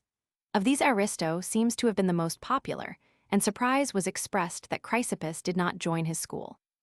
"Had I followed the many," he replied, "I should not have become a philosopher." His convictions drew him to Kleene, but he felt much impatience with his methods. This state of mind he must have expressed freely, for in after life he reproached himself that he had not behaved more kindly towards his teacher in his old age. Confident in his own powers, he desired to relieve Kleene of the burden of replying to the many attacks made upon his doctrines, especially as to dialectics. It is well known that he asked his master to supply him with his dogmas only, saying that he himself would find the proofs.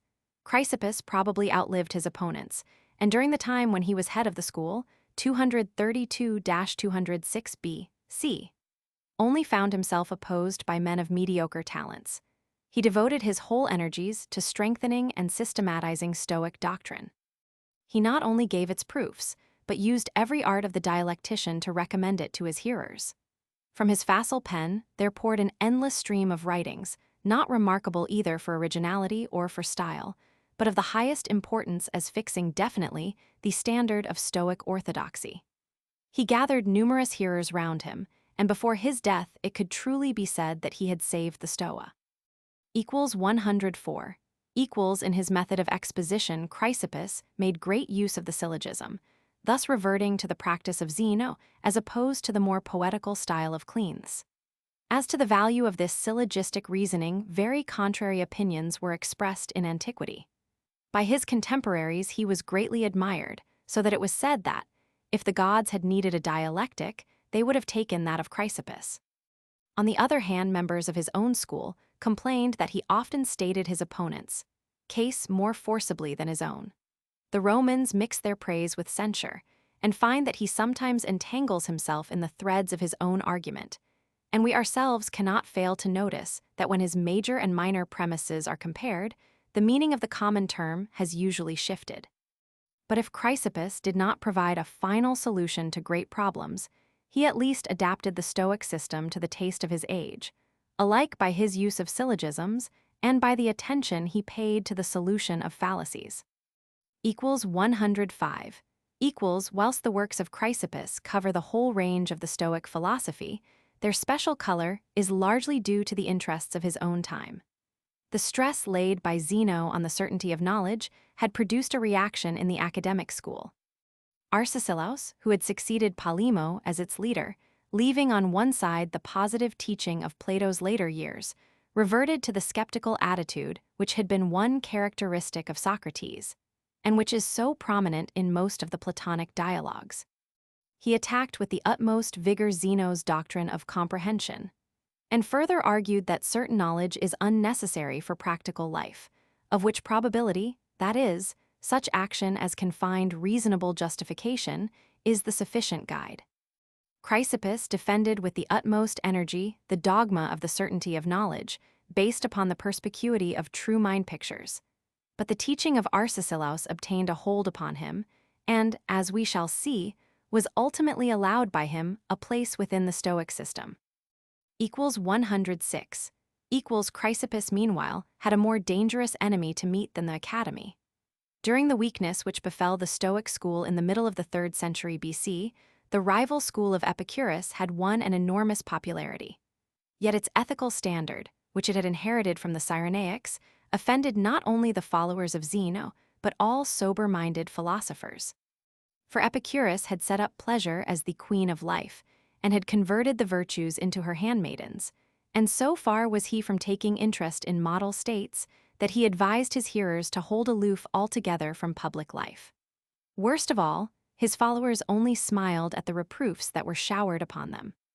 They formed among themselves a cheerful, affectionate, and united society. Their simple pleasures created no public scandal, though their entertainments were often enlivened by tales of the moral lapses of their self-righteous rivals. The bracing morality of Cynism seemed to be quite gone out of fashion, and even the Aristotelians had ceased to exist. 107. Under these circumstances, the remaining schools began to look one to another for support, and were even brought into a kind of alliance. The adherents of the Academy and the Porch, in particular, began to meet in friendly discussion, and sometimes defined anew their doctrines so as to minimize points of difference, sometimes directly modified them by way of concession to opposed arguments. This process resulted in a toning down of Stoicism in every part of its system. The Stoic teachers began to disregard or push into the background those characteristic doctrines which had been embodied in the Socratic paradoxes and enforced by the Cynic propaganda. Thus their teaching gave less offense to the lax crowd, and at the same time, it must be admitted, less support to the striving few. But its tone was now so modest that men of gentle and judicious temperament were attracted to Stoicism for the first time. Stoicism began now to show itself receptive of literary influences, especially as regards the works of Plato and Aristotle, and even appreciative of artistic ideals. Such was the tendency of the system during both the 2nd and the 1st centuries BC, but it is more difficult to estimate the extent of the deviation.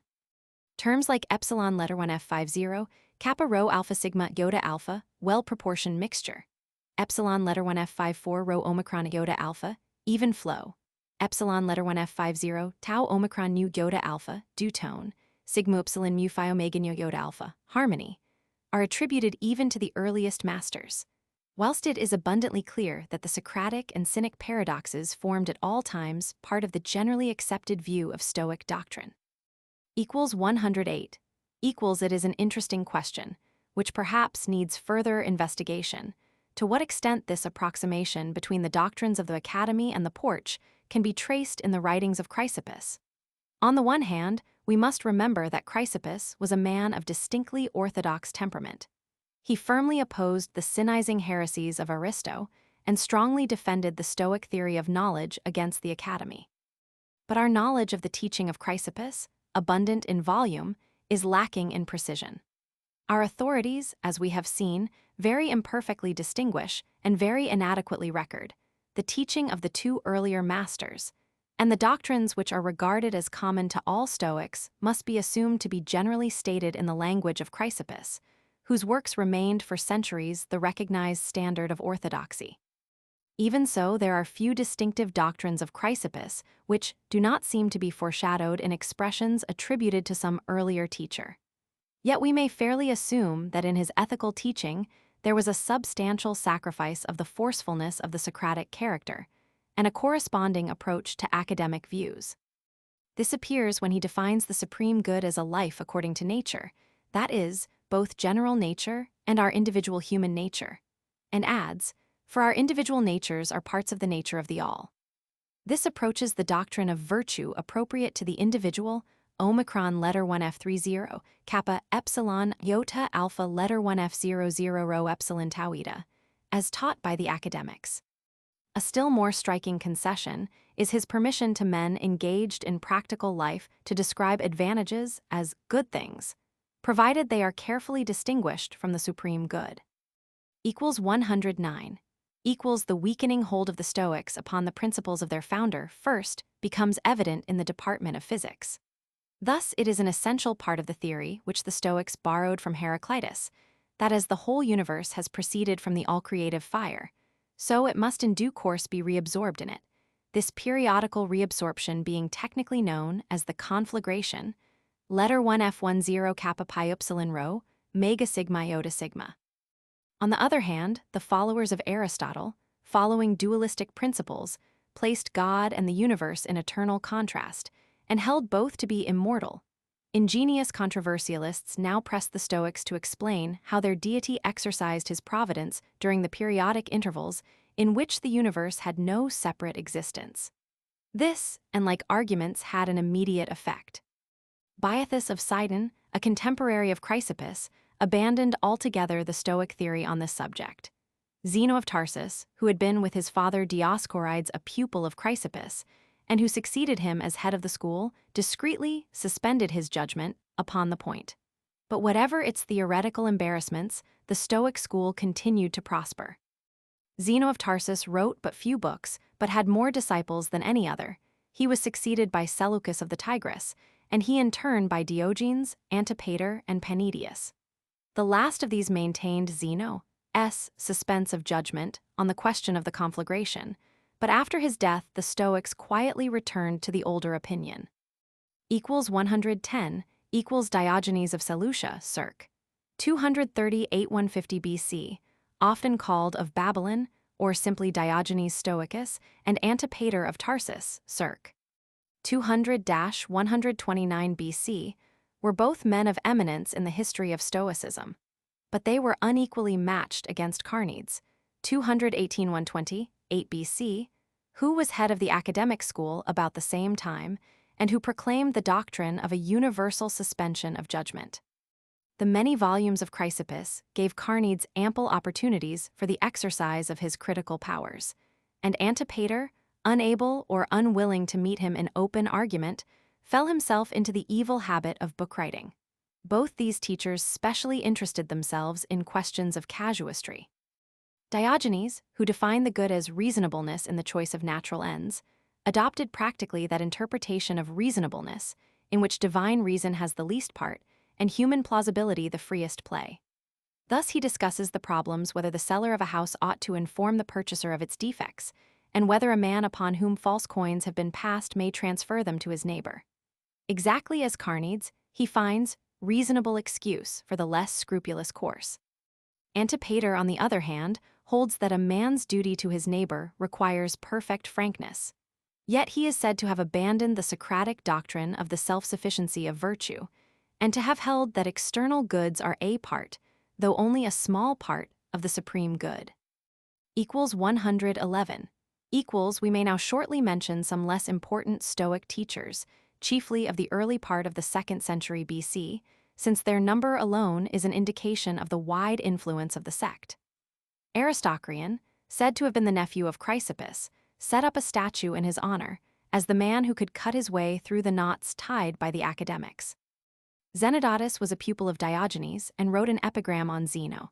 He at least defended the manly doctrine of the founder and recalled the principle of the sufficiency of virtue. Apollodorus of Seleucia on the Tigris, sometimes called Ephyllus, another pupil of Diogenes, leant towards Cynic views, for he declared that the wise man will be a cynic, for this is a short cut to virtue, an opinion afterwards adopted by the Stoics generally. He also wrote on physics. A third pupil of Diogenes was Apollodorus of Athens.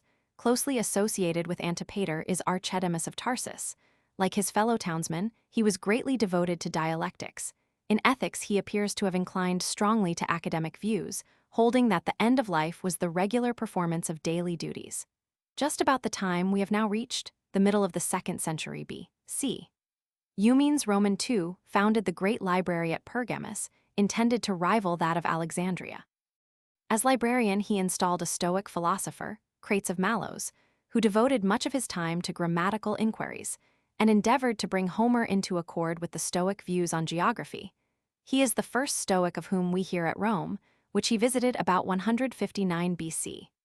Being detained there by an accident, he employed his time in giving lectures on literature, and his pupil Panidius was destined to introduce Stoicism to Roman society.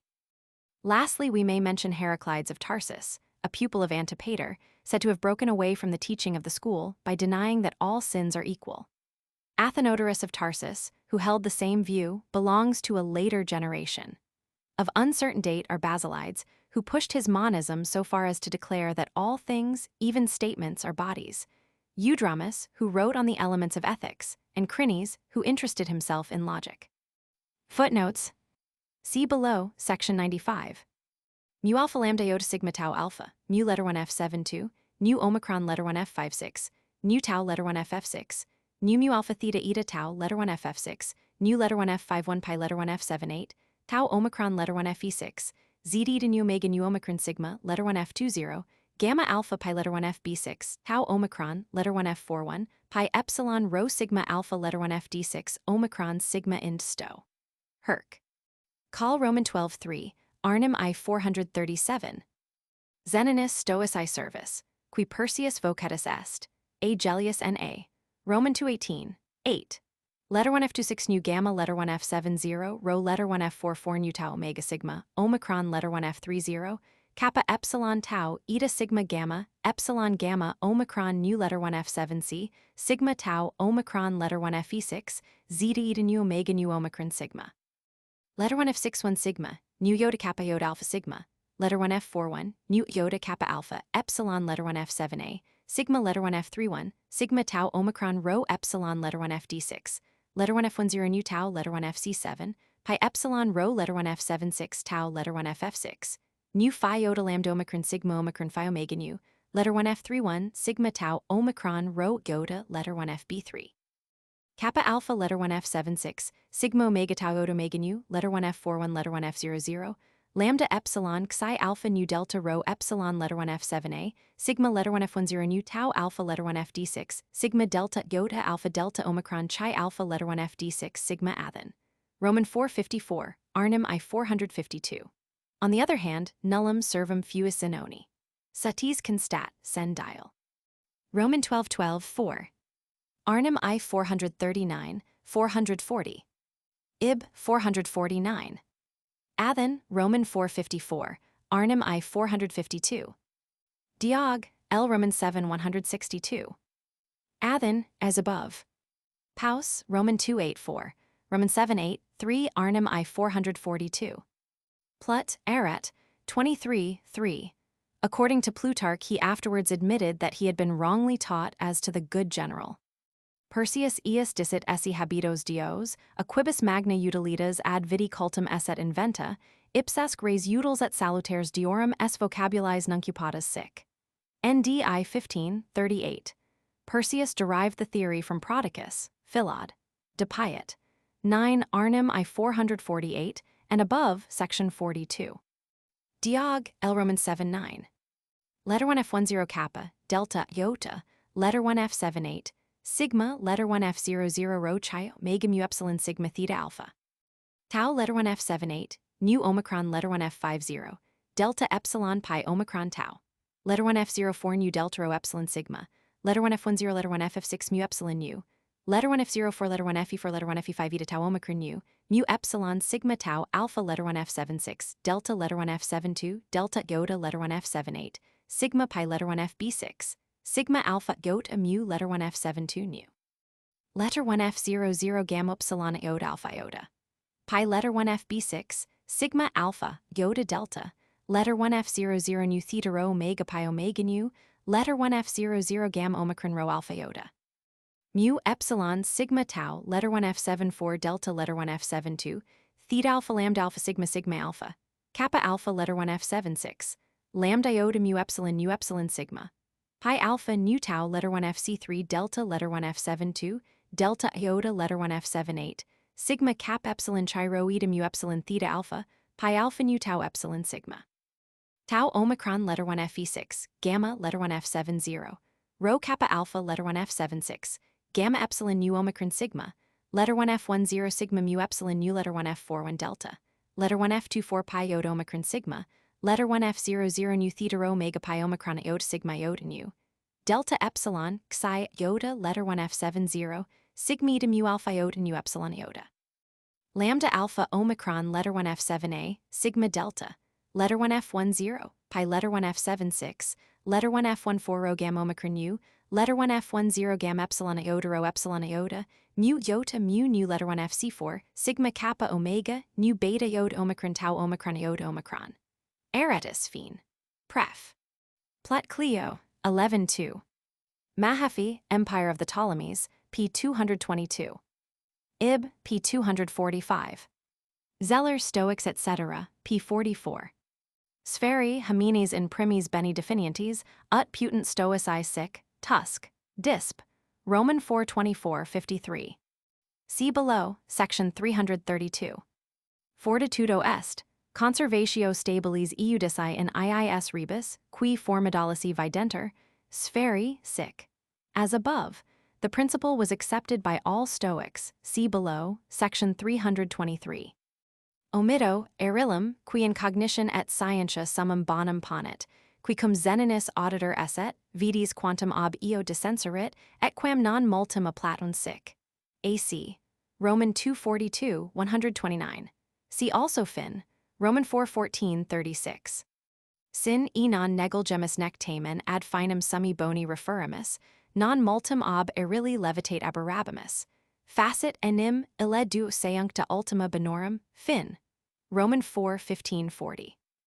Zeta, letter 1 FC6, nu letter 1 F00, epsilon, letter 1 F76, pi alpha nu tau alpha, letter 1 F00 nu alpha phi epsilon rho omicron nu tau alpha, pi rho, letter 1 F78, sigma tau, letter 1 F78, mu epsilon tau, letter 1 F10 pi iota sigma tau eta mu eta sigma, zeta, letter 1 FC6, nu diog. L Roman 7 165. Letter 1 F51 pi omicron tau, epsilon lambda, letter 1 F76 sigma delta. Letter 1 F10, sigma tau, letter 1 F76 tau, letter 1 F78, pi rho, letter 1 FF6 tau omicron, nu omicron, letter 1 F30, kappa epsilon, letter 1 FD6 omicron, nu tau omicron, letter 1 FE6, zeta, letter 1 FF4 omicron, upsilon, pi alpha theta omicron sigma. Letter 1 F00 phi. Omicron, letter 1 F57 cap alpha tau eta xi alpha tau omicron, sigma epsilon nu alpha iota, sigma theta alpha nu epsilon sigma theta alpha iota, tau, letter 1 F78, zeta, letter 1 FF7, omicron, nu tau, letter 1 FC6, sigma epsilon sigma tau alpha sigma epsilon omega sigma, alpha, letter 1 F51 tau, omicron, letter 1 FE6. Omicron, letter 1 F54, pi omega lambda, omicron gamma, iota kappa, letter 1 F78, nu letter 1 F00 lambda lambda, letter 1 F04 lambda omicron gamma omicron nu stab. Roman 27, 3c. Delta iota alpha phi epsilon rho epsilon iota nu, delta letter 1 F72, tau epsilon lambda omicron sigma, kappa alpha letter 1 F76, letter 1 F51 pi omicron tau epsilon lambda iota delta alpha, tau letter 1 FC6, sigma mu letter 1 F72, nu gamma letter 1 F70, rho kappa alpha letter 1 F76, tau omicron letter 1 F7a, sigma mu letter 1 F74. Sigma omicron, phi omicron letter 1 F7a, sigma tau omicron chi alpha zeta epsilon sigma theta alpha iota. Tau omicron letter 1 Fe6, delta letter 1 F72, mu omicron u, tau letter 1 F78, nu sigma omicron phi omicron u diog. L Romans 7 165. The best discussion is by Herzl, Untersuchungen, Roman 2 46 SQQ. He considers the teaching of Heraclius to have inclined to Sinism rather than to Platonism, and to have been substantially identical with that of Aristo. Lambda alpha lambda omicron u, letter 1 F10 pi epsilon kappa alpha lambda epsilon iota diog. L Romans 7:18. Athen, Romans 6:58, Arnhem I 342. Ib, Romans 7:14, Arnhem I 341. See above, section 89. Diog, L Romans 7 163.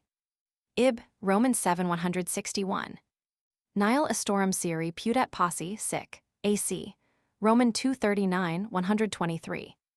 Qui nec formam de intelligi posse sensit, nec in dissensum dicet, dubite omnino deus animans necni sit, sic. ND I 14:37. Aristo moralem quoque, quam solem reliquerat circumcidit sen, ep. 89:13. Hanc partum levum existimat, et qui non descendat in pectus usque, ib. 94:2. In this letter the whole subject is very fully discussed. Letter 1 F34 sigma omicron u gamma alpha rho, letter 1 F10 sigma tau iota, tau letter 1 F78, pi rho omicron e to gamma mu epsilon u omicron u, alpha letter 1 F50, tau letter 1 F74 nu lambda epsilon gamma epsilon iota nu, letter 1 F00 delta iota alpha phi omicron rho omicron u, tau letter 1 F7, letter 1 F00, gamma alpha theta letter 1 F78 nu. Letter 1 F00, xi iota omicron letter 1 Fe6 nu, kappa alpha letter 1 F76, sigma chi epsilon delta letter 1 F78, nu letter 1 F40 nu omicron mu alpha tau iota, mu omicron u, delta iota alpha phi epsilon rho omicron u sext. Math. Xi 64, Arnhem I 361. Aristonis, sententia, non esse resalis praeter virtuts et vitia, inter quas quicquam omnino interesset, sic.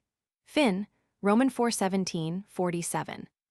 Huic summum bonum est, in his rebus nutram in partum moveri, qui letter 1 F00 delta iota alpha phi omicron rho, ota alpha ob ipso dissiter, sic. AC. Roman 242, 130. Galen hip, et plat, Roman 7:2, Arnhem I 374. Chrysippus is said to have complained that he made the various virtues sigma chi epsilon iota sigma, or variations of a single virtue plut. Sto. Rep Romans 7:3. Nevertheless, the same doctrine frequently reappears in Stoic writers. Vives inquit Aristo magnifice ac preclare, quod erit cunc visum, ages, nunquam anger, nunquam cuppies, nunquam timbus, sic. Fin, Roman 4:25, 69. Aristonis, iam praedam explosa sententia est off. I2 6, cf. Fin, Roman 4:17, 47. Ensal, p. 37 SQQ. For fuller discussions of Aristo see Herzl, Untersuchungen, Roman 2 p. 44, and Dyroff, Ethic pp. 43 SQQ, 356 SQQ. Gompers, Greek thinkers, Roman 2 p. 161. Mahaffy, Empire of the Ptolemies, p. 207. Athen, Roman 7:14, Arnhem I 408. Nobis Heracliotes ille Dionysius flagitios de civis viter a stoicis propter oculorum dolorum, quasi viro hoc didicis et a xenon, non doler, cum dolrit. Illud audierit nec tamen didicerat, malum illud non es, quia terp non esset, sic. Fin. V31, 94. Tau epsilon lambda omicron sigma, epsilon letter 1 F36, pi epsilon tau letter 1 F74, nu letter 1 F21 delta omicron, nu letter 1 F74, nu delta iota letter 1 F70, pi epsilon rho ot sigma tau alpha sigma iota nu, letter 1 F40 phi theta alpha lambda mu iota alpha sigma diog. L Romans 7 166. Dionysius ille Heracliotes utrum comprehendisset, honestum quod esset, id solum bonum esse, and honesty inane nomen esse, voluptatem esse summum bonum. Sic. AC.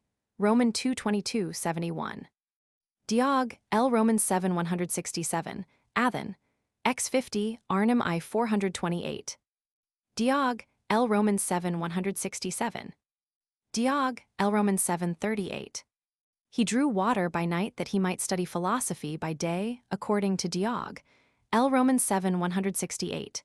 Cleans aquam traxit, et regando hordo locavit manus, sen ep. 44, 3. Diog, L. Romans 7:37. Xenonum cleans non expressuset, si tantamodo audiset, vidi enim ius interfuit, secreta perspexit, observavit alum, and ex formula sua viverit sen ep. 6, 6. Sensus nostros clarius carminis arda necessitas efficit, sen ep. 108, 10. Letter 1F10, pi letter 1F76, tau letter 1FF6, nu alpha letter 1F50, tau letter 1FF6, nu letter 1F14 mu epsilon iota nu epsilon, delta omicron gamma mu alpha tau omega nu diog. L. Romans 7 168. Stob, I1, 12 Arnhem I 537. See above, section 90. I follow the reading gamma epsilon nu omicron mu epsilon sigma theta epsilon omicron letter 1Fe6. The words gamma epsilon nu omicron sigma letter 1F10 sigma mu epsilon nu in the text are surely a reminiscence of Aratus, Fien. 5, so Pearson, p. 276, and theta epsilon omicron letter 1Fe6 mu iota mu eta mu alpha is confirmed by Musonius ap. Stob. Floor. 117, 8c below, section 419. Mr. Pearson now suggests to me that the MS reading letter 1F24 chi omicron upsilon may represent the correction of a pious scribe. Iota symbol 305 letter 3F2, symbol 305 chi upsilon, i.e., letter 1F30, eta sigma omicron letter 1Fe6, chi rho iota sigma tau omicron letter 1Fe6, for theta epsilon omicron letter 1Fe6. See below, section 244. The translation follows Pearson's letter 1F10 rho rho iota gamma alpha sigma iota nu. Arnhem reads letter 1F14 rho gamma alpha, tau epsilon lambda epsilon letter 1FD6 tau alpha iota. Even the meaning is quite uncertain here. Mu epsilon gamma alpha lambda letter 1FF3, mu iota kappa rho omicron letter 1FD6, sigma tau epsilon. Dials seems the nearest reading to the MS, so that the word great above refers to the sun only.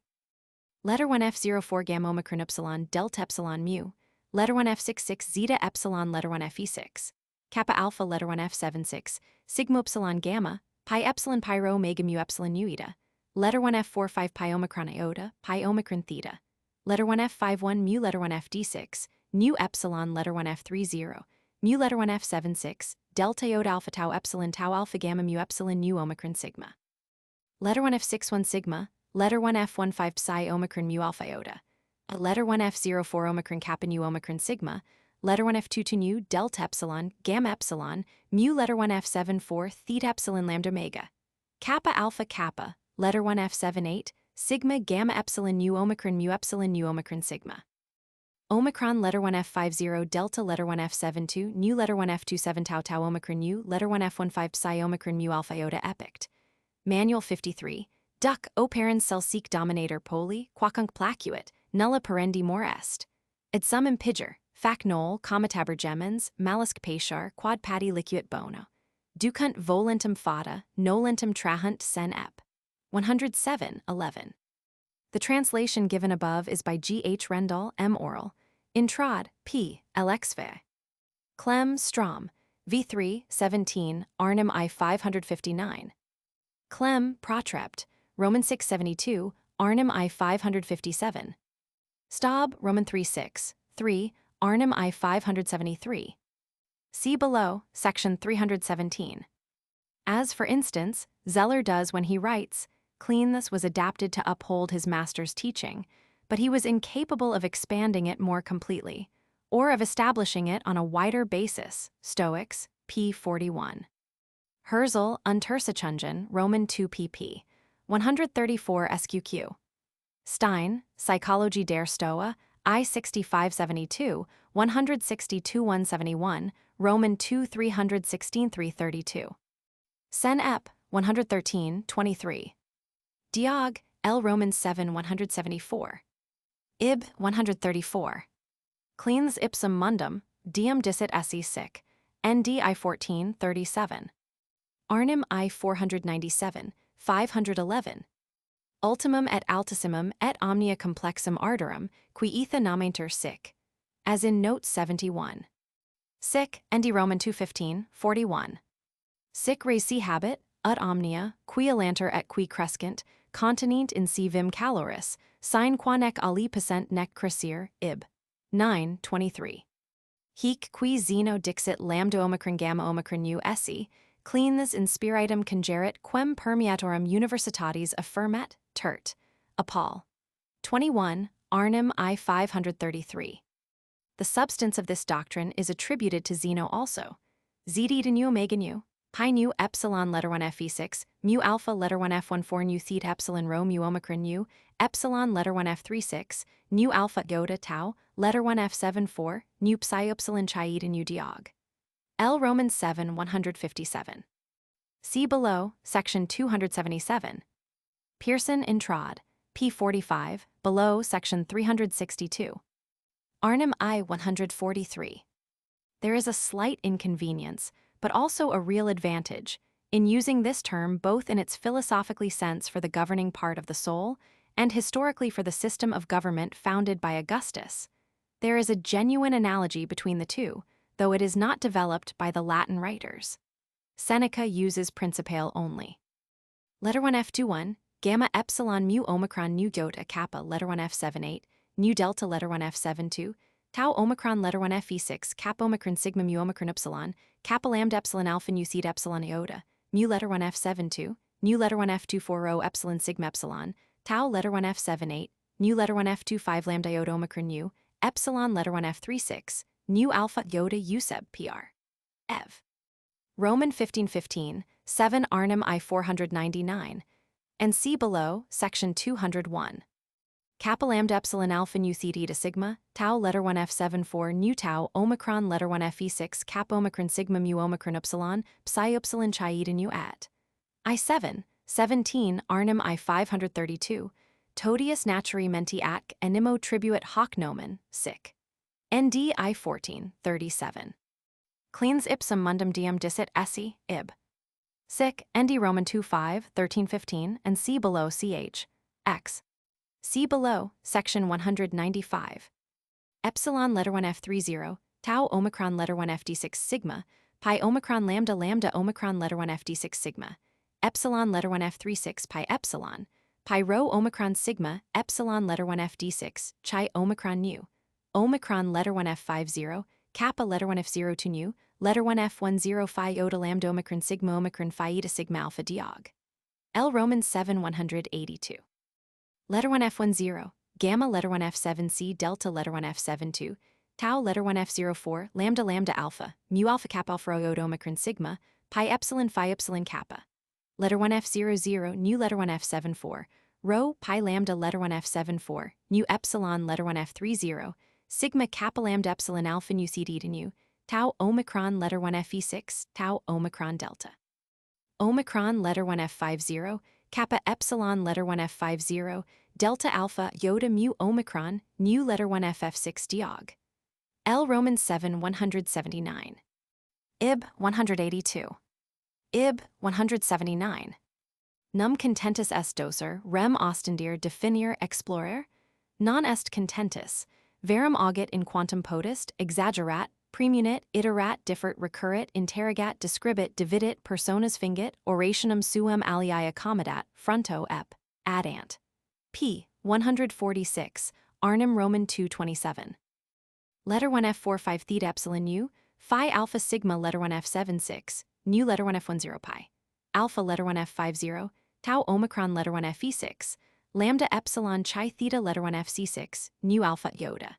Epsilon letter 1 f30, mu letter 1 f74 gamma letter 1 f70, rho letter 1 f26 nu, chi rho epsilon sigma iota pi pi omicron sigma. Omicron letter 1 f50, kappa letter 1F0 to nu, letter 1F26 nu, sigma tau omicron alpha diog. L Romans 7 183. Diog, L Romans 7 180. De quo query solent stoici, dum studios omnia conquisserit contra sensus et perspicuitatem, ipsum sibi respondentem inferiorum fuis, id ac ob eo armatum esse carnidin, sic. AC. Roman 2 27 87, cf. Plut, Sto. Rep X 3 and 4. Ob craesipo nihil magnum nec magnificum desideravi, qui seu quadam more loquitur, ut omnia verborum momentis, non rerum ponderibus examinet, sic. Rep Roman 3 8 12. Ad craesipi laquios revertimer, defato 4 7. Craesipus, pens quem subtel illedicumen est et inimam penetrans veritatem, qui re agendi causa loquitur et verbis non ultra quam ad intellectum satis est uditer, totum librum his ineptiis replet sen, ben. I3 8. Magnum mehercule verum, sed tamen Grecum, cuius acumen nimis tenu rotunditur et in si seep replicatur, ib. 4 1. Quod est bonum, omni laudabile est, quod autem laudabile est, omni est honestum, bonum igitur quod est, honestum est, sic. Fin. Roman 3 8 27. See below, section 162, 163. Arcesilas primum, ex variis Platonis libris sermonibus Socratesis hoc maxima ripuit, nihil esse certi quod aut sensibus aut animo percipi possit, sic. De orat. Roman 3:18, 67. See above, section 71. Letter 1F41, Pyro Omicron Sigma Epsilon Chi Omega Nu, Tau, letter 1FF7, Epsilon letter 1F50, Lambda Omicron Gamma letter 1FF3 Kappa Alpha Tau Omicron Rho Theta Omega Sigma Epsilon Iota, Kappa Alpha letter 1F76, Epsilon letter 1F50, Delta Alpha Iota Mu Omicron, Nu Eta Sigma Epsilon Iota Sext. Math. Romans 7 158. Cum Chrysippus academicos refelens, per multo clarira et certira esse dicet, qui vigilantibus vidantur, quam qui somniantibus, sic. Div. Roman 261, 126. See further, section 147. See below, section 346. See Pearson Clee, Fr. 42. According to Staub, Roman 2:7, 6e, this term was used by all the Stoic teachers. Used by Chrysippus, see Arnhem Roman 3 473. Diog, L Roman 788. Phi upsilon sigma iota nu delta letter 1F72, chi rho upsilon sigma iota pi omicron sigma, mu letter 1F72, nu letter 1F10 xi alpha kappa omicron upsilon epsilon iota. Letter 1F97, letter 1F00 kappa omicron lambda omicron upsilon theta omega sigma, delta, epsilon letter 1F d6, zeta letter 1F c6 nu. Tau eta nu, tau epsilon kappa omicron, iota nu letter 1F74, nu kappa alpha letter 1F76, letter 1F30 delta iota omega sigma, tau letter 1F74, nu letter 1F00 nu theta rho omega pi iota nu eta nu ib. Romans 7:89. Mu epsilon rho eta gamma alpha rho, epsilon letter 1F30, sigma iota nu alpha letter 1F31, letter 1F21 mu epsilon tau epsilon rho alpha iota, phi upsilon sigma epsilon iota sigma, tau letter 1F c6, sigma tau, omicron letter 1F e6, letter 1F45 lambda omicron upsilon ib. 87. See above, section 71.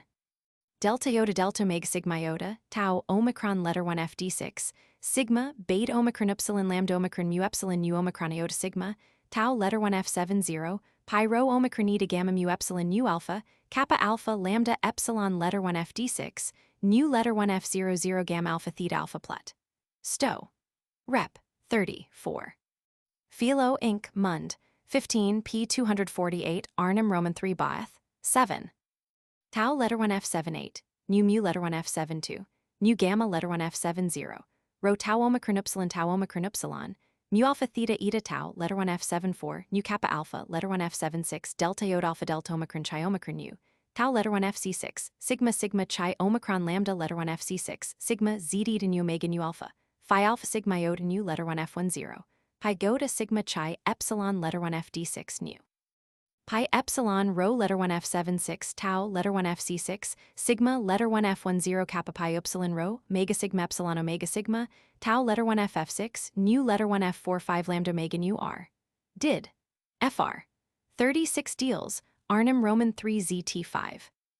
Diog, L Roman 7 35. Ind Sto Herc, Call 48, Arnhem Roman 3 zt2. See Zeller, Stoics etc. p. 50. See below, section 115. Alia Diogeni Babylonio Vidri Solit, Magno et Gravi Stoico, Aliad Antipatro, Discipulo Ius, Hemini Acutissimo, Sic. Off, Roman 3:12 51, Antipater inter Magnos Secti Octors, Sen Ep. 92 5. Plut Degar, 23. Tau letter 1 f7 8, epsilon letter 1 f50, lambda omicron gamma iota sigma tau, epsilon letter 1 fd6, nu letter 1 f10 nu tau letter 1 fc7 tau letter 1 ff6, nu kappa alpha tau letter 1 f70, phi epsilon sigma iota nu letter 1 f10, kappa lambda omicron gamma letter 1 fc7 diog. L Roman 788. For the academic view see section 71 above. See below, section 159, 332. Sic off, Roman 313 54, 23 91. Rep Roman 320 30. Tu cum hominibus consular debias, celibus homines off, Roman 313 52. Antipater, aliquid si tribura dicit externis, sed exiguum ad modum sen ep. 92 5. Plut sto, Rep 2 5. Diog, L Roman 730. Arnhem Roman 3p 259. See also Pauli Wiswa sub voce. So Diog, L Roman 739, where however others read letter 1 f00 pi omicron lambda omicron delta omega rho omicron sigma, kappa alpha, letter 1 f76, sigma epsilon lambda omicron sigma. Diog, L Roman 7 121. Ib, Roman 6 104. Ind, Stoic. Herc. Call 53, also a pupil of Antipater, to be distinguished from an Apollodorus of Athens who was an Epicurean, Diog, L. Roman 7 181. Duo vel principes dialecticorum, Antipater et Archedimus opiniosissimi homines, sic. AC. Roman 247, 143. Pi alpha nu tau alpha tau letter 1 f70 cap alpha theta to cap omicron nu tau alpha letter 1 f10 pi iota tau epsilon lambda omicron letter 1 fe6 nu tau alpha zeta letter 1 fc6 nu diog. L Roman 788. Sandys Classical Scholarship IPP 155 156. Ib p 157. Diog L Roman 7 121. See below, section 122, 123. Arnhem Roman 3p, 268. Diog, L Roman 739. Ib 76. Chapter 5. The Stoic Sect in Rome. Equals 112. Equals in the 3rd century BC Stoicism, one adherent slowly and one by one, as individuals were convinced by reasoning and example. In the 2nd century, its progress became more rapid, for it was reinforced by inheritance and social influence. Fathers handed down its doctrine to their sons and teachers to their pupils. Groups of men united by a common respect for the school and its founders began to associate together, not only at Athens, but also, as we may well infer from the list of names given at the end of the last chapter, at such centers as Pergamus, Babylon, Seleucia, Tarsus, Sidon, and even Alexandria. Thus out of the school there grew up the sect, secta. That is, a society of men drawn from different nations and ranks, but sharing the same convictions, united by a bond of brotherhood, and feeling their way towards mutual consolation and support. A company going through life on the same path, and prepared to submit to a common authority. The spread of the sect was rapid though quiet, and as we cannot expect to trace its history from place to place, we are unable to say when first it found adherents at Rome. But early in the 2nd century B.C., Rome entered into close political relations with two of the most highly civilized states of Asia Minor, Pergamus and Rhodes. And through the men of learning and taste who were associated with these communities, Stoicism was introduced to the ruling class at the center of the new empire, to win there an easy conquest which proved no slight compensation for the political subordination of the states from which its emissaries had sprung. 113. We have already noticed that the Stoic Crates, the head of the library established at Pergamus, visited Rome in 159 BC and there gave lectures on literature, in which he may perhaps have taken occasion to expound at least the chief doctrines of the Stoic school. Only a few years later, in 155 BC, the celebrated embassy from Athens, which included the heads of 3 of the chief philosophical schools at that time, arrived in Rome. Diogenes of Seleucia represented the Stoics, Critolaus the Peripatetics, and Carneades the academic school, and all 3 expounded their respective theories before enormous audiences. We are told that Diogenes made a good impression by his sober and temperate style. Thus the way was prepared for the more permanent influence of Panidius of Rhodes circ. 180–9109 BC. He was a gentleman of position in the wealthy and well-governed island state, and in early youth pursued his studies at Pergamus, so that he was probably attracted to the school by Crates. From Pergamus, he passed to Athens, where he found established the 3 teachers already named, and attached himself to Diogenes, and after his death to his successor Antipater. His writings show that he was also much influenced by the teaching of Carneades, but more than any of his predecessors, he appreciated philosophy in its literary form. Plato, the Homer of philosophers, he held in veneration. From Aristotle, Xenocrates, Theophrastus, and Decius, he constantly quoted. His admiration for these philosophers greatly influenced his style, and caused him to reject the stiff and paradoxical form used by his predecessors. It also led to the surrender of some characteristic Stoic doctrines in favor of the teaching of Plato and Aristotle. His studies extended to every branch of philosophy, including astronomy and politics. The latter interest brought him into association with Polybius the historian, with whom he held frequent discussions as to the best form of government. The 2 learned and experienced Greeks agreed in their admiration for the constitution of Rome. Panidius visited Rome, and there became the intimate friend of Scipio Africanus Minor. This friendship must have begun before the year 140 BC, when Panidius accompanied Scipio on a mission to settle the affairs of the East. It lasted till the death of Scipio in 129 BC. Round Scipio and his Greek friends Polybius and Panidius, there gathered a society of the noblest and most intelligent men of Rome. And in this circle, the Latin language as well as Greek philosophy found a new birth.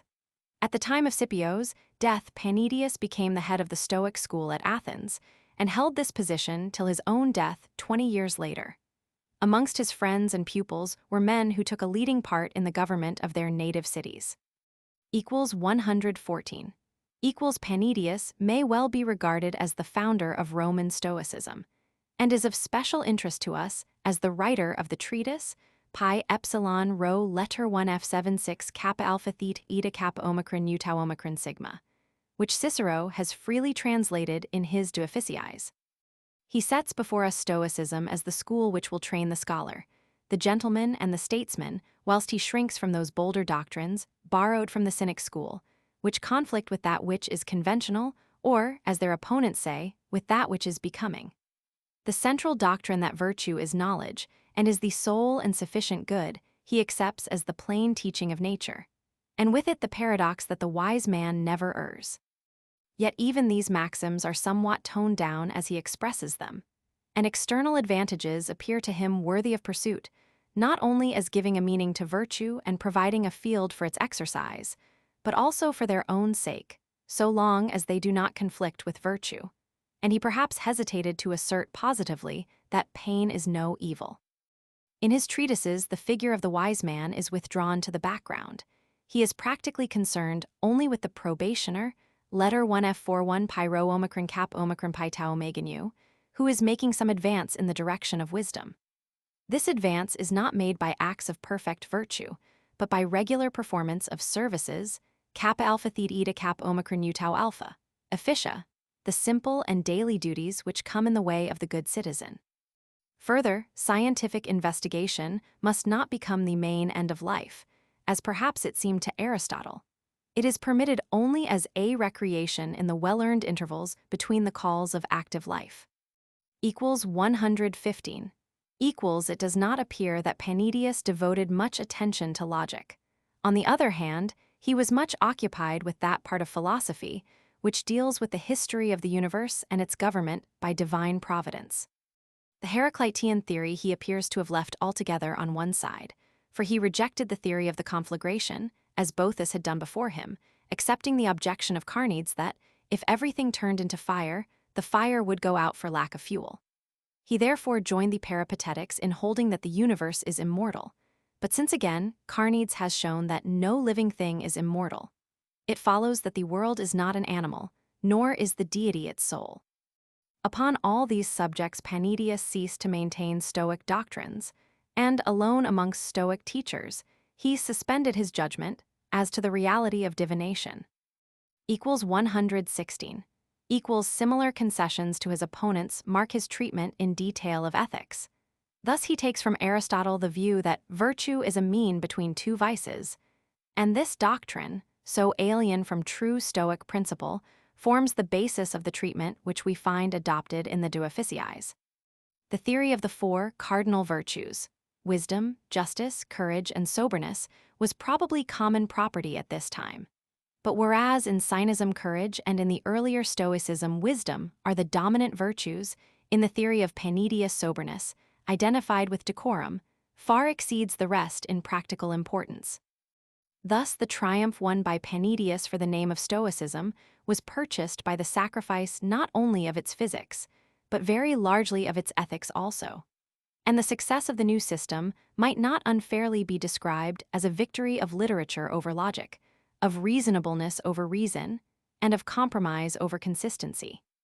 However this may be, Panidius undoubtedly succeeded in presenting Greek philosophy to his Roman friends in a form in which it recommended itself alike to their reasoning powers and to their moral sense. Equals 117.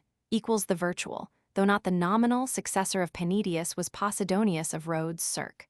135–51 BC, who after studying under Panidius at Athens traveled widely, finally settling at Rhodes, and there took an active part in political life. Like his master, he was a devoted student of Plato, and he wrote a commentary on the Timaeus. In this commentary, he develops a new theory of the universe, which he asserts to be that which Plato had learnt from the Pythagoreans, and to be at root the same as that taught by the Stoics. The starting point is the mu omicron u alpha sigma, or unit. From this are evolved the numbers and the elements by a principle of flux, as in the system of Heraclitus. The unity and the first of the numbers, the two, differ as force and matter, so that the dualism of Aristotle is here definitely subordinated to a supreme monism. This study of Posidonius is therefore incidentally of high importance as a sidelight on Stoic metaphysics and cosmology.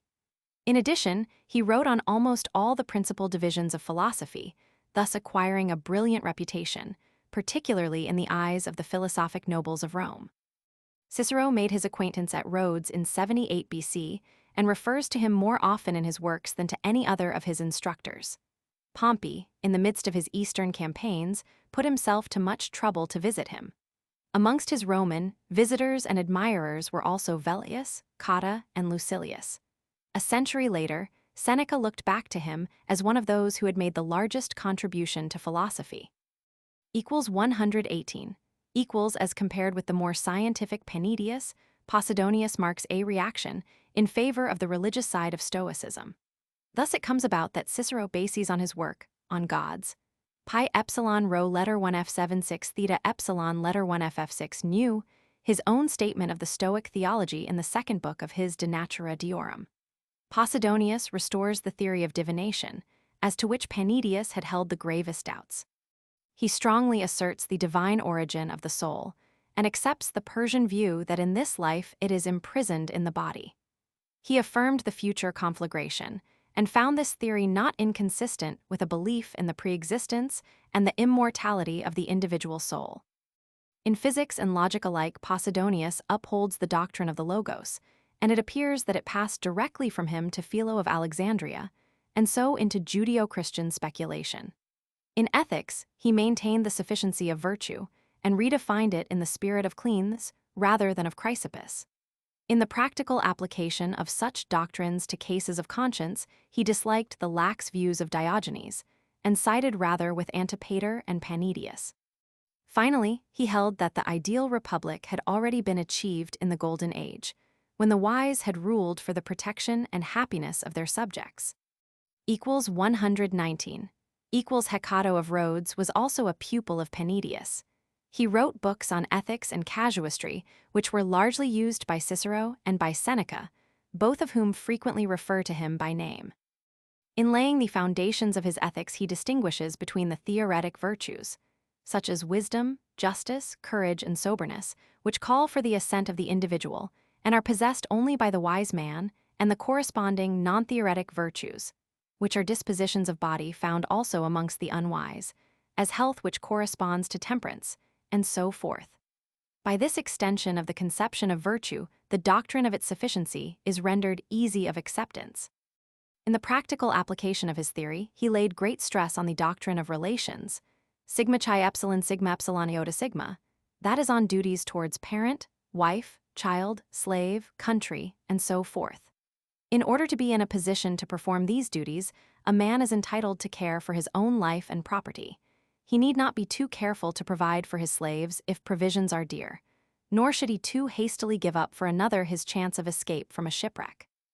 Hecato therefore seems rather to side with Diogenes in questions of casuistry, taking a lax view where Antipater and Panidius would be inclined to a more altruistic standpoint.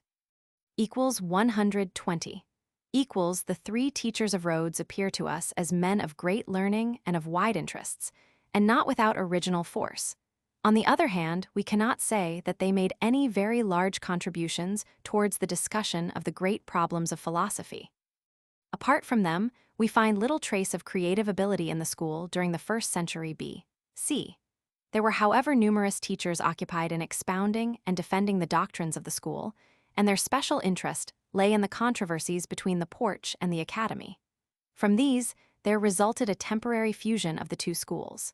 Their respective names and dogmas remained unaltered, but attention was no longer given to the great differences of principle which divided them. Learning, politics, and social influences alike were at work, not to solve the great controversies, but to throw a mist over them. From these circumstances, there emerged the type which we now call the eclectic, but which the Romans called simply the philosopher. That is, the man who drew practical wisdom from all sources alike, binding himself to the dogmas of no school, but winning his way by aptness of discourse and sympathy of manner to social importance. We have but a limited interest at the present day in these ephemeral reputations. The type is still with us, both in the preacher whose sympathies are given with equal readiness to half a dozen warring denominations, and in the politician who emphasizes his connection by birth with 3 or 4 nationalities and as many grades of society. Nor are we called upon to question the usefulness of this blurring of differences.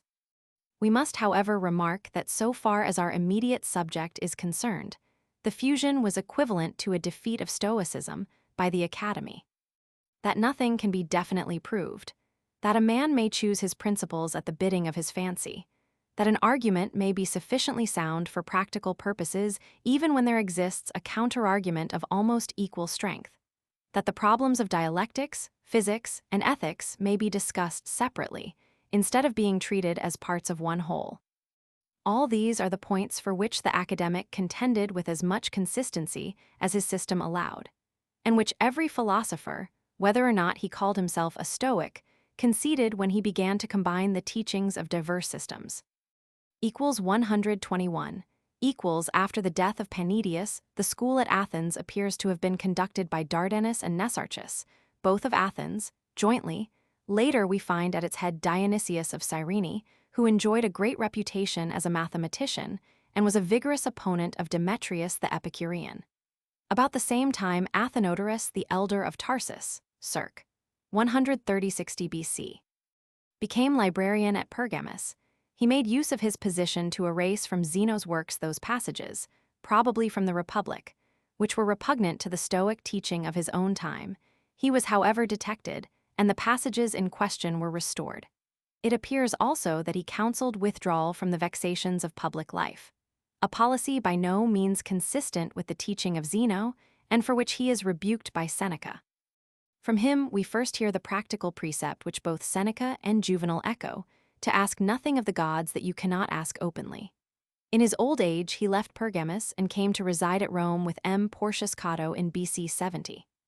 Amongst the younger friends of Cato were Antipater of Tyre, who wrote on practical ethics, and died at Athens about 45 BC, and Apollonides, with whom he conversed on the subject of suicide shortly before his death. From Diodotus, Cicero received instruction in Stoicism before 88 BC. He conceived a great affection for him and invited him to live in his house. He remained there till his death in 59 BC, when he left Cicero a considerable property. In his old age he was blind, but he continued his studies, and in particular that of mathematics, as ardently as ever. Apollonius of Tyre wrote a biography of Zeno, from which Diogenes Laertius often quotes.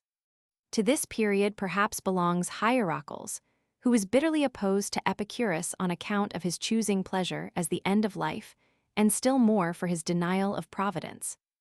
122. We have little reason to regret that only fragments at most remain to us of the works of these philosophers, since Cicero presents to us a comprehensive view not only of the doctrines they professed, but also of the criticisms which their opponents passed upon them, and again of the replies they made to these criticisms.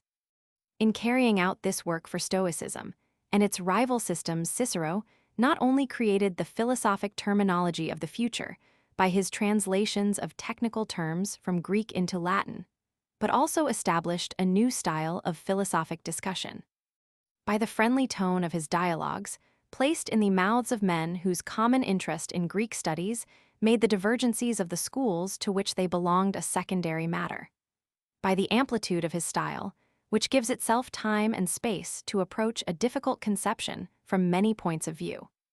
And by the simplicity of his language and illustrations, which assumes that every philosophical contention can be plainly and forcibly put before the average man of letters, he has set an example of the art of exposition which has perhaps not been surpassed since.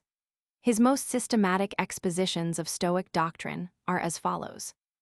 In the Academica, a general view of Zeno's teaching is given by M. Varro, I-10, 35-11, 42, and the Stoic logic, as accepted by Antiochus, is defended by L. Licinius Lucullus, Roman 2-1, 1-19, 63. In the De Natura Deorum, BK Roman 2, the Stoic physics is explained by Q. Lucilius Balbus. In the De Finibus, BK Roman 3, the Stoic ethics by M. Porcius Cato, as the most distinguished Roman who has adopted them as a standard of life. In the De Officiis, Cicero adopts the form of a letter addressed to his son when studying at Athens, and avowedly adapts the substance of the work of Panidius already mentioned, supplementing it from a memorandum of the teaching of Posidonius which was specially prepared for him by Athenodorus Calvus. This book deals with ethics mainly in its practical applications. In many of his other works, such as the De Amicitia, De Senectute, Tusculan Disputations, De Fato, De Divination, and Paradoxa, Cicero makes use of Stoic material without giving professedly an exposition of the Stoic system. 123. The school to which Cicero finally attached himself was that founded by Antiochus of Ascalon, circ. 125-50 BC, who under the name of the Old Academy taught doctrines which were practically indistinguishable from those of the diluted Stoicism which now prevailed, avoiding only the dogmatic temper and a few of the paradoxes of the Stoics. This appears to have been the prevailing tone of philosophical discussion from the fall of the Republic to the death of Augustus.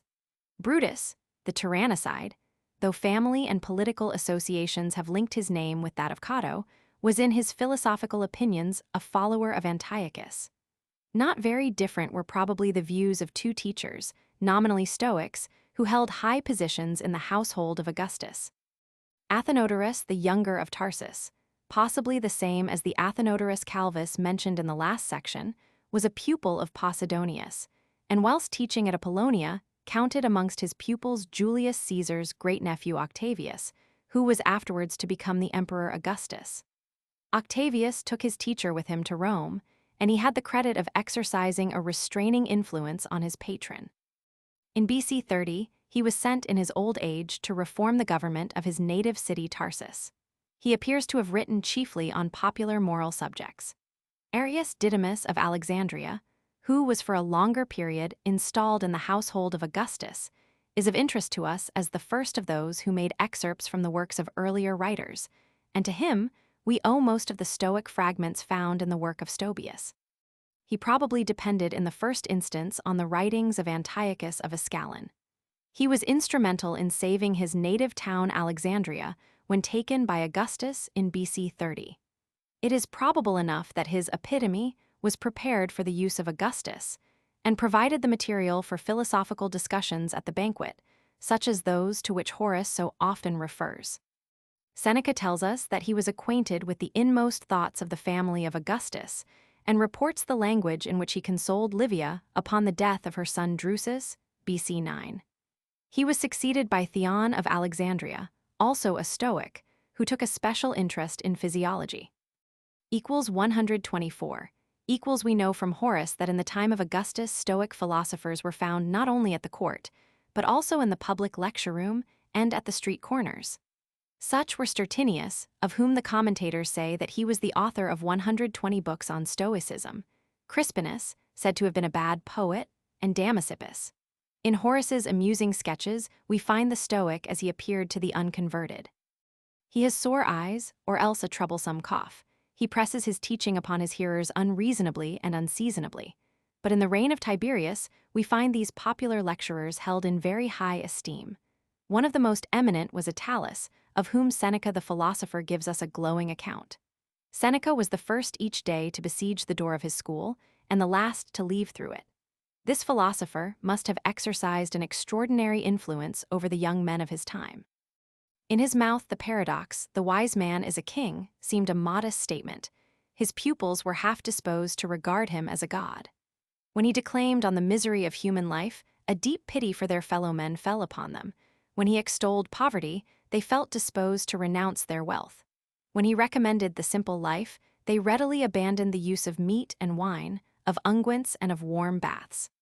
Seneca quotes from him in full an address on the vanity of wealth, which shows his teaching to be very similar to that of the more famous Musonius. He attached a special value to the discipline which hardships bring with them. He incurred the dislike of Sejanus, who defrauded him of his property and reduced him to the position of a peasant.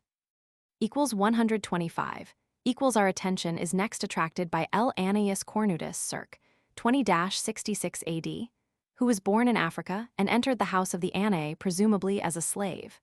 There he received his freedom and became the teacher of the two poets Persius and Lucan.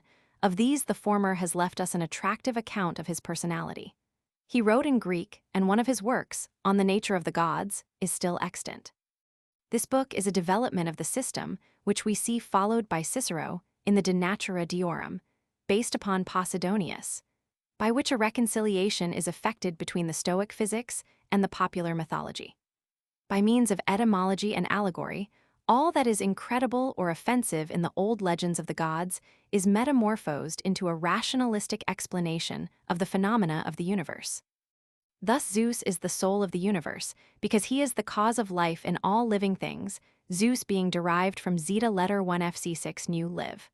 Apollo is the sun, and Artemis the moon, Prometheus the providence that rules in the universe. Pan is the universe. Kronos consumes all his offspring except Zeus, for time consumes all except what is eternal.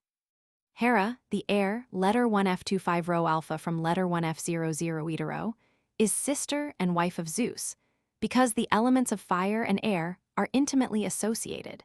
The popularity of such a treatise goes far to explain to us the close connection now becoming established between the Stoic philosophy and the practices of Roman religion. 126. Roughly contemporary with Annaeus Cornutus, but perhaps rather older, was the famous Latin writer L. Annaeus Seneca, circ. 4 B.C. -65 A.D. Born in Corduba in Spain, he may have inherited simple tastes from his provincial origin, but it was the eloquence of Attalus which moved him to a deliberate choice of the philosophically life. Under this influence, he was at one time tempted to throw away his wealth, whilst the Pythagorean philosopher Sotion induced him to become for a time a vegetarian. To the end of his days, he adhered to the simple life. He felt an aversion to wine, oysters, and all luxurious food. He discarded hot baths and soft chairs as debilitating, and of perfumes he would have only the best, that is, none at all. He was an ardent lover of books, and appears to us as the last Roman who made a systematic study of Stoicism in the original authorities, and thus grasped the system in its full extent. He did not, however, claim, like his teacher Attalus, to be a wise man. Far from that, he laments that he is still in the deep waters of wickedness. In an age when a governmental career was freely open to talent, Seneca's powers and industry carried him to high political station and greatly increased his inherited wealth. He played a part in the court of Claudius, and in time became the tutor, and ultimately the minister, of Nero. He did not possess the zeal of a reformer, and doubtless tolerated many an abuse, and often bowed his head before power even when linked with tyranny. But if he did not imitate the unbending stiffness of Cato, we have still no reason to credit the personal calumnies that pursued him at court. Had his career as a whole been a discredit to his philosophical profession, we may feel sure that Juvenal would never have overlooked so sensational a contrast. For the last few years of his life, he resigned political power, that he might devote himself to what he deemed a more important task, the exposition of the practical teaching of Stoicism. Finally, he was, or appeared to be, drawn into a plot against the emperor, and was called upon in consequence to put an end to his life. 127. The literary style of Seneca was severely criticized by critics almost contemporary with him. Gellius tells us that in his time it was by many not thought worthwhile to read his writings, because the style was found to be vulgar, the matter characteristic of half-educated men, the argument petty and exaggerated. Quintilian finds that much of his work is admirable, but much also is tainted by a striving for cheap effect and a want of solid knowledge, and he thinks him in no way comparable to Cicero. This judgment is generally maintained in the world of modern scholarship, with the result that Seneca's works are not read in our schools and universities, and are little known even to professional scholars. On the other side, we may set the extraordinary popularity of Seneca, both in his own times and in those of the Renaissance. It is possible to argue that his style represents the true tendency of the Latin language in his day, and that it is in the direct line towards the modern style of French prose, generally considered the best in the world. As regards his matter, it is not possible to deny that he repeats the same moral teaching many times in slightly altered form, and that he seldom gives us a continuous or thorough treatment of any important subject.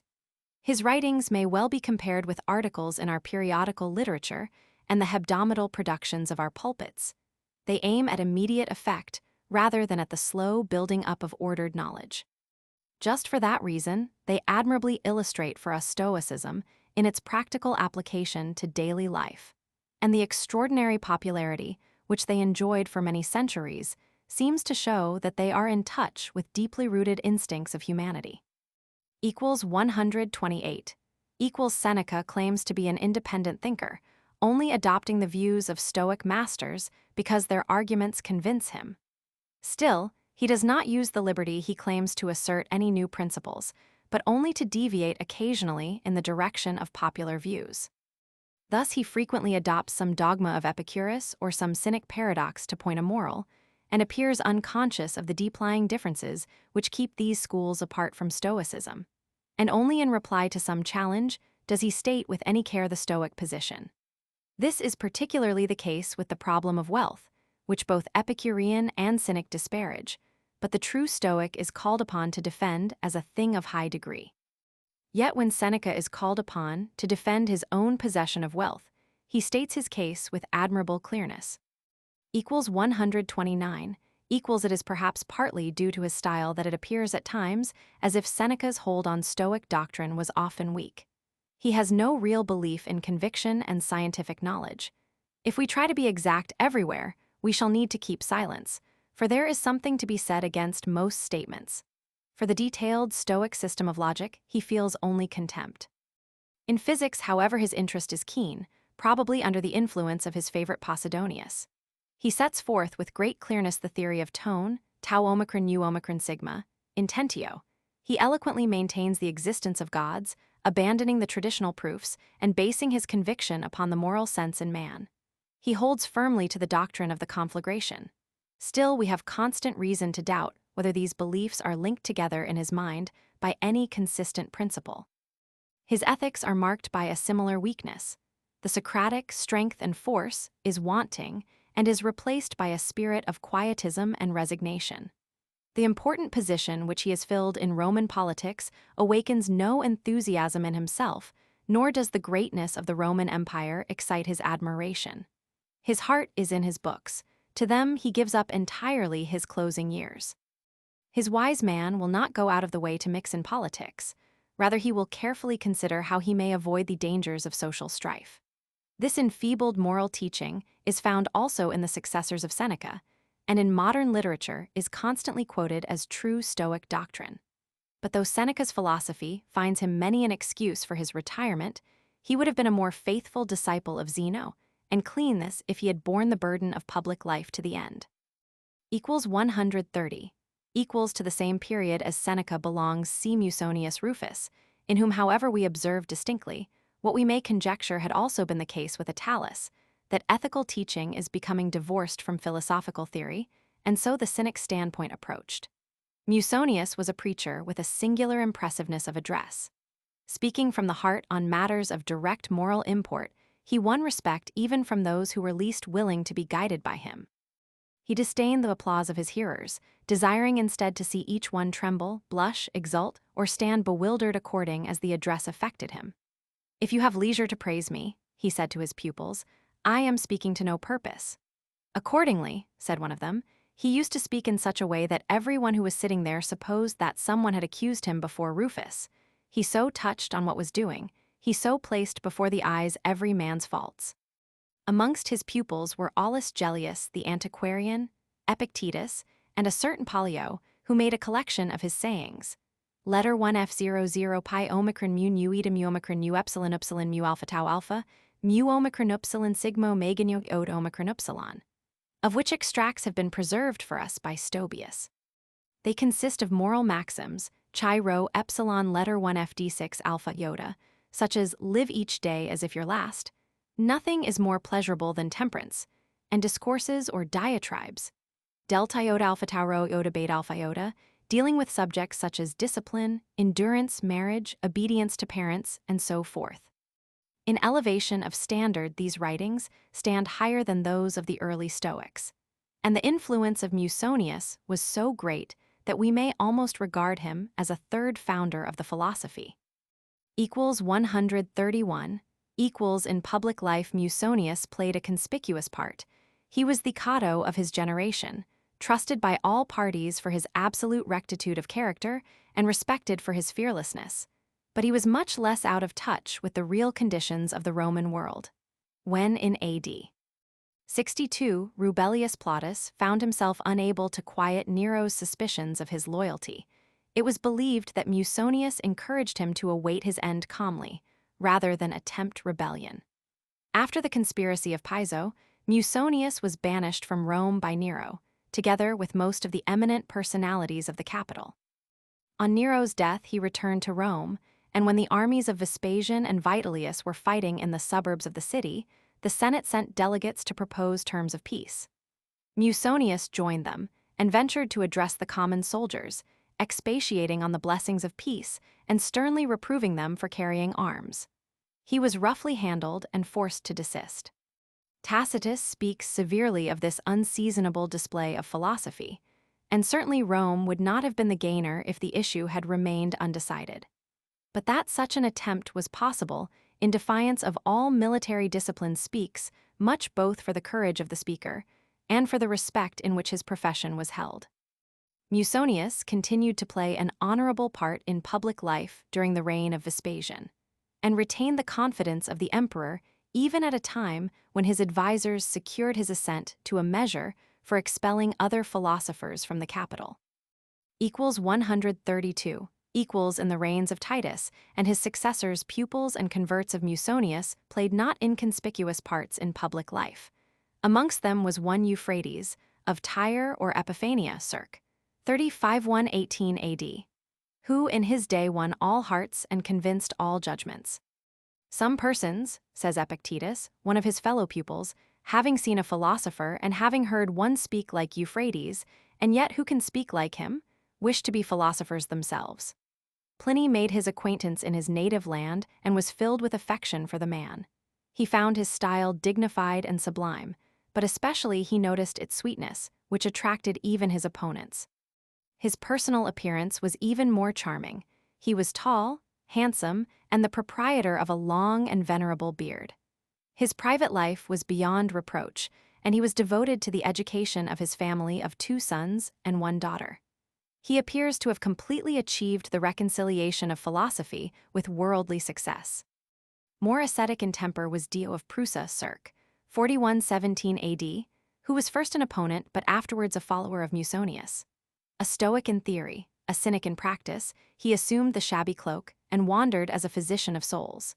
His eloquence succeeded in calming a mutiny of soldiers which followed on the death of Domitian, and won for him from a following generation the title of the Golden-Mouthed. He was held in high honor both by Nerva and by Trajan. A large number of his harangues are still extant. 133. The influence of such teachers was at any rate widespread, and if we suspect that Stoicism was already losing its intensive force as it extended the sphere of its influence. In this it did, but obey what we shall see to be its own law of creative activity. We still have to consider the 2 teachers who are of all the most famous and the most familiar, not however because they most truly express the substance of Stoicism, but because they have most deeply touched the feelings of humanity. These are Epictetus of Hierapolis, circ. 5130 AD, and Marcus Aurelius, who later succeeded to the Principate. The contrast between their positions has often excited comment, since Epictetus was born a slave and only obtained his freedom in mature years, that is, after the death of Nero in 68 AD. In reality, it is characteristic of the times that so many men of foreign and even servile origin rose to positions of eminence and became the associates and teachers of men of high official rank. In the great slave households, in particular of imperial Rome, unequaled opportunities lay open to talent. The educational ladder was everywhere set up to encourage the youth to make the best of his gifts. Further, just as young nobles were frequently enamored of slave girls, so far superior to the ladies of their own class in wit, gentleness of manners, and loyalty in the face of all terrors and temptations, so their elders found a delight in the company of the thoughtful and intellectual men who came to the front through the competition of the slave schools.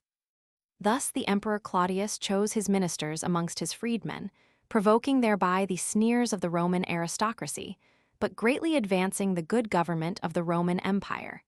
And it was Epaphroditus, himself a freedman of Nero, who sent the young Epictetus to study at the feet of Musonius Rufus. Epictetus was a man of warm feelings and clear head. His addresses, recorded for us by his hearer Arrian, serve admirably to stimulate the domestic virtues and to keep alive the religious spirit. But his teaching lacks the force which befits the training of a statesman or a king. In logic, he inclines too much to suspense of judgment, in ethics to resignation. But he did not altogether miss the Socratic force. In his youth he had gone about inquiring of his neighbors if their souls were in good health, and even when they replied, "What is this to you, my good man? Who are you?" he had persisted in giving trouble. Only when they raised their hands and gave him blows had he recognized that there was something wanting in his method. Other young philosophers, he felt, lacked this energy and were men of words, not deeds. Like other philosophers, he was expelled from Rome by Domitian in AD 89, when he retired to Nicopolis. There, he gave lectures till the time of his death. 134. Epictetus was a vigorous opponent of the group of young philosophers who delighted to display their talent upon the intricacies of the Stoic logic, and in his early youth he was taken to task by his teacher Musonius for underrating this part of philosophy. He came, however, to see the great importance of a thorough training in the methods of reasoning, so that in practical life a man should distinguish the false from the true, as he distinguishes good coins from bad. In physics he lays stress chiefly on theology, and the will of God fills a large place in his conception of the government of the world. In his treatment of practical ethics, he makes free use of illustrations from the social life of his own day. He finds examples of Socratic strength in the athlete and the gladiator, and he makes it clear that the true philosopher is not, as many believe the Stoics to hold, a man devoid of natural feeling, but on the contrary affectionate and considerate in all the relations of life. He has a special respect for the cynic, who appears in his lectures not as the representative of a differing philosophical system, but as philanthropist, teacher, comforter, and missionary. There is indeed in the addresses of Epictetus a complete fusion of Stoicism with Cynicism, and we trace in them pictures not only of the cynic system as a whole, but also of individual teachers like Antisthenes and Diogenes, profoundly different from and much more human than the representations of them familiar through other literature. They are in fact pictures of cynic teachers passed down or idealized by the members of their own sect. By their side stand the pictures of Ulysses the sage and Heracles the purger of the world, as they must have been described from generation to generation by cynic orators to their hearers amongst the poor and the unhappy. 135 equals in the 2nd century AD. The professed teachers of Stoicism must have been very numerous. With the death of Domitian, persecution had passed away. The philosophers were everywhere held in high esteem, and in turn, their whole influence was used in support of the existing state of society and the official religion. In the early part of the century, Flavius Arrianus, circ. 91-75 AD, is the most eminent of Stoics, and it was noted that his relation to his teacher Epictetus much resembled that of Xenophon to Socrates. To him, we owe the publication of the Discourses, Delta Iota Alpha Tau Iota Beta Alpha Iota, which he heard Epictetus deliver. In AD 124, when lecturing at Athens, he won the favor of the Emperor Hadrian and was appointed by him to high public offices, in which he showed himself a wise administrator and a skillful general. In AD 130, he received the consulship, and later he withdrew to his native town of Nicomedia in Bithynia, where he filled a local priesthood and devoted himself to the production of works on history and military tactics. To Stoic doctrine, he made no direct contribution. After Arrian had given up the teaching of philosophy for public life, Junius Rusticus succeeded to the position he left vacant. To him, amongst other teachers belonging to various philosophical schools, was entrusted the education of the future Emperor M. Aurelius, who gives us the following picture of the teaching he received.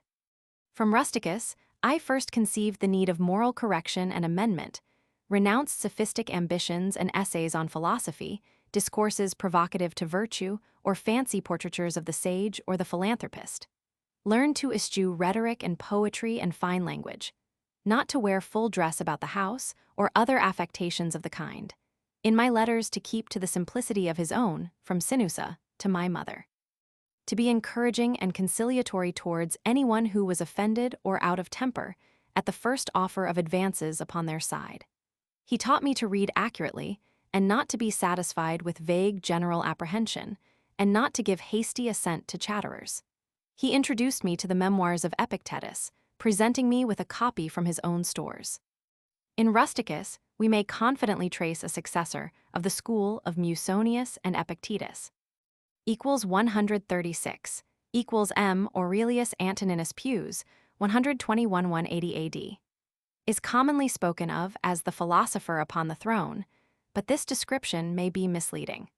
Aurelius was in the first instance a Roman prince to the institutions of Rome, and to his own position as their chief representative he owed his chief allegiance. He was undoubtedly an apt pupil of the courtly philosophers by whom he was surrounded. He deliberately chose philosophy in preference to rhetoric, and of the various schools of philosophy his judgment ranked Stoicism highest. He was fairly well instructed, but by no means learned in its doctrines. He adhered with sincerity, but without ardor, to its practical precepts.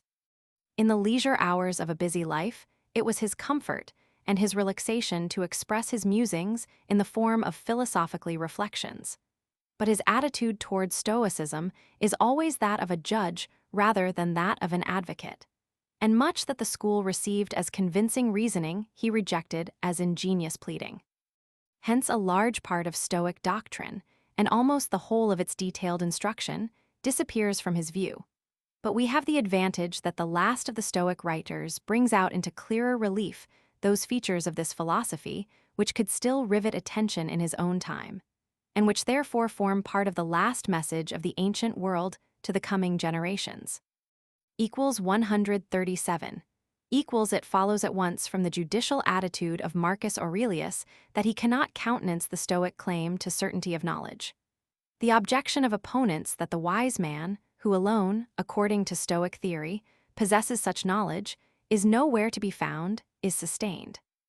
Things are so wrapped in veils that to gifted philosophers not a few all certitude seems unattainable. Nay, to the Stoics themselves, such attainment seems precarious, and every act of intellectual assent is fallible, for where is the infallible man? Yet Aurelius does not relapse into skepticism. One doctrine at least is so convincing that he cannot for a moment doubt it. It does after all shine forth as true by its own light. It is that all things are ultimately one, and that man lives not in a chaos, but in a cosmos.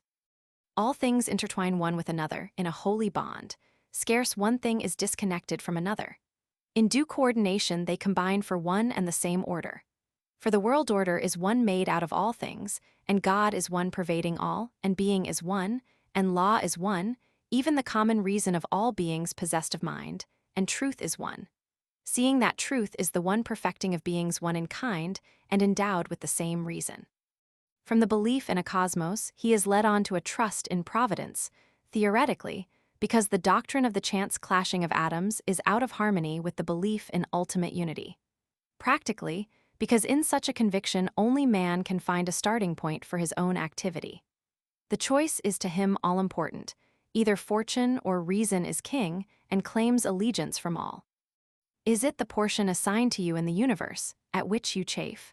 Recall to mind the alternative, either a foreseeing providence or blind atoms, and all the abounding proofs that the world is as it were a city. The world is either a welter of alternate combination and dispersion, or a unity of order and providence. If the former, why crave to linger on in such a random medley and confusion?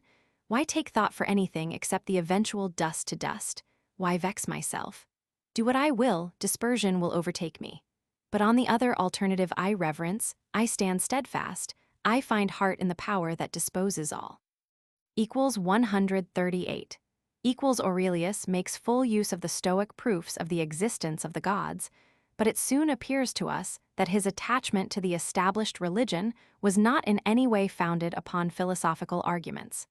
In discussing this point, he displays a certain heat which we have not yet had occasion to notice. If indeed they take no thought for anything at all, an impious creed, then let us have done with sacrifice and prayer and oaths, and all other observances by which we own the presence and the nearness of the gods. Finally, he breaks away altogether from philosophy and rests his convictions on personal experience. To those who press the question, where have you seen the gods, whence your conviction of their existence that you worship them as you do? I reply, first, they are visible even to the bodily eye. Secondly, neither have I set eyes upon my soul, and yet I do it reverence. So it is with the gods. From my continual experience of their power, I have the conviction that they exist and yield respect. One further argument he held in reserve: the sword, the cross, and the stake for the atheists who refused to be convinced. He was, after all, a king. 139. In ethics, Aurelius states the main principles of Stoicism with clearness, but he altogether ignores the Stoic paradoxes and does not trouble himself with any detailed theory of the virtues and vices. Firmness of character is to him the supreme good. Be like the headland on which the billows dash themselves continually, but it stands fast till about its base the boiling breakers are lulled to rest. Say you, how unfortunate for me that this should have happened. Nay, rather, how fortunate that in spite of this I own no pang, uncrushed by the present, unterrified at the future. The thing might have happened to anyone, but not everyone could have endured it without a pang. But in spite of these doctrines, we trace throughout his pages a tinge of melancholy. Too apt a pupil of Epictetus, he had learnt from him the principles of submission and resignation, but he had not acquired the joyous confidence of an older period, through which the wise man, even if a slave, felt himself a king. Rather, though a king, he felt himself in truth a slave and a subject to the universe that was his master. He would not go against the universal order, but he hardly felt the delight of active cooperation. In this sense, he represents to us the decadence of Stoicism, or, to put it more correctly, Stoicism colored by the decadence of Rome. Equals 140. Equals on the question of continued existence after death. Aurelius takes up and emphasizes the teaching of Epictetus, ignoring the fact that other Stoic teachers, from Zeno to Seneca, had taken larger views or at least allowed themselves an ampler language. There had been, indeed, a change in the point of view. The early Stoics, occupied with the question of physics, had insisted upon the indestructibility of substance and the reuniting of the spirit, pi nu epsilon letter 1 fe6 mu alpha, with the all-pervading spirit from which it came at the beginning. The Roman school concerned itself more with the question of individuality and personality. Accepting fully the principle that that which is born must die, it comes to the definite conclusion that that which we trace from the mother's womb through infancy and youth, through success and failure in life, through marriage and the family ties onwards to weakness and dotage, must reach its end in death. The eye cannot survive the body. The future existence of the soul, if such there be, is no longer, as with Seneca, a matter of joyful expectation, but of complete indifference. Epictetus had expressed this with sufficient clearness. Death is a change, not from the state which now is to that which is not, but to that which is not now. Shall I then no longer exist? You will not exist, but you will be something else, of which the world now has need. For you also came into existence, not when you chose, but when the world had need of you. Aurelius constantly repeats the doctrine in varied forms. You exist but as a part inherent in a greater whole. You will vanish into that which gave you being, or rather, you will be retransmuted into the seminal and universal reason. Death put Alexander of Macedon and his stable boy on a par. Either they were received into the seminal principles of the universe, or were alike dispersed into atoms. Equals 141. Equals the saddened outlook of Marcus Aurelius upon life harmonizes well with the resignation with which he contemplates a death, which for himself individually will be the end. Hence it is that his reflections so often make the thought of death a guiding principle of ethics. He who has learnt to look forward calmly to his last act has learnt thereby to abide patiently all the troubles which postpone it. Thus the last message of the princely philosopher, as of his predecessor, is that men should bear and forbear. Contemn not death, but give it welcome. Is not death too a part of nature's will? As youth and age, as growth and prime, as the coming of teeth and beard and gray hairs, as begetting and pregnancy and the bearing of children, as all other operations of nature, even such is dissolution. Therefore the rational man should not treat death with impatience or repugnance or disdain, but wait for it as one of nature's operations. Oh, for the soul ready, when the hour of dissolution comes, for extinction or dispersion or survival. But such readiness must proceed from inward conviction. Serenely you await the end, be it extinction or transmutation. While the hour yet tarries, what help is there? What, but to reverence and bless the gods, to do good to men, to endure and to refrain? And of all that lies outside the bounds of flesh and breath, to remember that it is not yours, nor in your power. Equals 142. Equals Aurelius was no teacher of Stoicism in his time. His thoughts are addressed to himself alone. But the happy accident that has preserved this work, which for 9 centuries was lost to sight, enables us to obtain a view of this philosophy from which otherwise we should have been shut out. We do not go to Aurelius to learn what Stoic doctrine was. This is taken for granted throughout the book, but we can see here how it affected a man in whom the intellectual outlook was after all foreshortened by sympathies and yearnings which had grown up in his nature. The traditional criticism of the school as being harsh, unsympathetic, unfeeling, breaks to pieces as we read these thoughts. Rather, we find an excess of emotion, a surrender to human weakness. A study of Stoicism based on the works of Aurelius alone would indeed give us but a one-sided picture, but a study in which they were omitted would certainly lack completeness. He is also our last authority. In the centuries which succeeded, other waves of philosophically thought washed over Stoicism, and contended in turn with more than one religion which pressed in from the East. Yet for a long time to come, Stoic principles were faithfully inculcated in thousands of Roman homes, and young men taught in childhood to model their behavior upon the example of Zeno, Cleanthes, and Epictetus formed the salt of the Roman world. If in riper years they joined, in ever-increasing numbers, the Christian Church, they brought with them something which the world could not afford to lose. Footnotes: Dill, Roman Society, p. 340. Omnes natura habet quaes viam quandam et sectum quam sequetur, sic. N.D. Roman 2:22, 57. Est tui prudentii sequi ius octoradatum, cuius sectum ac imperium secutus ees, ad fam. Roman 13:4, 2. The sense of the word has been obscured by a false popular etymology which has connected the word with the Latin secere, to cut, skeet, Etymological Dictionary, p. 537. See above, section 111. Dispat modesta Diogenes, et Sobria, Agellius n. A. Roman 6, Roman 7, 14-10. For a full account of his life and teaching see Schmeckel, Philosophy der Mittleren Stoa, pp. 19. Strabo Roman 14:5, 16. Ind Stoic, Herc, Col 51. Discipulus Antipatri Panidius sic, Div. I3-6. Credimus igitur Panidio a Platon suo dissentienti, quem omnibus locis divinum, quem sapientissimum, quem sanctissimum, quem homerum philosophorum appellet, Tusk. Disp. I32, 79. Fin, Roman 4:28, 79.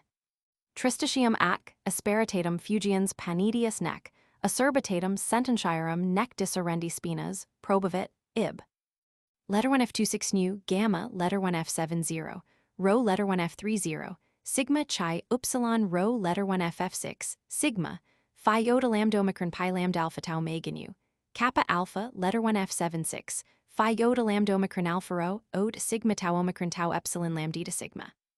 Letter 1F00, alpha letter 1F76, pi alpha omega cap epsilon, tau letter 1F6, nu z to nu omega nu tau iota, delta iota nu letter 1F00 cap alpha delta to mu iota alpha nu, kappa alpha letter 1F76 alpha tau omicron nu ind.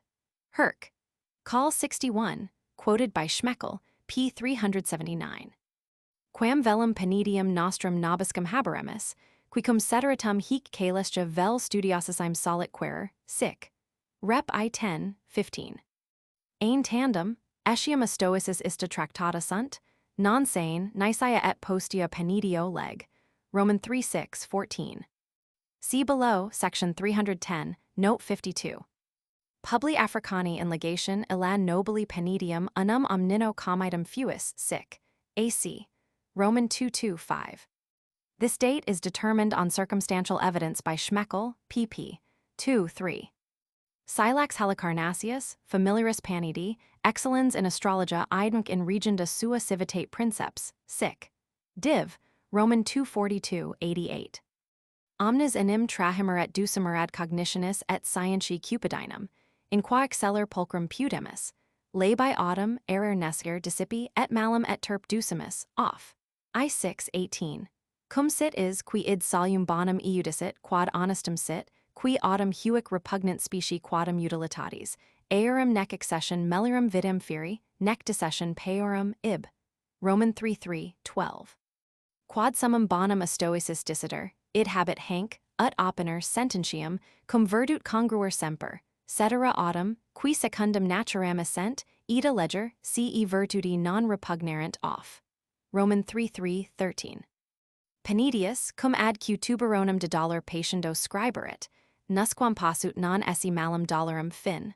Roman 4:9-23. See however below, section 322, note 132. See below ch, Roman 13. Cuia studio auribus gerendis abduci contra officium est. Virtudes enim laus omnes in action consistit, a qua tamen fit intermissio seep, multic danter ad studia reditus, sic. Off. I6:19. He was however a skilled grammarian. See Schmeckel, p. 207.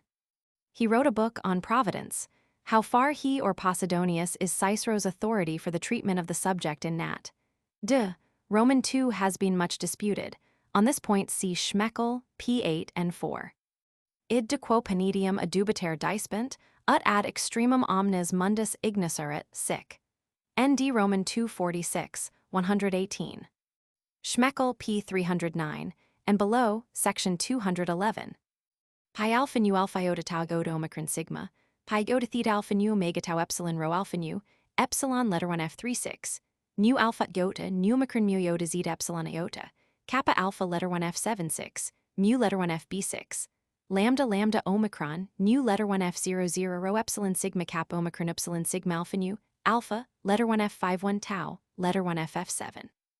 Tau letter 1 f74, nu letter 1 f00 iota delta iota omicron tau eta tau alpha, tau omicron letter 1 fe6, kappa omicron sigma mu omicron epsilon, letter 1 f22, tau letter 1 f74, nu tau letter 1 ff6, nu letter 1 f45 lambda omega nu, epsilon letter 1 f30, sigma pi letter 1 fe6, rho mu epsilon tau alpha beta omicron lambda eta nu r.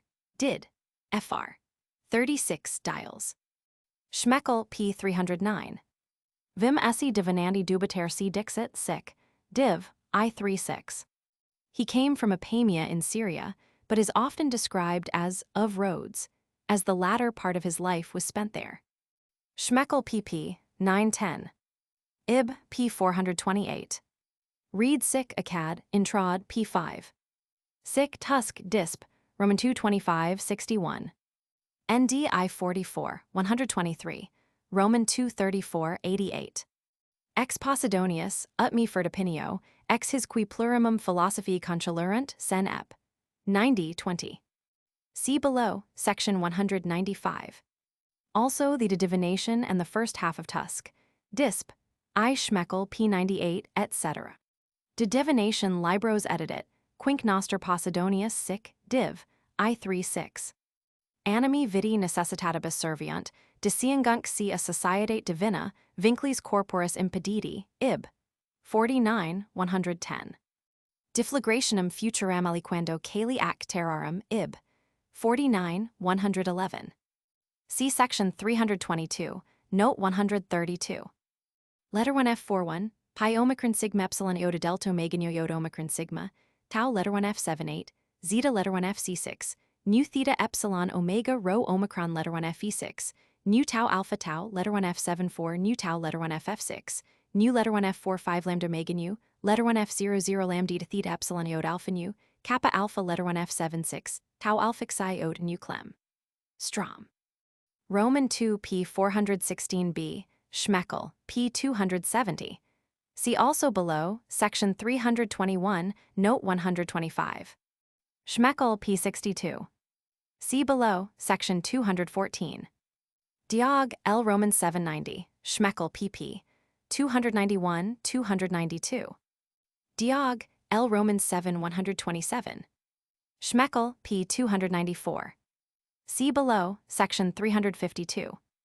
Plenus est sextus liber de officiis hecatonis talium questionum, sitni boni viri in maxima caritate annini familiam non allure? In utranc partum disputat, sed tamen ad extremum utilitate officium dirigit magis quam humana tate, sic. Off, Roman 323, 89. Ib. 2390. Nullius addictus iurare in verba magistri, quomi cunc rapit tempestas deferrer hosps hor. Ep. I1, 14 and 15. Quierant Athenes tum principe stoicorum, sic. AC. Roman 222, 69 cf. Du or, I11, 45. Ind. Stoic, Herc. Call 52 Schmeckel p16, but see Pauli Wiswa sv. i.e. the earlier part of the 1st century BC. Diog. L. Roman 734. Mihi nimis viter submissus temporibus si Athenodoris, nimis ceto refugus sen dial. Roman 9-4 I. Apud Athenodorum inveni, tunc ceto set omnibus cupiditibus salutum cum eo perveneris, ut nihil diem roges, nisi quad roger passus palam, ep. 10, 5. But it is possible that the quotations are from the younger Athenodorus. Sic. Off. Roman 224, 86. But some think that Cato's friend was an earlier Antipater. Plutarch, Cato Minor 65-67, and 69. Read Academics p2. Diodoto quid facium stoico, quem apiro audivi, qui mecum vivit tot annos, qui habitat apud me, quem et admirat diligo? Sic. AC. Roman 236, 115. Adat, Roman 2:26. Tusk disp, v39, 113. Roman 7:1, 2, 24 and 28. Verba hic hierarchly stoici, viri sancti et gravis. Letter 1 F2 1 delta omicron, new letter 1 F7 4, tau epsilon lambda omicron sigma, pi omicron rho nuid sigma, delta omicron gamma mu alpha, omicron letter 1 F5 0, kappa letter 1 F1 4 sigma tau iota nu, pi rho omicron nu omicron iota alpha. Omicron letter 1 F5 0 delta letter 1 F7 2, pi omicron rho nuid sigma delta omicron gamma mu alpha, Agelius, NA, Roman 9 5, 8. For a fair-minded estimate of Cicero's services to philosophy, see read Academics of Cicero, pp. 1028. See next section. Detertio nihil scripsit. Eam locum Posidonius persecutus. Ego autem et ius librum arcisivi, et ad Athenodorum calvum scripsi, ut ad me tau letter 1 F7 0 cap epsilon phi alpha lambda alpha iota alpha miterit, sic, ad at. Roman 16:11 4. Athenodorum nihil est quod horder, misit enim satis bellum letter 1 F5 1 pi omicron mu nuida mu alpha, ib. 14 4. He was head of the academy at Athens, where Cicero heard him in the year 79-78 BC and was patronized by Lucullus. Idem dicit qui stoici sic, AC, Roman 2:22-69. Erat si perpacum mutaviset Germanissimus Stoicus, ib. 42 132. See further J.S. Reed Academics of Cicero in Trod, pp. 1519 and notes to AC, Roman 239, 123 and 40, 126. Brutus II's Octor Aristo et Antiocho, non sentit hoc sc. Nihil s nisi virtutum bonum, Tusk, disp, v8, 21. Si adubitas ad brutum transimus, est enim is quoque Antiochius ad at. Roman 1325, 3, see also below, section 432. 2 Nihil Arabis, see Paulo Diligentius, ut quid sit epsilon letter 1 F5 0, gamma epsilon nu epsilon iota alpha, quid letter 1 F1 0 xi omicron chieta intelligas, Athenodorus Sandinis filius quid do his rebus dicat attendoris, ad fam. Roman 3:7, 5. For the identification of the writer Didymus with Arius, the Philosophus of Augustus, see Dial's Proleg, pp. 80-88. Erudition etiam varia repletus per are philosophi filirumque ius Dionysi et Nicanoris contubernium, suet, Aug. 89. Sat. Roman 2:6, 73-76. Sen Dial, Roman 6:4 and 5, see below, section 377. Empedocles and Stertinium deliart ecumen hor. Ep. I-1220, Insanes et 2, stultique prop omnes, si quid Stertinius veri crepat sat, Roman 2:3, 32 and 33. Teufel Ramlit, 254. Nimi Crispini scrinia lippi compilas puts hor. Sat. I1, 120 and 121. Teufel as above 3. Hor sat Roman 2:3. Hor ep. I1, 108. Sublimum altiorum cumano festigio crediti, sen ep. 108, 13. Sen ep. 108, 14, 16. Ib. 110, 14, 20. Atalis stoicus dicer solbet, malomi fortuna in castris suis quam indeliciis habet, ib. 67, 15. Sen ret suas, 2:12. Teneros tu suscipes annos Socratico, cornut, sinu, tecum etenim longos memini consumir souls, et tecum primas epulies discerper nox. Unum opus et requiem peritur disponimus ambo, ac vericunda laxamus Syria mensa. Nescio quod cert est, quod me tibi temperat, estrum pers. Sat. V30 651. See above, section 124. Sen ep. 108 17. Ib. 1323. Sapientum esse medico, minim dial, Roman 12:5 2, multum ob homine tolerabili netum a perfecto ab sum ep. 57 3, ego in alto viderum omnium sum dial, Roman 7:17 4. Si respublica corruptior est quam ut adiuvari possit, non niter sapiens in supervacuum, ib. Roman 8:3 3. In hoc me reconditi et fors clusi ut prodis pluribus possum, posterorum negotium ago. Illis aliqua, qui possent prodis conscribo, salutares admonitions literis mando, esse alas efficaces in mes ulceribus expertis. Rectum iter, quod sero cognivi et licius erando, aliis monstro, ep. 8, 1-3. Cuius libros id tinger nullum pretium operisit, quod oratio ius vulgaria videtur et pretrida, res ac sententiae aut inepto inanic impeducint aut levi, et cossidicali argutia, eruditio autem vernacula et plebia, Agellius, N.A. Roman 12-2, 1. Quint inst orat, x1, 125-158. Poteribus preferi non sinbem ib, 126. Tum autem hic solus fear in manibus adolescentium fuit, ib, 125. Indum sententiam millions alio ac alio amictu indutum referunt, fronto, p. 157. How capable Seneca was of continuous exposition we may gather from his excellent discussion of the causes of Aristotle and Plato in Epistle 65. See below. Non quia mihi legem dixerim nihil contra dictum zeninis chrysipiv committer, sed quia res ipsa patiter me ire in alorum sententiam, sendile. Roman 8:3-1, nostram acipe. Nostram autem cum dico, non adligo me ad unum aliquam ex stoicis prosribus. Est et mihi sensendi ius. Ib. Romans 7:3-2.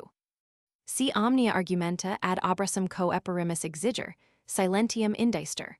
Pauca enim admodum sunt sine adversario, sen nq Roman 4:5-1. Non tempero mihi, quaminus omnes nostrorum ineptias profram, ib. Roman 4:6-1. See the notes to section 177. Si hominum vidris interitum periculis, intactum cupiditibus inter adversa fellasum, in mediis tempestatibus placidum, ex superior loco homines videntum, ex equo dios, non subabit t ius veneratio. Non potest res tanta sine adminiculo numini stare. Ep. 41, 4 and 5. See below, section 209, note 112. Idem facit sapiens, nocituram potentium videt, hoc primum cavens ni caver videtur ep. 14, 8. Circumspiciendum ergo nobis est, quamodo of vulgo tudi esse possumus, ib. 9. Agellius, NAV 1, 3 and 4.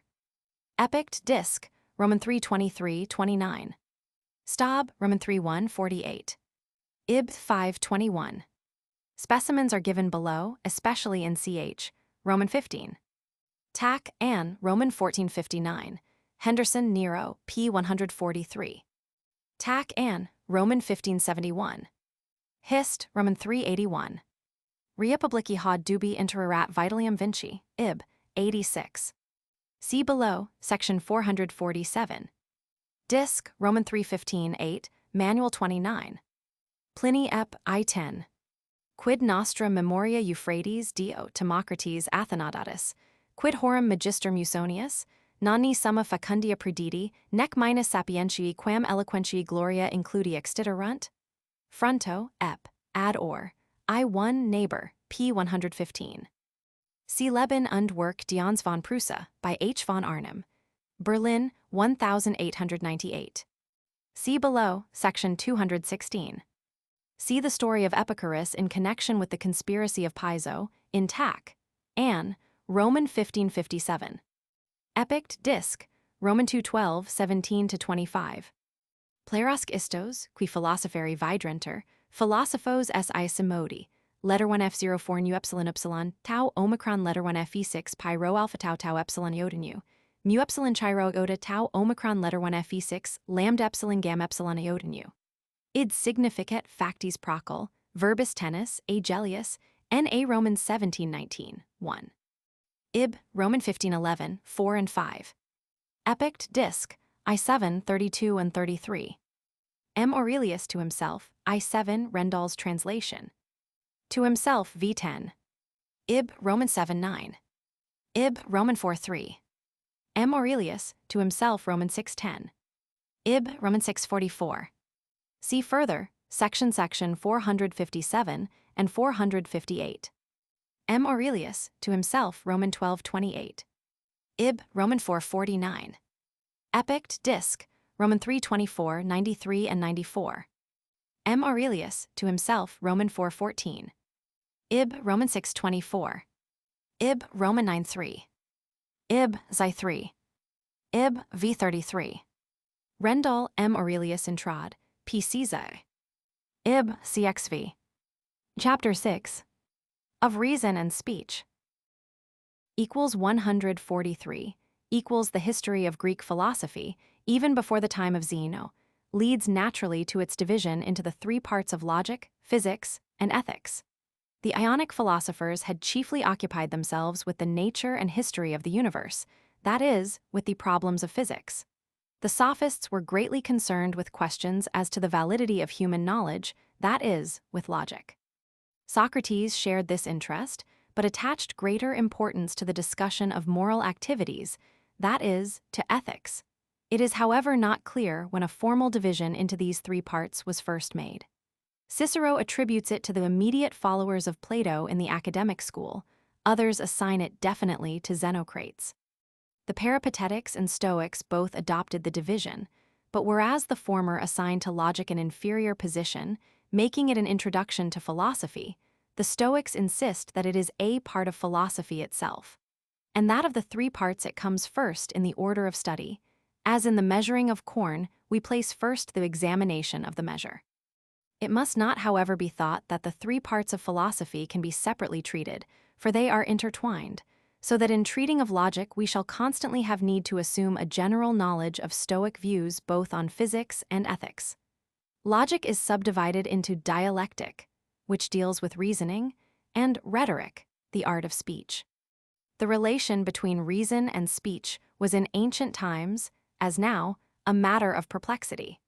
But it may be taken as a fundamental position of Stoicism that the two should always be in agreement.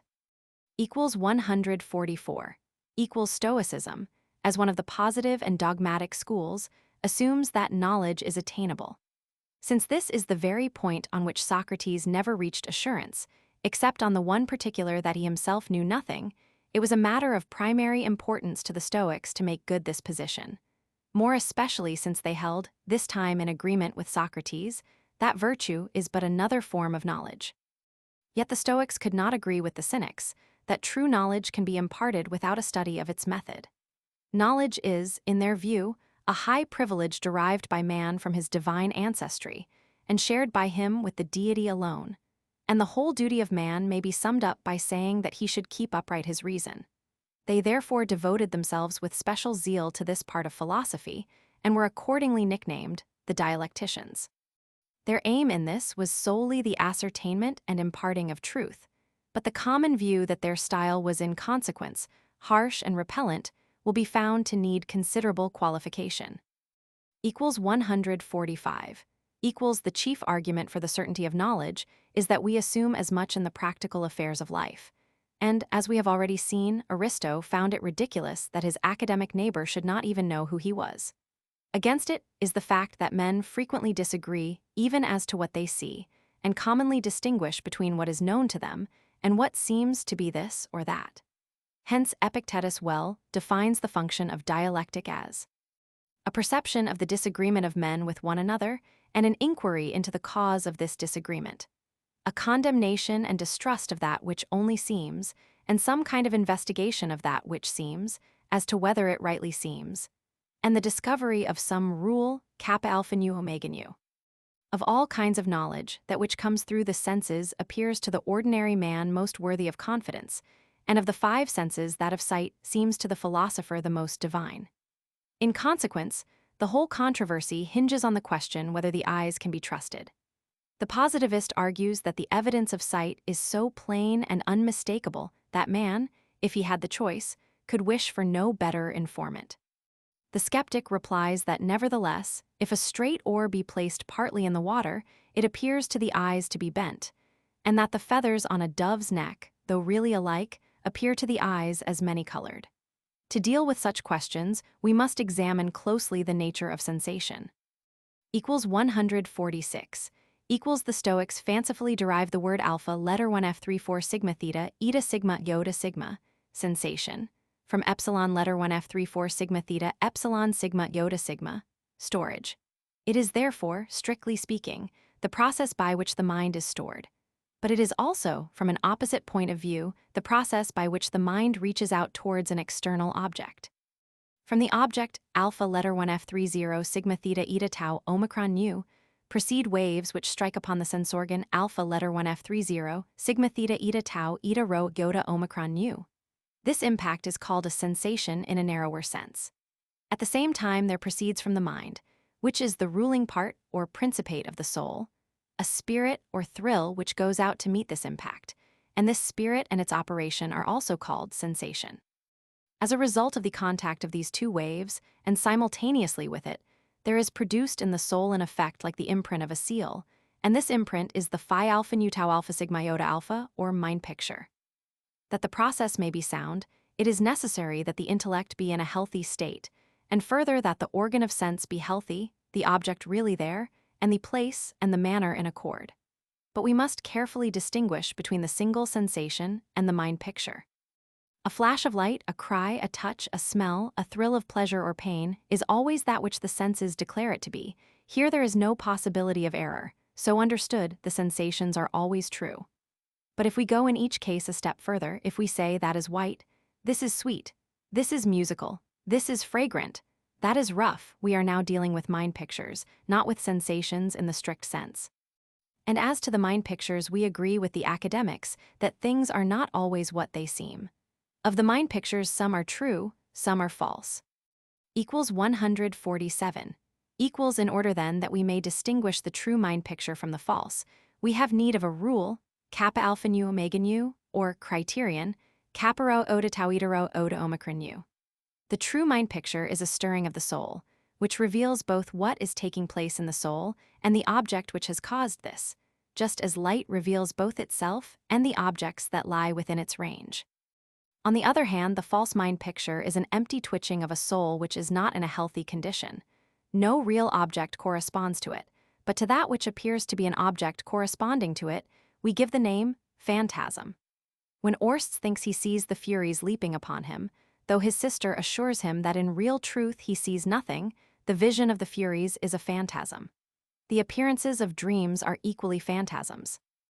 Now a true mind picture differs from that of a phantasm by being clearer, or, in other words, the distinctive note of a true mind picture is its clearness.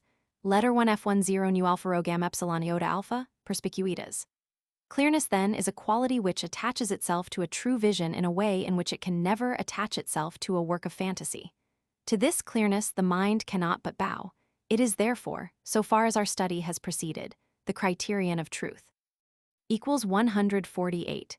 Equals the mind picture as such is not within a man's control, but it rests with him to decide whether he will give it his assent. Sigma epsilon gamma kappa alpha tau alpha theta epsilon sigma iota sigma, adsensio or adsensus. This assent is therefore an act of the soul, in its capacity as will, and can only be rightly exercised by a soul properly strung, that is, possessed of due tension. Assent wrongly given leads to opinion, delta omicron psi alpha, opinio, and all wrong assent is error or sin, letter 1F01 mu alpha rho tau iota alpha, peccatum. This error may take place in two directions, either by a hasty movement of the will, pi rho omicron pi iota pi tau epsilon iota nu, giving assent to a picture which is not really clear, or by feebleness of will, which leads to assent in a false direction, delta iota alpha psi epsilon upsilon delta epsilon sigma theta alpha iota. Even haste, however, is a form of weakness, so that we may say that all opining is a weak form of assent. To ensure a right assent, due attention should be given to each of its parts. It includes I, the intention of mastering the object, pi rho omicron theta epsilon sigma iota sigma. Roman 2, careful attention directed to the object or application, letter 1F10 pi iota beta omicron lambda, and Roman 3, assent in the narrower sense. Apart from assent, three courses remain open. These are I, quiescence, letter 1F21 sigma epsilon chi alpha zeta epsilon iota nu, quiescere. Roman 2, suspense of judgment, letter 1F10 pi epsilon chi epsilon iota nu, adsensum sustaner, which is a settled quiescence, and Roman 3, negation. Equals 149. Equals close upon assent follows comprehension, cap alpha tau alpha lambda psi, oda sigma, comprehensio. This is the ratification of the assent given, the fixing irrevocably in the mind of the picture approved. This picture now becomes a comprehension picture. Kappa alpha tau alpha lambda eta pi tau iota kappa letter 1f74 phi alpha nu tau alpha sigma iota alpha, and as such a unit of knowledge. We may understand thereby that the mind has grasped the external object, and this is the plain meaning of Zeno's simile, or we may say that the object has gained a hold upon the mind and has left its stamp upon it. Both interpretations are consistent with Stoic doctrine, but the former view, which represents the soul as active and masterful, undoubtedly expresses the more adequately the meaning of the school. From this mutual grasp, there follows an important physical deduction. Since only like can grasp like, the soul must be like the object, and the popular dualism of mind and matter is, to this extent, at an end. Still, this likeness is not complete, and the soul in sensation does not grasp the object from every point of view, but only so far as its own nature permits in each case. For this reason, the trained observer and the artist grasp far more of the object than the ordinary man. 150. The soul, having grasped single mind pictures, retains its hold upon them by memory, the frequent exercise of which keeps each picture fresh and complete. As the air, when an orchestra is performing, receives the impression of many sounds at the same time, and yet retains the distinctive tone of each, so the soul, by concurrent alterations of its texture, preserves its hold on the separate pictures it has once grasped. Fresh operations of soul now supervene. First, from the comparison of many like pictures, comes experience, letter 1f10 mu pi epsilon iota rho oda alpha experientia. Out of other comparisons, similitude, letter 1f41 mu omicron iota omicron tau eta sigma, as Socrates from his portrait, and analogy, letter 1f00 nu alpha lambda omicron gamma iota alpha, proportio, as the center of the earth from that of other spheres. Transference, mu epsilon tau alpha theta epsilon sigma iota sigma, translatio, as eyes in the heart. Composition, sigma epsilon nu theta epsilon sigma iota sigma, compositio, as a hippocentaur. Opposition, letter 1f10 nu alpha nu tau iota omega sigma iota sigma transitio, as death from life. Deprivation, kappa alpha tau letter 1f70 sigma tau epsilon rho eta sigma iota nu, as a cripple. All these are based on the general principle of likeness and unlikeness, and may be summed up under the general heading of reason's work of comparison, collatio rationis, or shortly, of reason, lambda omicron gamma omicron sigma. Sensation shows us the present only, but reason brings the past and the future within our view and points out to us the workings of cause and effect. 151. With the mind pictures, phi alpha nu tau alpha sigma iota alpha iota. Visa, which are derived from sensation, we may now contrast the notions, letter 1f14 nu omicron iota alpha iota, notions or intelligentiae, which are derived from the combination of sensation and reasoning. The former correspond generally to perceptions, the latter to conceptions in the language of modern philosophy. But each of the Stoic terms is also used in a wider sense which includes the other. The sensory pictures are inscribed upon the mind as upon a blank sheet from birth upwards.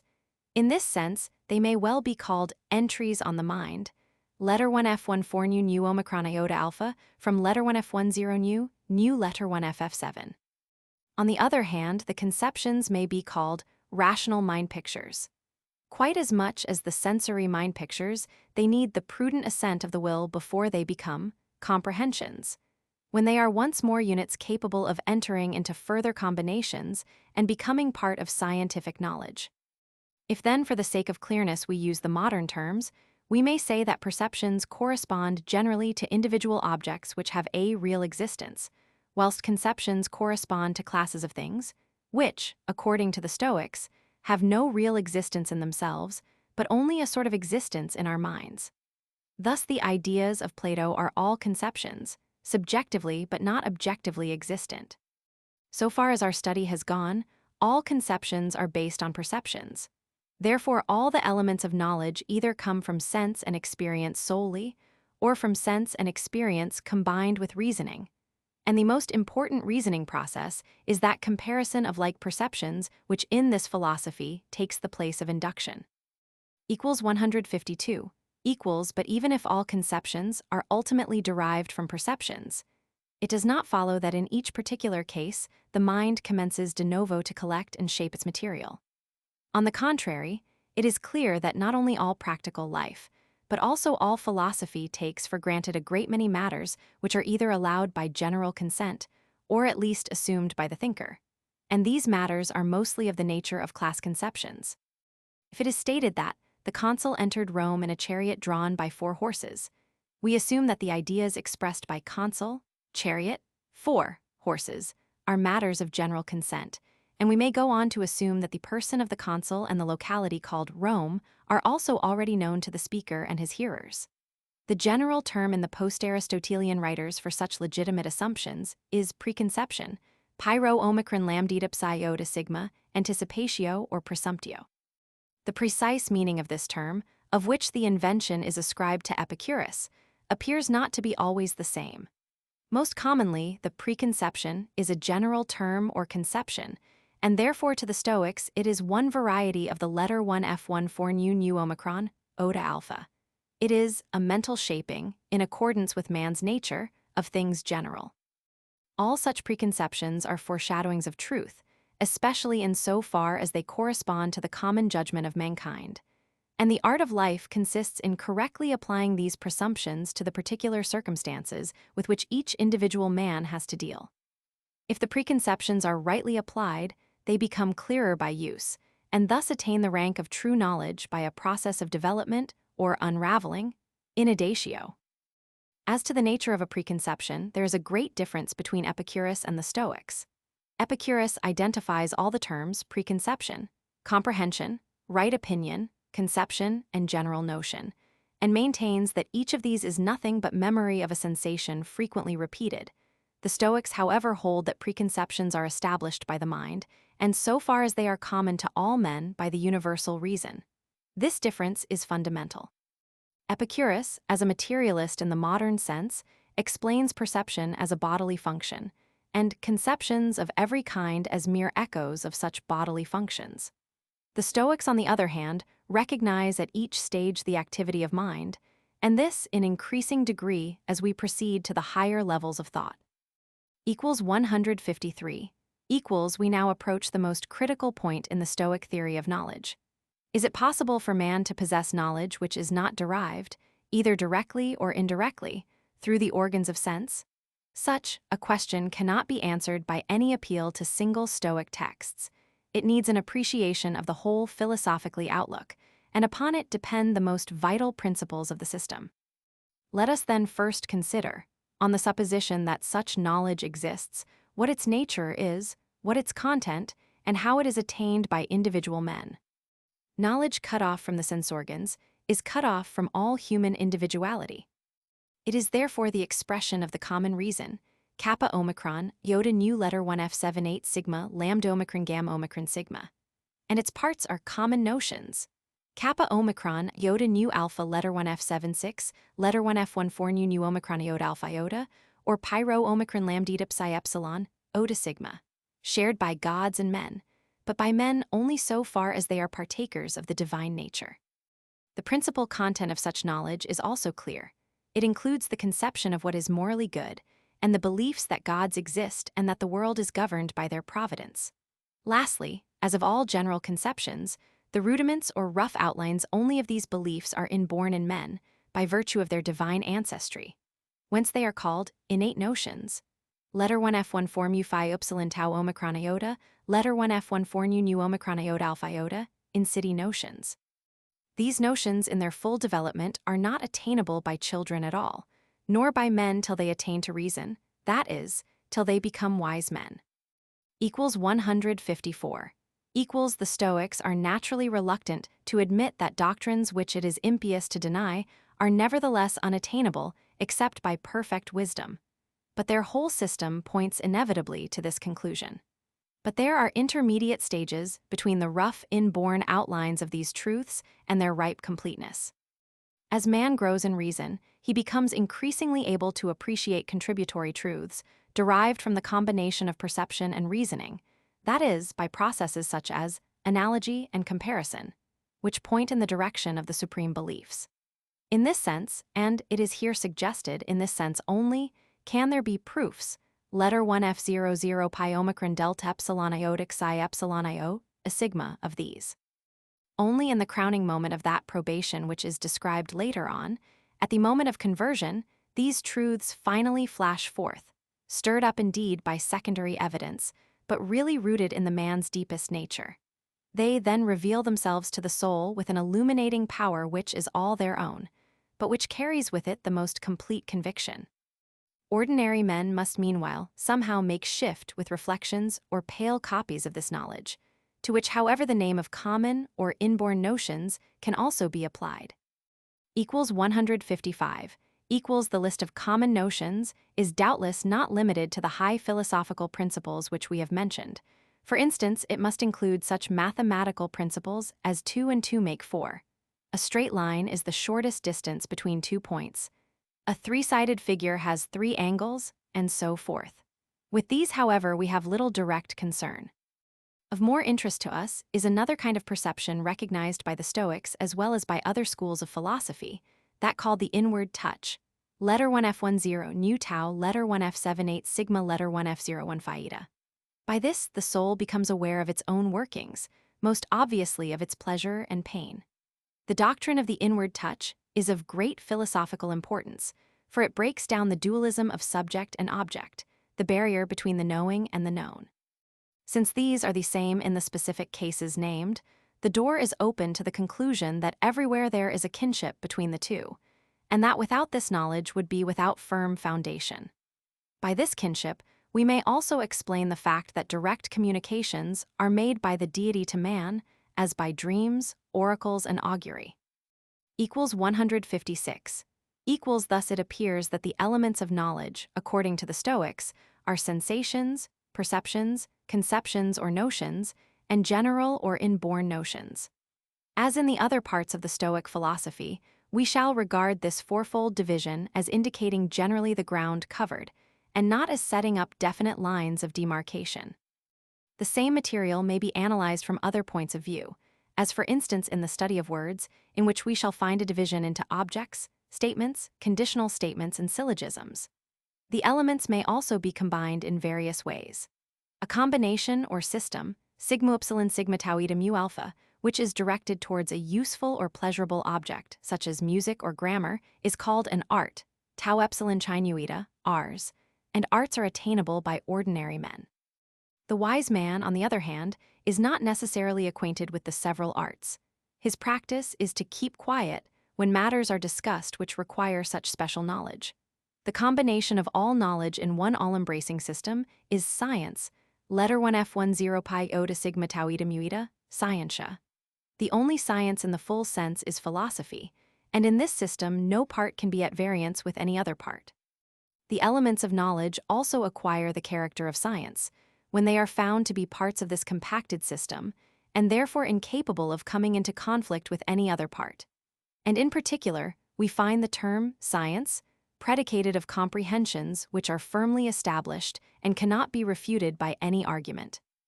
In the language of Zeno's simile, over the closed fist that grasps the object is placed the other hand, keeping it with firmness and assurance in its place. Or, to use a comparison first suggested in ridicule of Stoicism, but which by the progress of architectural skill has since then been made less damaging, science is like a firm and immovable building constructed upon a shifting foundation. Finally, ordinary men can reach comprehension, but only the wise man can attain to science. Equals 157. Equals we revert to the difficult problem of the criterion of truth, that is, the discovery of a rule by which the true can be separated from the false. Our authorities differ greatly as to what the Stoic criterion is, and this vacillation must have placed the Stoics at a great disadvantage in their controversy with the academics, who maintain that there is no criterion. The most usual statement is that the comprehensive mind picture, kappa alpha tau alpha lambda eta pi tau iota kappa letter 1F74 phi alpha nu tau alpha sigma iota alpha, is the criterion. This view is expressly attributed to Chrysippus, Antipater, and Apollodorus. As we have seen, the meaning of this is that a true mind picture can be distinguished from one that is false by the note of clearness, and this general doctrine can be traced back to Zeno. It appears at first sight to provide a criterion which can be applied by the percipient at the moment when it is needed, and it was doubtless intended to be a practical tool in this sense. But under the pressure of criticism, the Stoics were frequently compelled to modify it.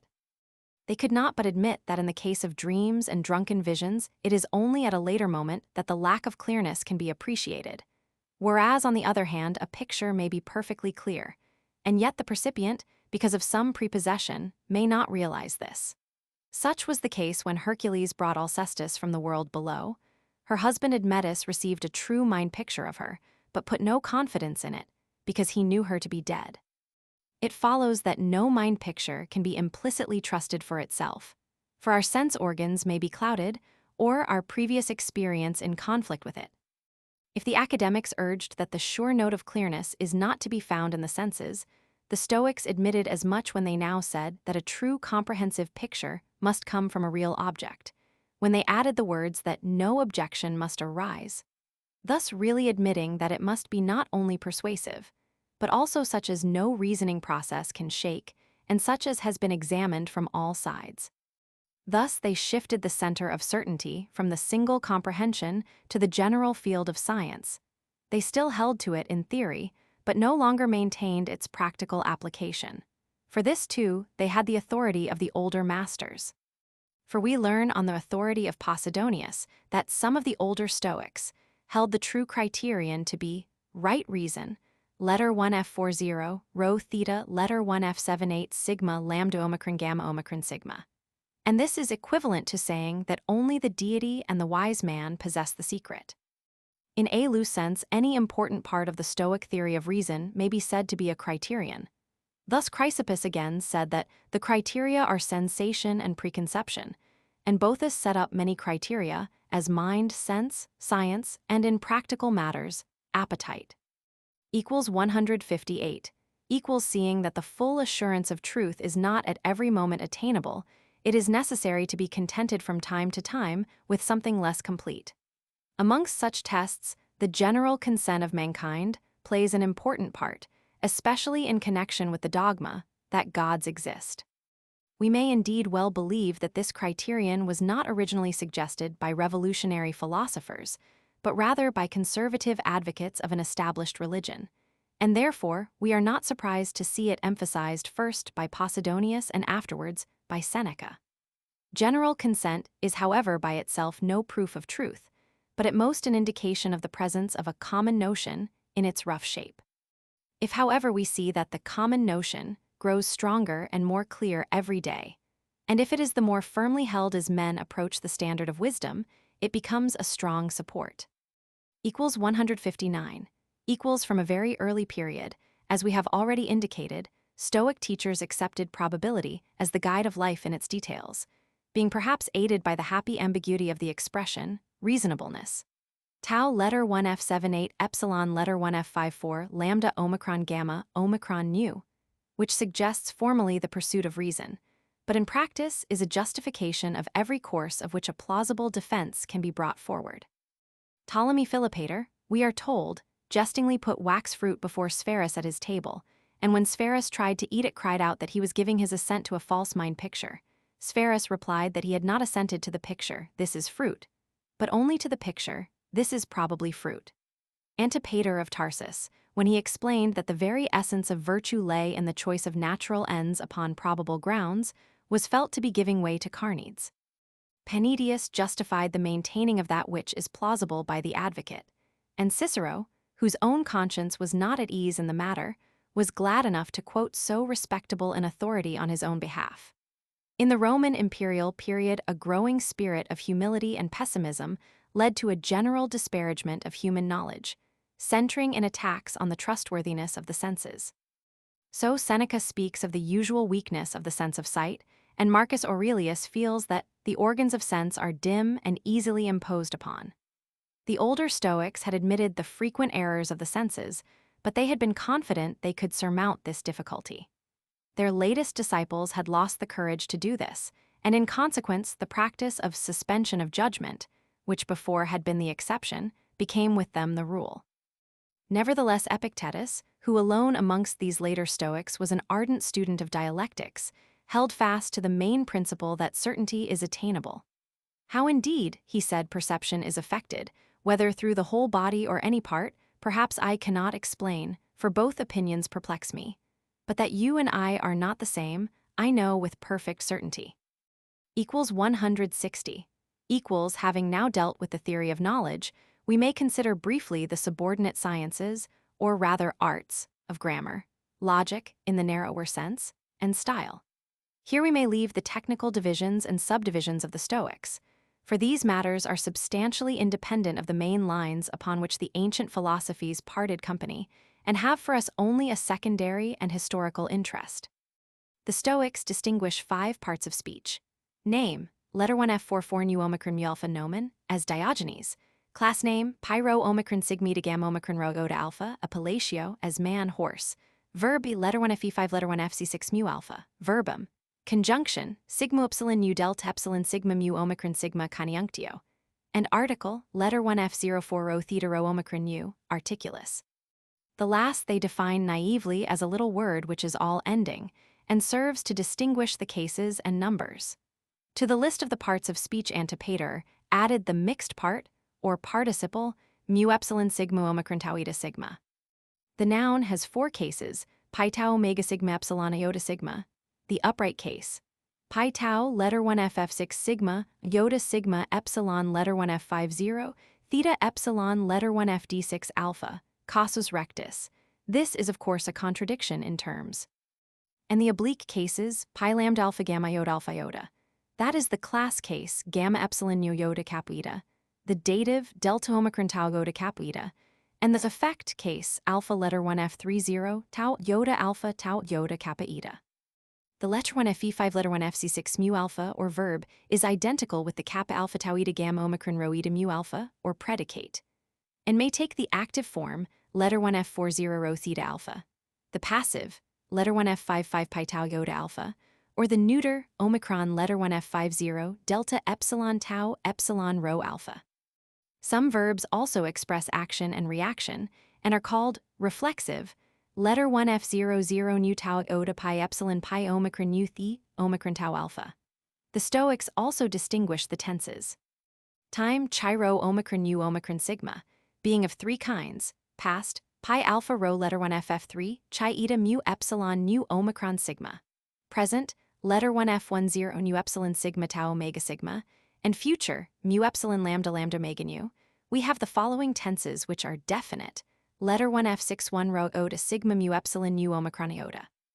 The present imperfect, letter 1 f10 nu epsilon sigma tau, letter 1 f7c, sigma letter 1 f00 tau epsilon lambda eta sigma. The past imperfect, pi alpha rho letter 1 ff3, chi eta mu epsilon nu omicron, sigma letter 1 f00 tau epsilon lambda eta sigma. The present perfect, letter 1 f10, nu epsilon sigma tau, letter 1 f7c, sigma tau epsilon lambda epsilon iota omicron sigma. And the past perfect, pi alpha rho letter 1 ff3, chi eta mu epsilon nu omicron sigma, tau epsilon lambda epsilon iota omicron sigma. In addition to these, we have the indefinite tenses, the future, mu epsilon lambda lambda omega nu, and the past indefinite, called simply indefinite, letter 1 f00 omicron rho iota sigma tau omicron sigma. Equals 161. Equals so far we find in the Stoic system the general framework of the grammar of the period, much of it adapted with modifications from Aristotle. In some other details, points of real grammatical or philosophical interest are raised. Such is the controversy between anomaly, the recognition of the individuality of each word in its flexion, and analogy, in which the validity of the rules of declension and conjugation is insisted upon. 2 Stoic masters, Chrysippus and Crates of Mallos, took up the cause of anomaly. Further, the Stoics held that all correct language exists by nature, phi epsilon sigma epsilon iota, and not by convention, theta epsilon sigma epsilon iota, as Aristotle had maintained, the elements of language being imitations of natural sounds. Further, they held that the natural relation between things, sigma eta mu alpha iota nu omicron mu epsilon nu alpha, significata, and the words that express them, sigma eta mu alpha iota nu omicron nu tau alpha, significantia, can frequently be determined by etymology. For instance, phi omega nu eta voice is phi letter 1 ff6 sigma nu omicron letter 1 fe6, the mind's lamp. Alpha letter 1 f30, omega nu age, Is letter 1F00 epsilon letter 1F76 letter 1F44 nu, enduring forever?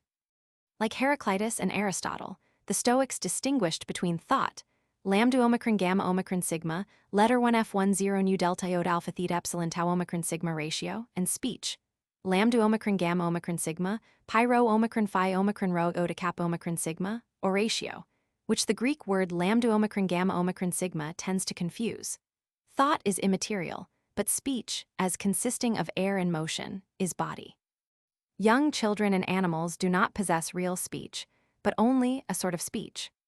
Equals 162, equals words in combination form statements, questions, wishes, syllogisms, and so forth. There is therefore no clear line drawn between what we call syntax and logic respectively. Whenever we have a complete combination of words expressing that which must either be false or true, as Hannibal was a Carthaginian, Scipio destroyed Numantia, we call it a statement or proposition, letter 1F00 xi iota omega mu alpha.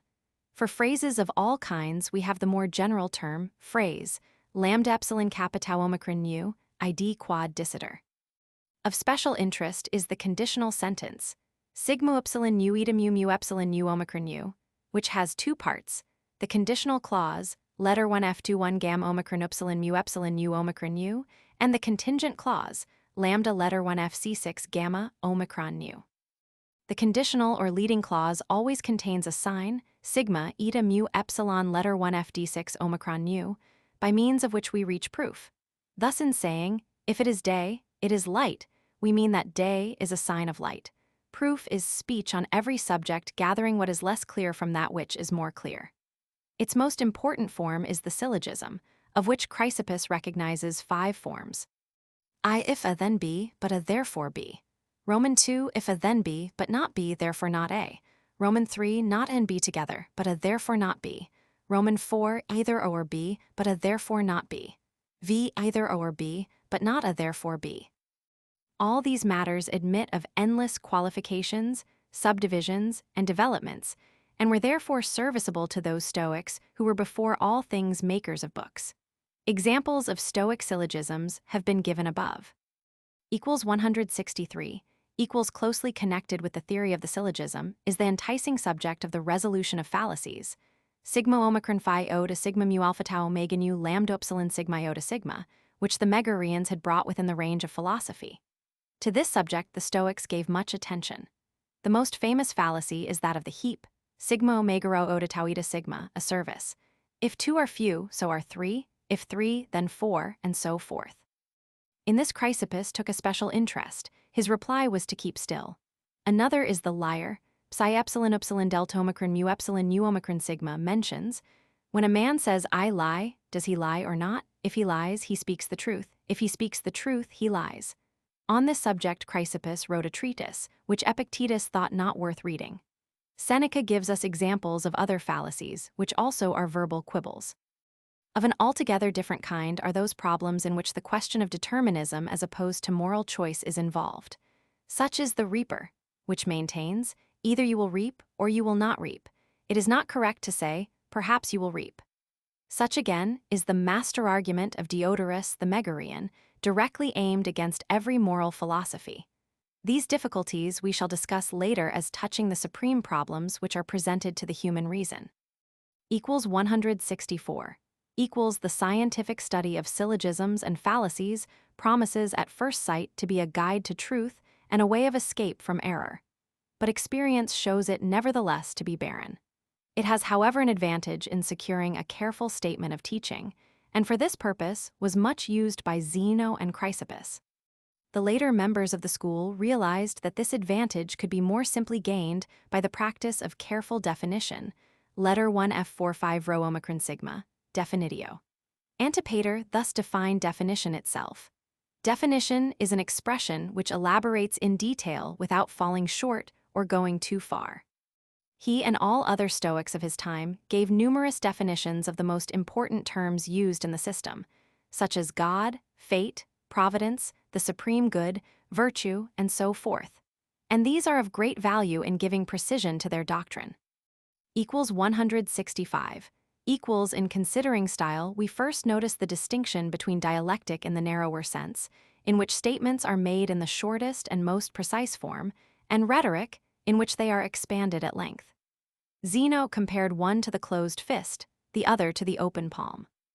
Both Cleanthes and Chrysippus wrote upon rhetoric, and it appears to have become a tradition to ridicule their teaching, chiefly on the ground of the novel terms which the Stoics introduced, as pyro omicron eta gamma mu epsilon u alpha, kappa omicron sigma mu omicron pi omicron lambda iota sigma. But it is exactly in these newfangled words that we observe one of the chief aims of the Stoic theory of style, namely the use of words which precisely and exclusively correspond to the objects described. Kappa epsilon rho iota omicron lambda omicron gamma iota alpha, proprietas verborum, and which therefore lead up to transparent clearness of speech. Sigma alpha phi eta nu epsilon iota alpha, pellucida oratio. To this clearness, the study of grammar is contributory. Barbarisms, faults in spelling and pronunciation, must be avoided, with proper help from the doctrines of anomaly and analogy, for the Stoics learnt in time that neither of these is exclusively true. Equally important is the avoidance of solecisms, or faults in syntax. In this way, a pure use of language, letter 1 f1 lambda lambda eta nyo, o to sigma mu omicron sigma, Latinitas, is attained. This is largely based upon the example of older writers, such as Homer in Greek and Cato the Elder in Latin, but not to such an extent as to employ words not commonly intelligible. But little more is needed. The Stoic will say what he has to say with brevity, sigma epsilon u tau omicron mu iota alpha, brevitas. The graces of style will be represented by becomingness, pyro epsilon pi omicron u, decorum, and neatness, kappa alpha tau alpha sigma kappa epsilon upsilon eta, the latter including euphony. These virtues of speech are sufficient for speaking well, which is neither more nor less than speaking truthfully. For the Stoic needs only to instruct his hearer, and will not lower himself either to amuse him or to excite his emotions. Style has three varieties, according as it is employed in the council, in the law courts, or in praise of goodness and good men. In the last, there was no doubt greater room allowed for that expansiveness of speech, which the Stoics specially designated as rhetoric. 166. The Stoic style was a severe intellectual and moral discipline. The speaker was called upon under all circumstances to speak the truth, the whole truth, and nothing but the truth. He could hold back nothing from his audience, even though his words might be offensive to their religious opinions, their patriotic feelings, or their sense of decency. He could add no word which would touch their sympathies or kindle their indignation in the direction he himself might wish. He had always before his eyes the example of Socrates' defense before the Athenian jury and its result. The Stoic appeared before his audience as a brave, sane, and rather rugged speaker, painfully ill-equipped in all those arts which the circumstances demanded. Even the Stoics of the transition period, in spite of their academic leanings and their literary acquirements, made this impression at Rome. Diogenes, who had himself done much to elaborate the theory of style, was noted as a quiet and self-restrained speaker. The influence of Panidius may be traced in his friend Lucilius, who in his book on style is never tired of ridiculing the artifices of rhetoricians. Then followed a succession of these reserved speakers, which we shall trace in another chapter, leading up to Cato of Utica, by far the best known and the most ridiculed of them all. It is not easy to form a fair judgment of the merits of the Stoic style. It must be admitted that the works of Chrysippus are not readable. But on the other hand, Antipater, Panidius, Posidonius, Musonius Rufus, and Epictetus were all writers or speakers of great attractiveness. 167. In connection with style, we may call attention to the important function of paradoxes, pi alpha rho alpha delta omicron psi alpha, inopinata, that is, propositions contrary to common opinion. Since all philosophies conflict with common opinion, they must necessarily include many paradoxes. The chief Stoic paradoxes are those which were borrowed directly from the Cynic school and indirectly from the teaching of Socrates, and Cicero devotes a special work to their defense. He includes the following: I, that only what is honorable is good. Roman 2, that virtue is sufficient for happiness. Roman 3, that right actions and offenses are equal. Roman 4, that all foolish men are mad. That the wise man alone is free and every foolish man a slave. Romans 6, that the wise man alone is rich. These, of course, include the very pith and marrow of Stoic ethics, and the form is calculated to arrest the attention of the crowd and to challenge defiantly its cherished opinions. The Stoics of literary taste and social position usually show some distaste for paradoxes and prefer to state their teaching in ways more obviously reasonable. But it should hardly be necessary to explain that no paradox is complete in itself, but each needs to be interpreted according to the principles of the school which propounds it. In proportion as the doctrines of any school win general recognition, its paradoxes tend to find ready acceptance and may ultimately become truisms. The treatment of myths as allegories may also be considered as the use of a kind of paradox. This we shall find it most convenient to discuss in connection with Stoic views upon the nature of the gods. 168. The study of logic is at first sight dismal and repulsive. When progress has been made in it, it seems illuminating. In the end, it becomes so alluring that the would-be philosopher may easily be lost forever in its mazes. The early Stoics had pressed this discipline upon their pupils. Those of the Roman period themselves, with the exception of Epictetus, weak dialecticians, never ceased to warn their hearers against its fascinations. So Seneca tells us that many logical inquiries have nothing to do with real life, and that the older Stoics had wasted much time over them. Epictetus complains that his hearers never get beyond the resolving of syllogisms, and Aurelius thanks the gods that he never wasted his time in this way. 169. It was a favorite contention of Cicero, adopted from his teacher Antiochus, that the Stoic dialectic was no original system, but only a modification of the views of the old academy. Such a conclusion seems partly due to the fact that the Stoics of his own time had largely borrowed from the academic system in detail, and partly to the overlooking by Antiochus of an essential difference of spirit between the two schools. Plato is speculative, Zeno positive. Plato plays with a dozen theories, Zeno consistently adheres to one. Plato ranks the mind high, Zeno the will. Plato bases his system on the general concept, Zeno on the individual person or object. It would seem that no contrast could be more complete, nor does Zeno's theory agree with that of Epicurus. Both indeed are positive teachers and hold that the senses are messengers of truth, but here Epicurus stops, whilst Zeno goes on. We have to understand rightly the functions and limitations of the senses, or we shall quickly glide into error. We have also to learn that the senses are but servants, and that the mind rules them as a monarch by divine right, coordinating the messages they bring, shaping them according to its own creative capacity, even adding to them from the material it has derived from its source.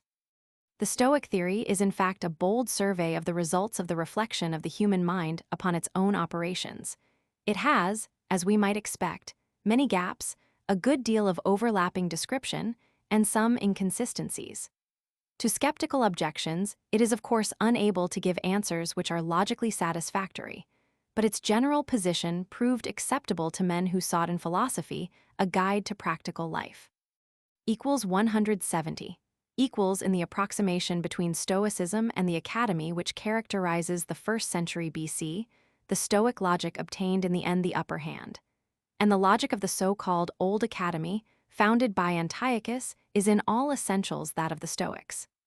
Nevertheless, the objections urged against it by Cicero represent not only his reason, but also his sentiments.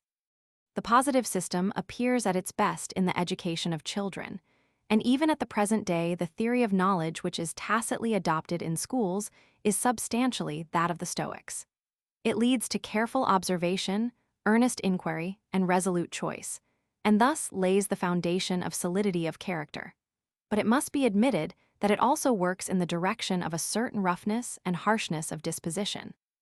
Not only is the stoically minded man lacking in sympathy for beliefs different from his own, which he is bound to regard as both foolish and wicked, but he is also blind to that whole side of the universe which cannot be reduced to syllogistic shape.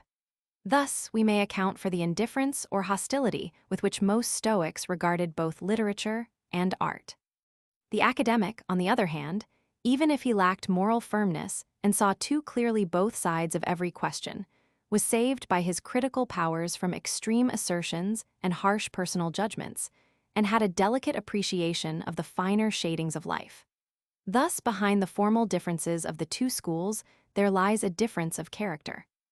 We have long since learnt that the fundamental questions between the two schools are incapable of solution by the human mind, and we can therefore appreciate the one without condemning the other. In practical life, each theory has its appropriate sphere. But the Romans were hardly in the wrong when in matters of doubt they leaned towards the Stoic side.